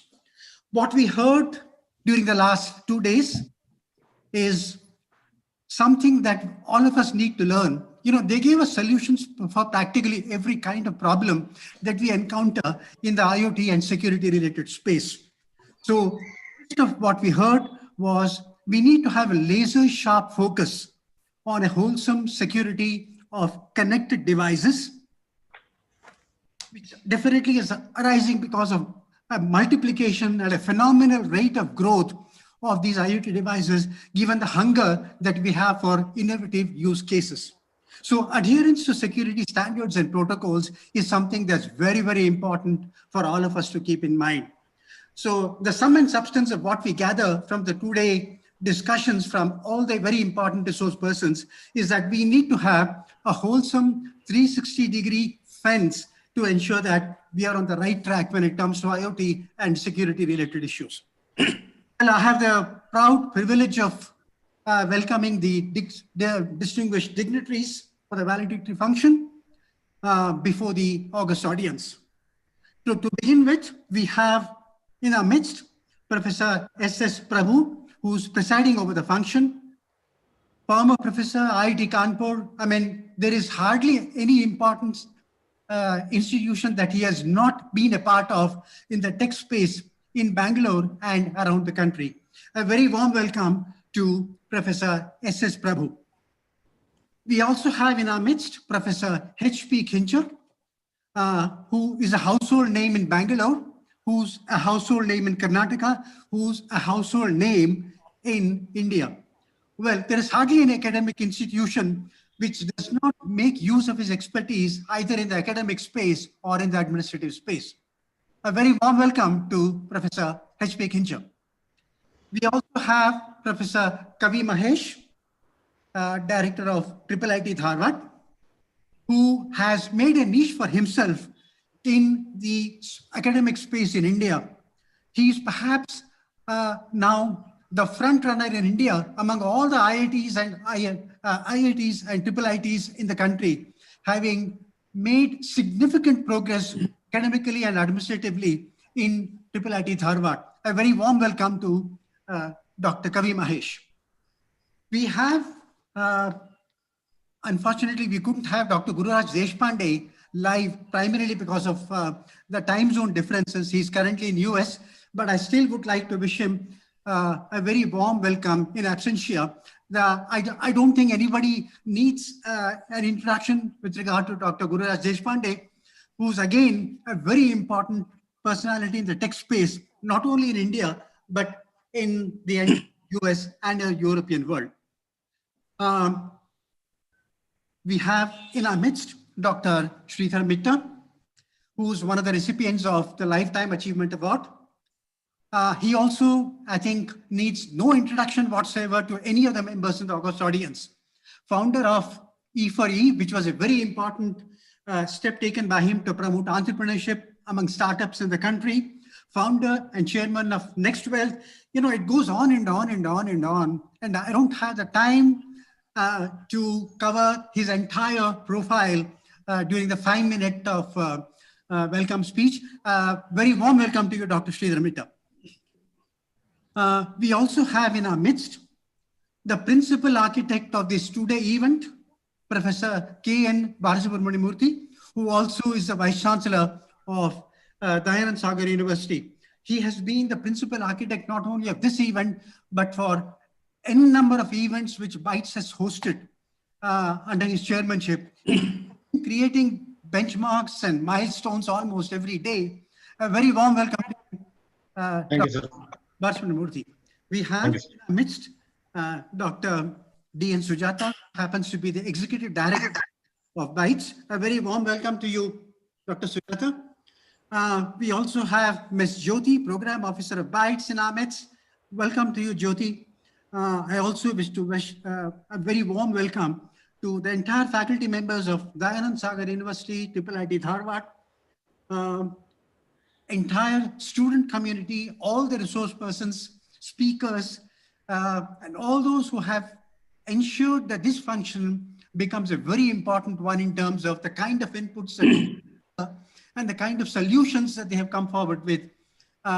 Thanks to all the resource persons and thanks to everyone who has been a part of this two-day national event.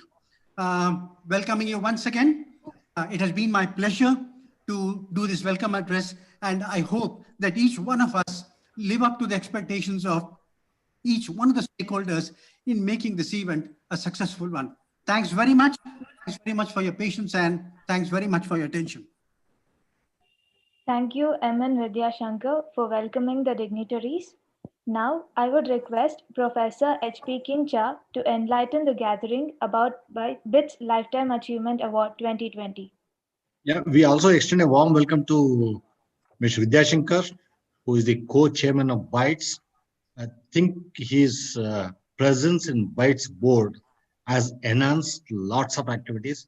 I think I extend a warm welcome to you, sir. Thank you. Word to Professor Kincha. Thank you and good afternoon to each one of you connected on to this virtual meeting.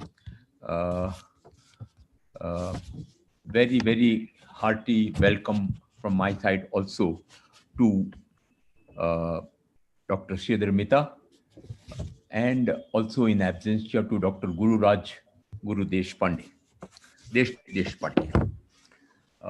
Also, the members present here, Professor Balasubramaniamurthy, the chairman of BITES, Shri Vidyashankar, co-chairman of BITES, all the other office bearers and the members of the board of BITES and board BITES office. Also, the chairman of this function, Professor S.S. Prabhu, who is presiding over this function, and my old colleague. Very warm welcome to also the faculty and the staff of Dayanand Sagar University. And I was told that Professor Vittal Rao also has joined this function, Professor Vittal Rao, and others who have joined this particular function, and everybody else who is connected on to this function. The annual event of BITES, the Board of IT Education of the Government of Karnataka, which is now being ably led by Professor Balasubramaniamurthy and his team, and is very, religiously doing this annual event at the time that we have decided for this annual event to happen. And this year, the theme of the event related to data and security. I was not able to join for some reasons, but did check with Professor Murthy yesterday and today also about the very distinguished speakers and the resource persons who participated in this two-day event and talked about the issues connected with data and security. I think just wanted to add one word with what Vidyashankar sir had to say. IoT, connected systems, connected places, connectivity of different types that we have made the world a very different world. And I was just mentioning a few days back to Dr. Murthy of a book published by my brother on what is the definition of permanent residence, and its implication on taxation, And this is one more example of the complexity of the taxation laws that have happened because of the virtual world, and the definitions of very simple words like permanent residences also have changed. So everything has changed, and I'm sure people who participated in these 2 days of very interesting discussion must have benefited from the knowledge base of the experts who participated in this. Bytes has also instituted this Lifetime Achievement Award to honor itself from the last 3 years. And this is what the Bytes boards decided, that we will try to get these awards and get a recognition for Bytes. The awards have been instituted 3 years back and has been religiously done for the last 3 years. I happen to be the chairman of the selection committees for the last 3 years, and I have now requested Professor Murthy to change me from the next year onwards, and the board and to do that. But you know the pleasure that I get in being a part of this particular activity of choosing or trying to identify some individuals, some persons who are who have got something different in them, and that is the pleasure that I get in trying to be a part of this committee, something different. And the thoughts that go into the mind of trying to select, one is the direct beneficiary way of selecting people, in which I try to get we try to judge the type of selections, the KPIs, the outputs, measurements, and things like that we do in the life of an individual. But these achievements and these outputs, and the outcomes and the impacts, probably it is more than just the outputs of the individual. And we are trying to get an idea of this outcomes and impacts individuals make in their lifetime. The judgment of the outputs, outcomes, and impacts of an individual go beyond something just the KPIs. And the outcome that comes in the lifetime is a part which naturally happens, and they leave mark on many people also, many people.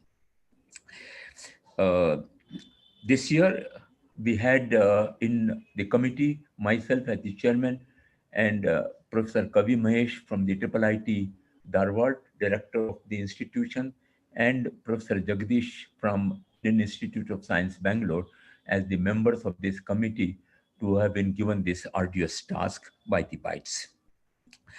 And we have tried to do our best to try to identify individuals who are in front of you today virtually, Dr. Sridhar Mita and Dr. Desh Deshpande, as the persons whom we are trying to recognize this year for the Lifetime Achievement Award of Bytes.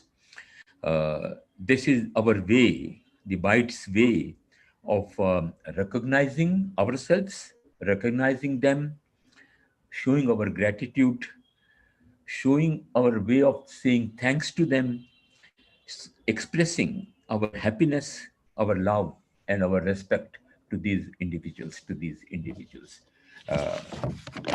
Very gratifying that both Dr. Sridhar Mita and Gururaj Deshpande sir accepted this award with a very warm and soberness, and immediately on our request to accept these awards. Thank you so much to both of you, sir.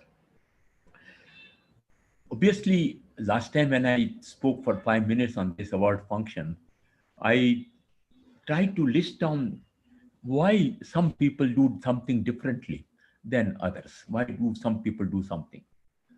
There are definitely different ways of putting these characteristics or uh, the identifying something different in these individuals.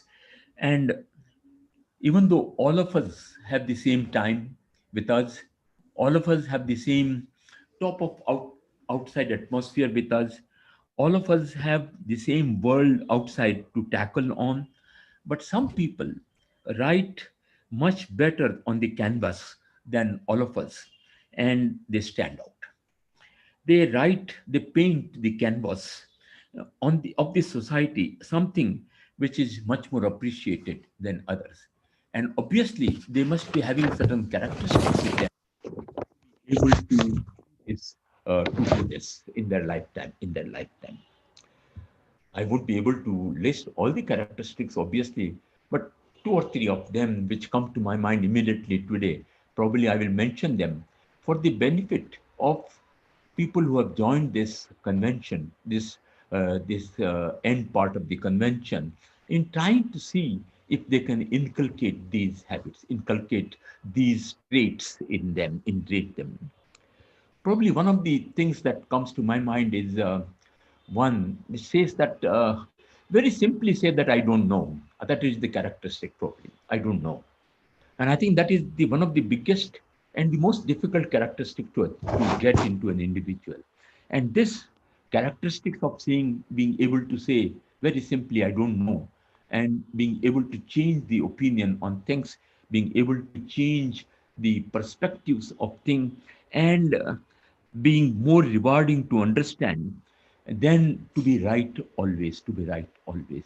And this is an indication of an open mind. This is a very indication of an open mind. And this gives the openness of the mind, it gives them the space to do something different, to do something different. The second thing which comes to my mind is people do things not always for prestige, not always for status, not always for money, not always for approval, but they do whatever you like, not that much, but they do things what you will like to like, you will like to like. I think that is one thing very important characteristics of individuals, to be able to judge what you will like and do things like that, and those things which impact all of your lives. I think this thinking process of openness and the thinking process of bigness of doing something for others, doing something for the others, are very, very generous characteristics that are required in individuals. People with differences have and are very generous with time. They're very generous with giving credit to others.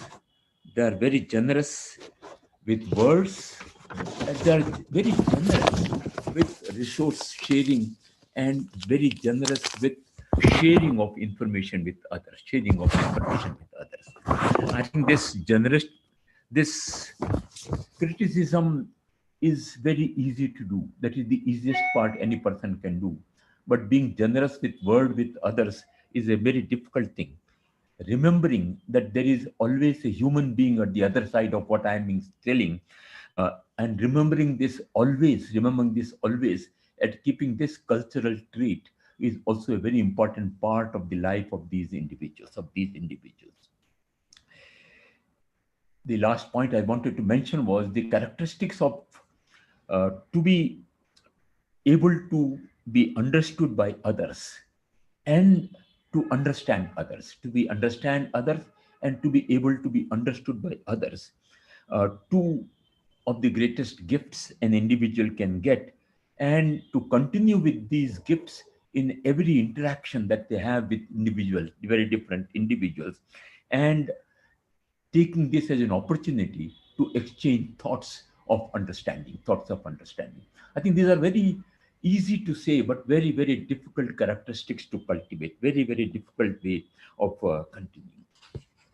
The thing that people at this show the traits of integrity in everything that they do, integrity of everything that they do, also is very typical of these individuals, very typical of these individuals. The trust that they create amongst people to be able to depend on them is also very critical in these individuals. These individuals are also not afraid to be an idealist. Not an idealist in the sense of a sadhu, but an idealist in the sense of trying to continuously bend towards growth and betterment, having faith in the human spirit of everybody, himself, herself, or everybody else whom they meet. That is the type of the idealism that people keep. I think these individuals have this type of traits. I end by saying that every company which is a successful company have obviously behind them a very successful board, a board of governors, board of directors, and these persons are responsible for the success of this. These individuals probably who are their own CEOs also choose their board, individual boards of people, of idealism, of thought processes, of thinking processes and anything, and which influence them throughout whatever they do in their life, whatever that they do in life.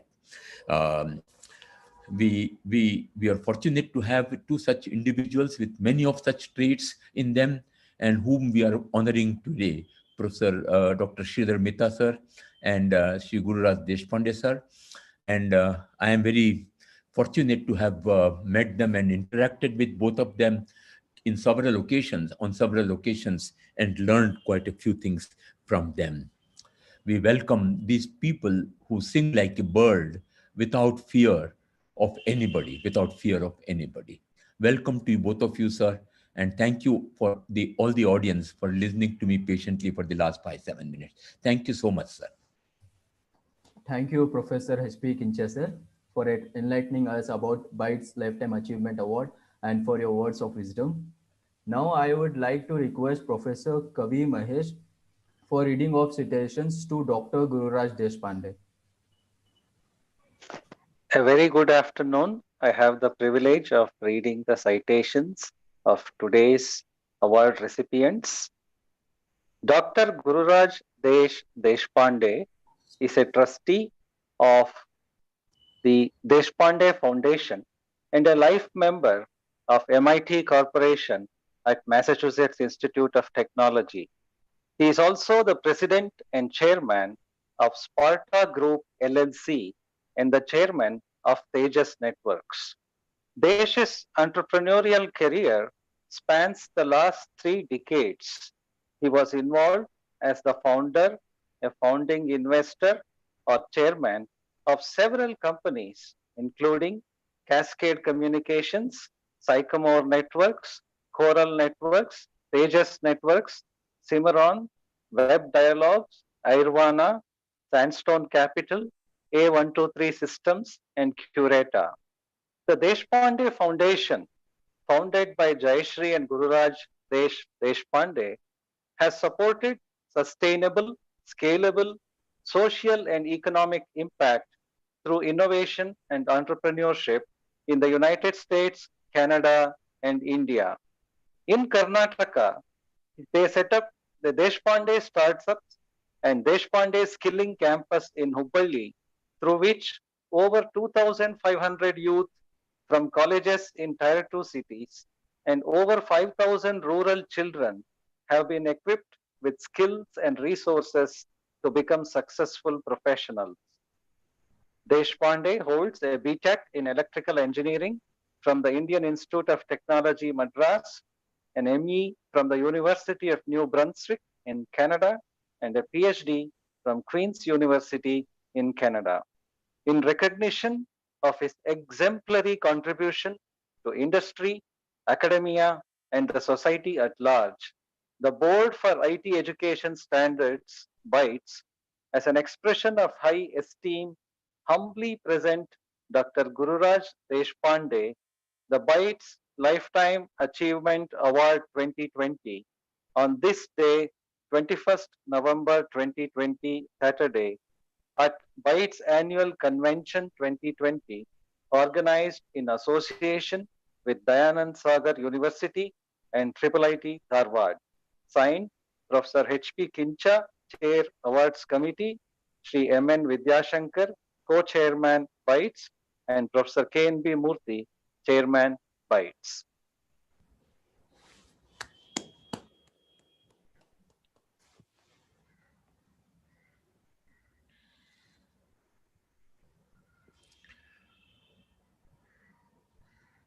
Thank you, Professor Kavi Mahesh, for reading of citation to Dr. Gururaj Deshpande.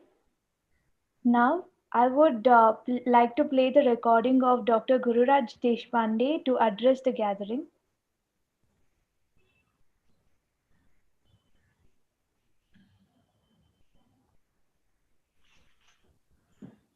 Hello, good afternoon. Professor Kincha, Professor Kavi Mahesh, Professor Jagadish, Chairman Murthy, Co-Chairman Vidya Shankar, and friends. It's my honor and privilege to receive this award from Bytes. I'm excited because I believe in what Bytes is doing. You know, a long time ago, almost in 70s when I went to school, the paradigm for education was you went to school, you became an expert in certain topic, you learned everything there is to know about that particular topic, and then you practiced that profession for next 3, 4, 5 decades. That's not true anymore. Anything that we know today becomes obsolete within 2, 3, 4 years. And so we have to learn new things again. And therefore, instead of knowing everything and then start doing things, the new paradigm is to first fall into a love of a problem. You become passionate about some problem that you want to solve because you think it makes it a better world. And then once you fall in love with that problem, you learn everything that you need to solve that particular problem. And therefore, it's very important that all the educators and the students be exposed to the problems of the world and to know what's going on. And that's exactly what Bytes does. They go through all this hassle to make sure that the educators and the students are connected to the industry and are aware of the problems that need to be solved in this world. I'm sure with the efforts of Bytes, we will educate better young men and women who will be well prepared to take on the big challenges in this world and make it a better world. Thank you very much, and thank you for making a part of this effort.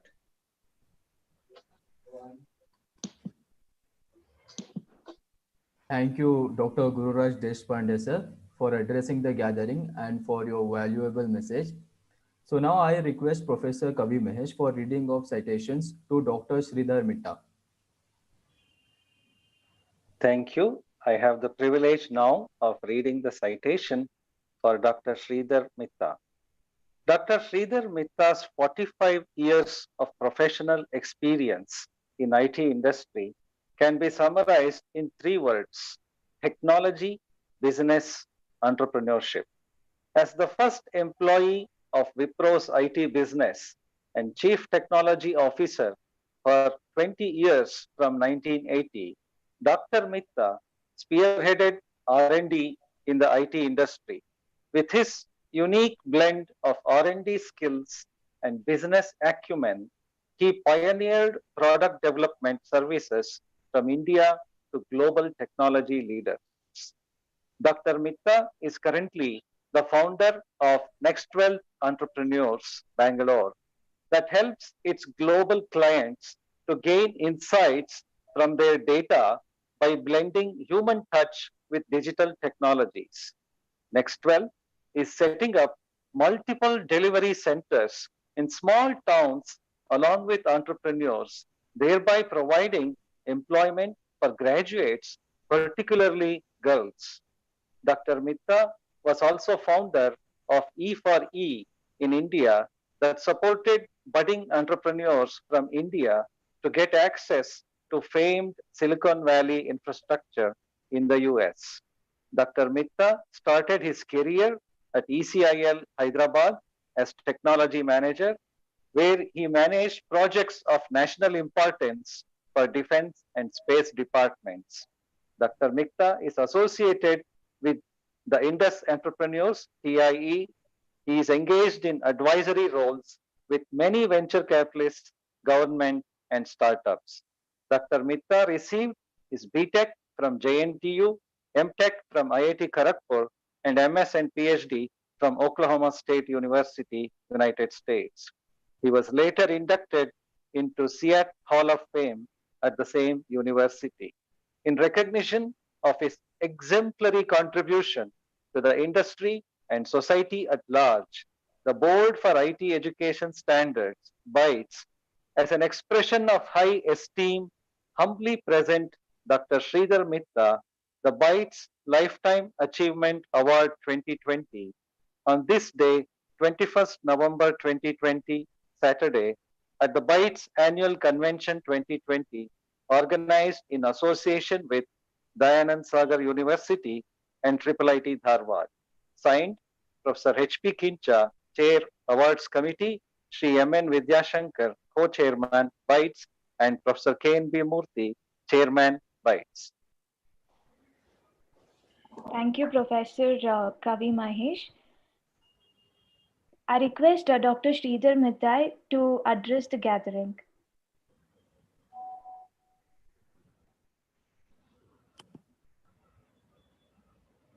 Are you able to hear me? Yes, sir. Good afternoon, Professor Prabhu, Professor Murthy, Professor Kincha, Professor Kavi Mahesh, Mr. Vidyashankar, Dr. Sujata, and friends. It gives me a great pleasure to participate in today's BITES annual convention, in which the valedictory function is a part of it. I was pleasantly surprised when Professor Kincha called me and informed that I have been chosen as one of the 2 recipients of BITES Lifetime Achievement Award 2020. It is indeed a recognition of my nearly 50 years of professional career and my association with the IT industry. I would like to thank the nominations committee, governing board of BITES for considering me for this award. I was privileged to be associated with the IT industry for the last 45 years, from its nascent years. I was fortunate to receive continued support from my teachers who taught me in various schools and colleges, my colleagues who worked with me in many of the industries which I was associated with, friends and my family, especially my wife Sundari. Let me share my professional journey and what I am doing at Next Wealth now. I hail from a small town called Chittoor in Andhra Pradesh, bordering Karnataka and Tamil Nadu. After doing schooling from my town, I went on to get my bachelor's degree in engineering from Kakinada and master's degree from IIT Kharagpur, and then PhD from Oklahoma State University in the US.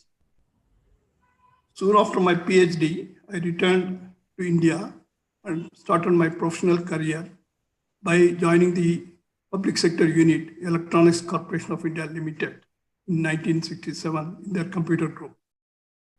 ECIL used to design computers, mini computers, based on 3rd generation of components. ECIL was designing these computers for scientific and research applications. I was heading a group whose purpose is to design real-time computer applications for the departments of defense and space. And in fact, I fondly remember Dr. Kalam, who was one of my customers at that time. So after 7 years at ECIL, I joined Wipro computer business. At that time, Wipro was in the Vanaspati business.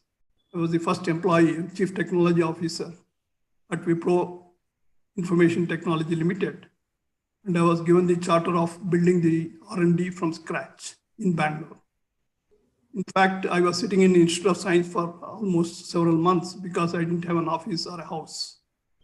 And we gave a project to University of Science, and at that time, Professor Kincha was the head of CSIC, which took a project to advise the architecture of computers to be manufactured by Wipro.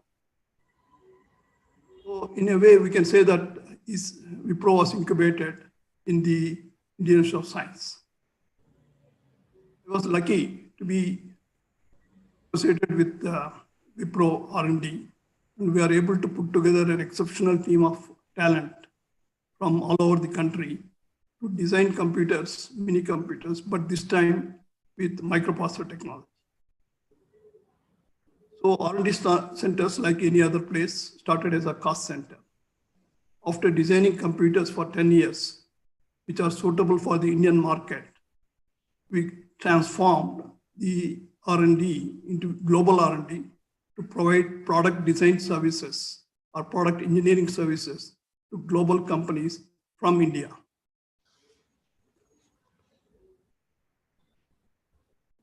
So in effect, a cost center has become a profit center, and it became one of the large profit contributors to Wipro.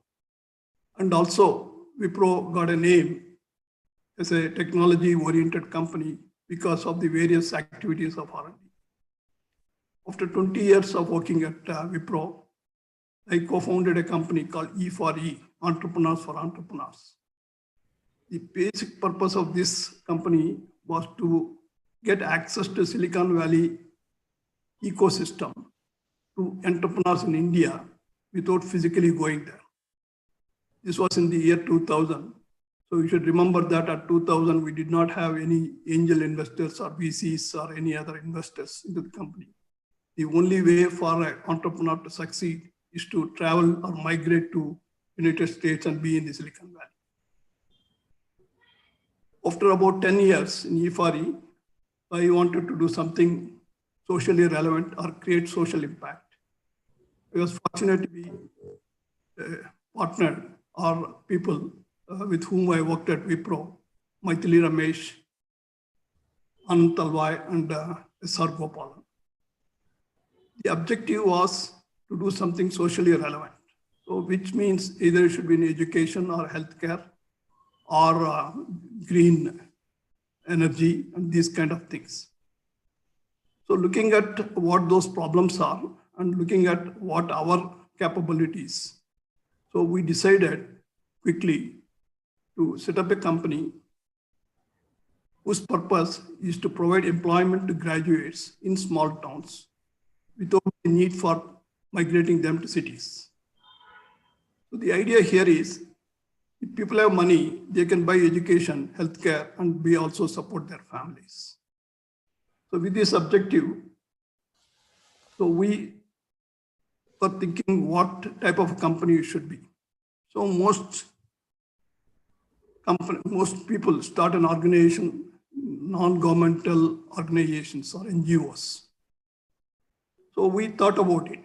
Though most NGOs start with a noble intention, with a purpose to do good, and they end up with problems of regulation, governance. Plus, NGOs has to comply with many government rules and regulations. On the other hand, normal corporate or businesses are geared to do well and are driven by the profits. So looking at these two extremes, we decided to go with a social entrepreneurship model or a social venture model, where we want to do good and we want to do well. So we set up Next Wealth Entrepreneurs Private Limited as a for-profit company, but with a social objective, that is to provide employment. So that we want to do well and we want to do good. So when I say small town, it means tier 1, tier 2, and rural and other kind of situations. Within that, we want to focus on women because most of the graduates from these towns end up in city looking for a job. So it is estimated that about 90% of graduates, male graduates, come to cities, and only 10 to 15% of girls come there. Even though they are qualified and eligible to work in a city company, because of the gender reasons, the parents don't allow them to go to cities. But meanwhile, these people have invested their money, effort, and these things by themselves, their parents, the college, the university, the state, on which investments, who have invested on these girls, but it's going wasted because there are no jobs commensurate with their qualifications.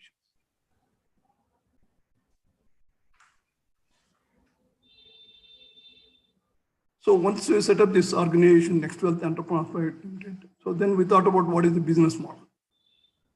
So we want to do things differently than what is being done today.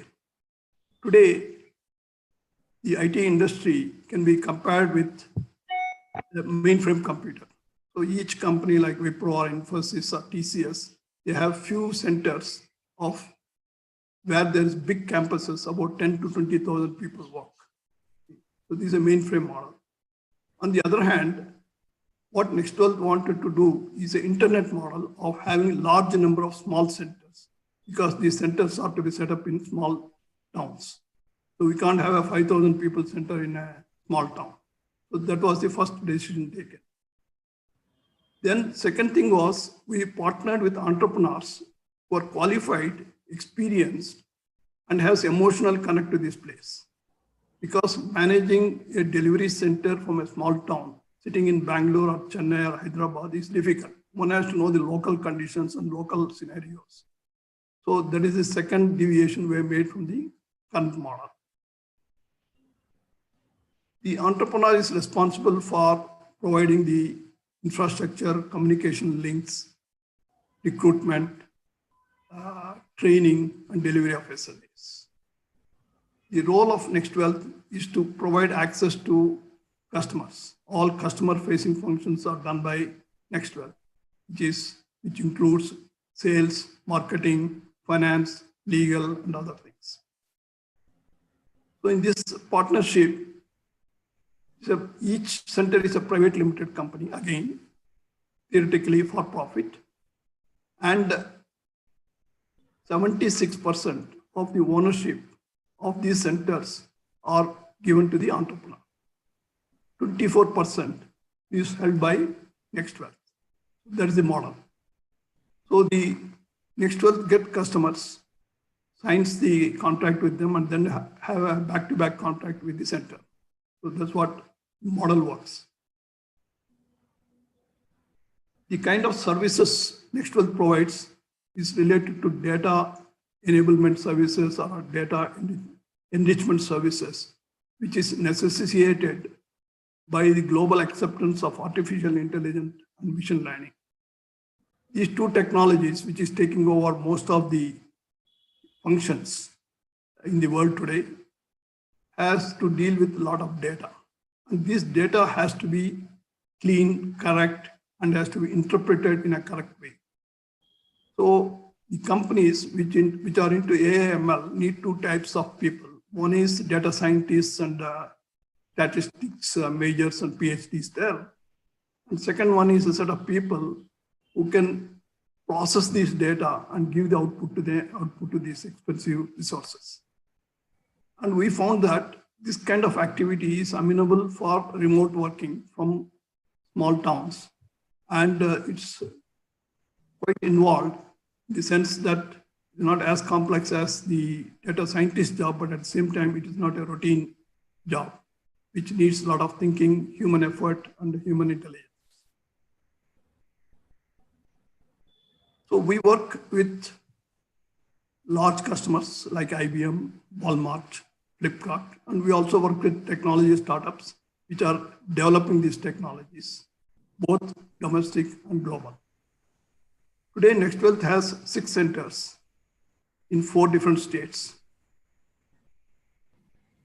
which includes Salem and Vellore from Tamil Nadu, Mysore and Hubli in Karnataka, Chittoor in Andhra Pradesh, and Billai in Chhattisgarh.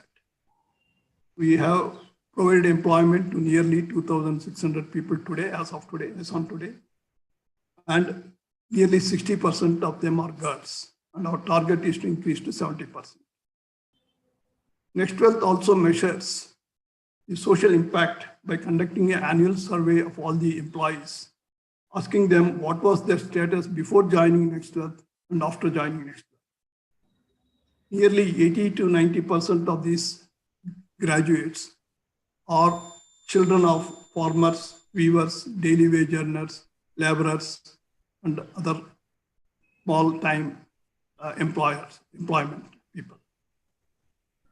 Almost all of them are first-time graduates in their families. And what they conveyed is quite interesting. We have a very elaborate social impact study we have conducted. In summary, all of them feel that their quality of life has increased and their self-confidence has improved. Now, any talk today has to do with, we have to talk about the impact of COVID or post-COVID world. So what is the post-COVID is interesting. One is either work from home or work from anywhere.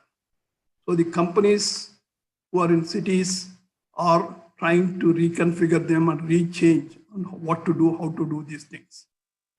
The second impact is the work has to go to where talent is, rather than talent coming to place where the work is being done.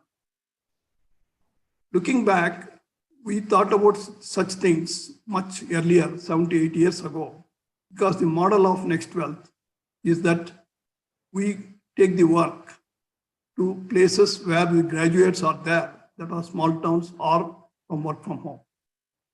So we don't have to reconfigure ourselves. So we are NextWealth, instead of being treated as some new model, is going to become a main model or a new norm in the coming years. So we are getting a lot of attention, both in terms of academic circles, government, and the customers, of looking at this new model of working from home and working from anywhere, working from small towns together, where it is benefiting all the stakeholders. For example, the employees get good salary, good environment to work with, good career without leaving their hometown. And entrepreneurs can get more money than what they can get if they stay in a city, at the same time creating employment in their own towns. Customers get less than 50% of the cost compared to the city at the same quality or better quality than what they get here. And NextWealth measures its success by the number of people it employs, not by the profit it makes. But at the same time, NextWealth is scaling, is profitable, and creating the social impact. So I would like to conclude by saying that it is possible that to do well and do good can be accomplished at scale, and NextWealth is one example. Thank you, sir. Thank you, Dr. Sridhar Mehta, sir, for addressing the gathering and for your insightful words. Indeed, the best leaders not only inspire us, but develop and empower us to lead with passion. So now, I take this opportunity to welcome Professor S.S. Prabhu, former professor of IIT Kanpur and special invitee of BITES to deliver the presidential remarks. Yeah, Professor Prabhu is online. He's going to speak. Sir, Professor Prabhu, sir.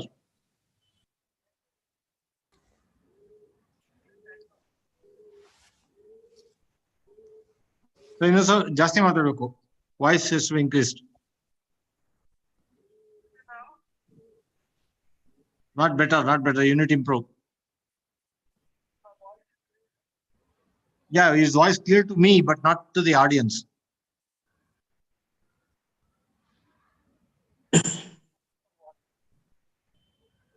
Yeah. Okay. Yeah, speak. Now we can do it. Yeah. Okay. I'm handicapped today.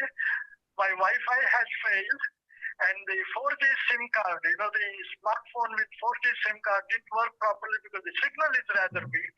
So I have to, use an ordinary phone to be able to speak to you. And thanks to Dr. Moti for enabling this. We are coming to the end of the 2-day BITES annual convention.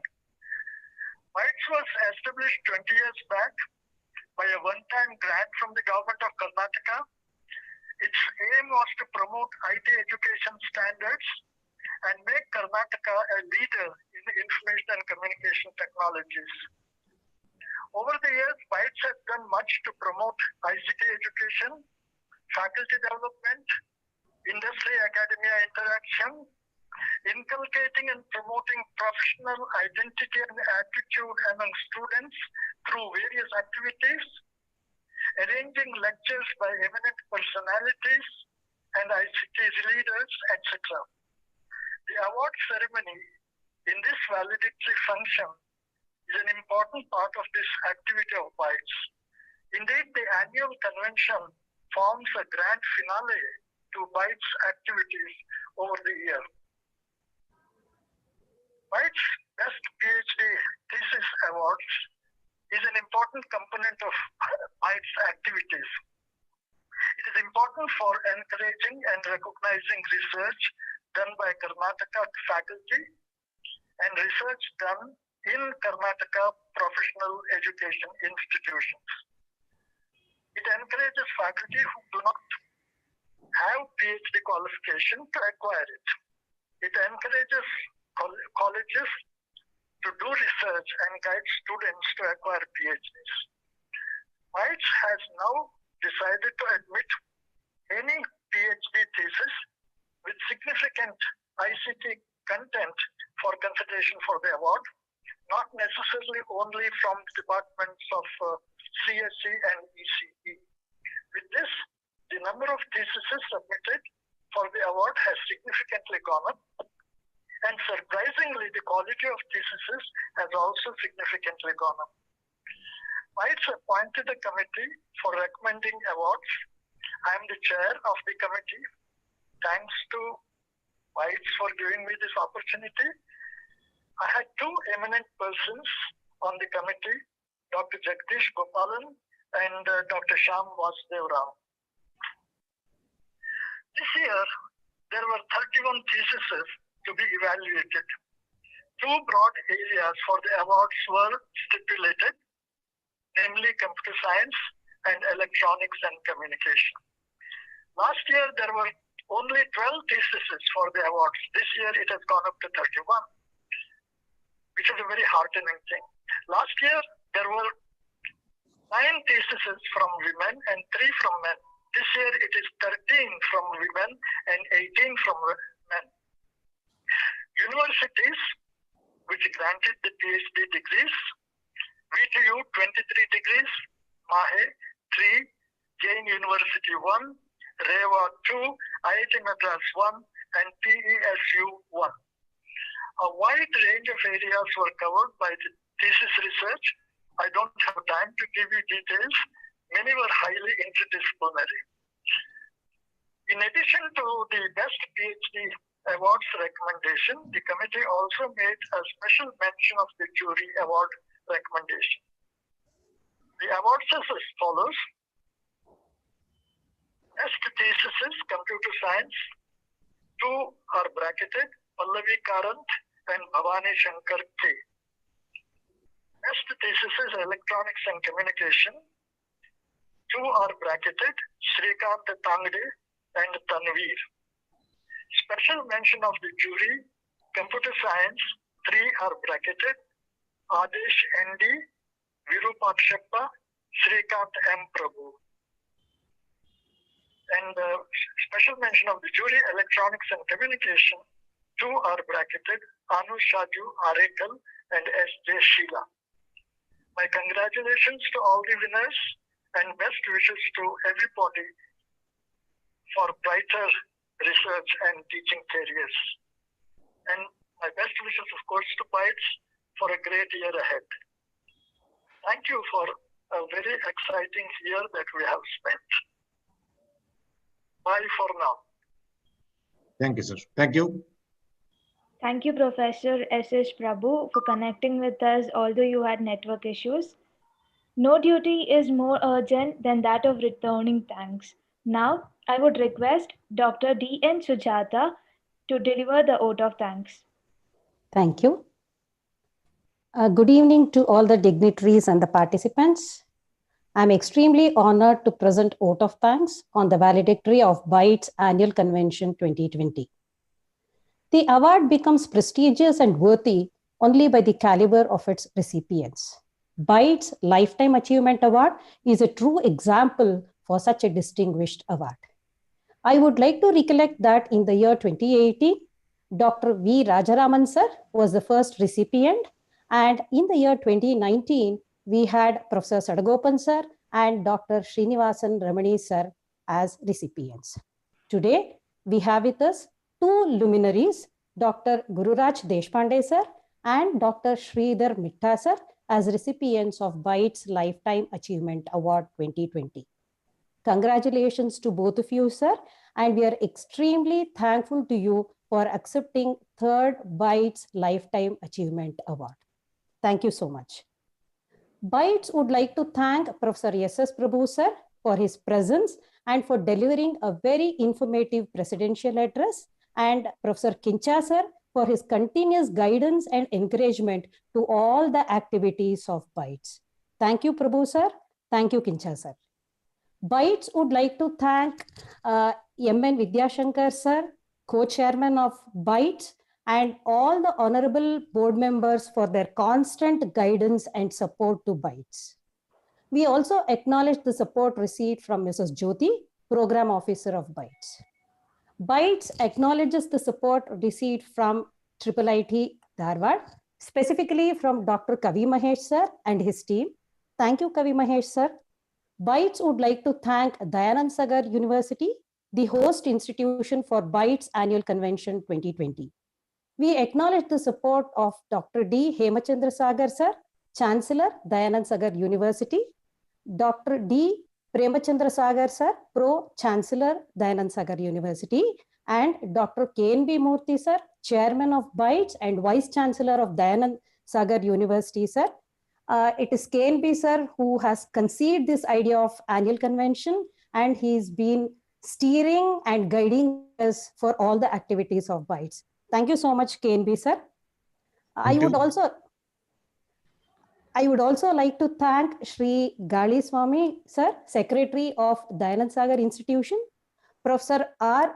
Janardhan, Pro Vice Chancellor, Dayanand Sagar University, Dr. Puttamadappa C, Registrar, Dayanand Sagar University, Shri K. Jairaj, Advisor of Dayanand Sagar University, Dr. A. Srinivas, Dean, School of Engineering, Dayanand Sagar University, Dr. Sanjay Chitnas, Chairman, Computer Science Department, Dayanand Sagar University, Dr. Manali and Dr. Manu for helping us to conduct the annual convention 2020.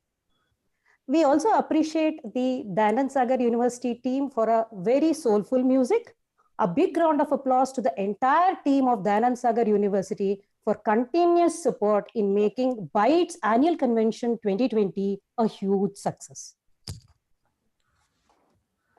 Bytes also express deep gratitude to all the speakers for sharing their knowledge with us. We thank Professor V. Kamakoti, Professor of IIT Madras, Professor H.S.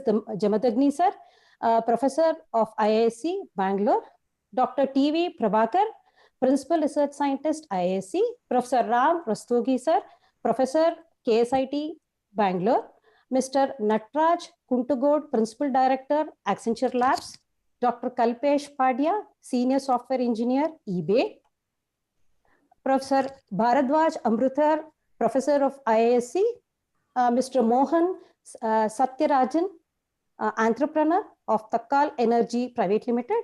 Mr. Anand Kumar, lead software testing, Shakti at IIT Madras. Dr. Raja N. Murthy, former managing director of Kirusa Software India Private Limited, and Mrs. Geeta Adinarayanan, SRE transformation leader, AI application, IBM. Bytes also acknowledge the support received from all the member institutions and the participants who actively participated in the deliberations. I'm sure all of us have been immensely benefited by listening to the eminent speakers. I thank all the participants for being with us, even in the valedictory, by this overwhelming numbers and learning from all the eminent speakers. I would like to thank all those who have directly or indirectly contributed for the success of Annual Convention 2020. Thank you all. Thank you, Dr. D. and Sujata ma'am.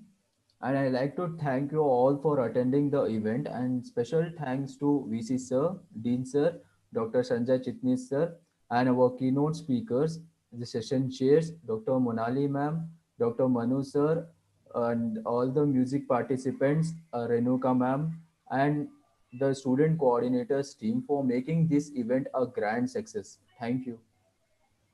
Please join us in standing for playing of our national anthem.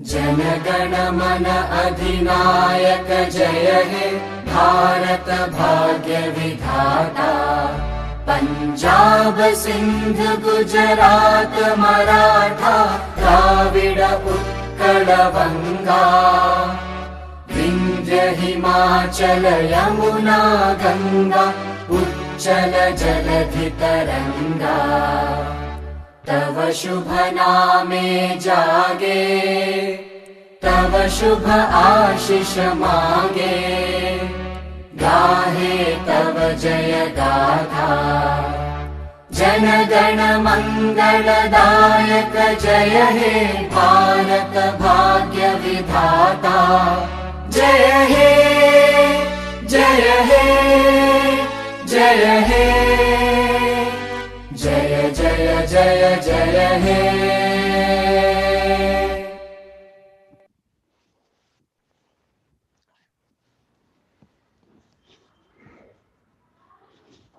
Now the function is formally over, so I would like to congratulate Dr. Sridhar Mehta sir personally for having received this award and obliging us. Thank you, Professor Mehta sir, Dr. Mehta sir. Thank you so much. Sir, congrats. Congratulations. Thanks for accepting our request and the award. Probably we'll find occasion to come and meet you also personally sometime. Yes, sir. Very shortly we are meeting you, sir. We'll meet you we'll find occasion to meet you also shortly. Thank also, you. we need to thank Dr. Gururaj Deshpande for accepting the award and also sending a small message to be used at the function. I think we thank Dr. Gururaj Deshpande.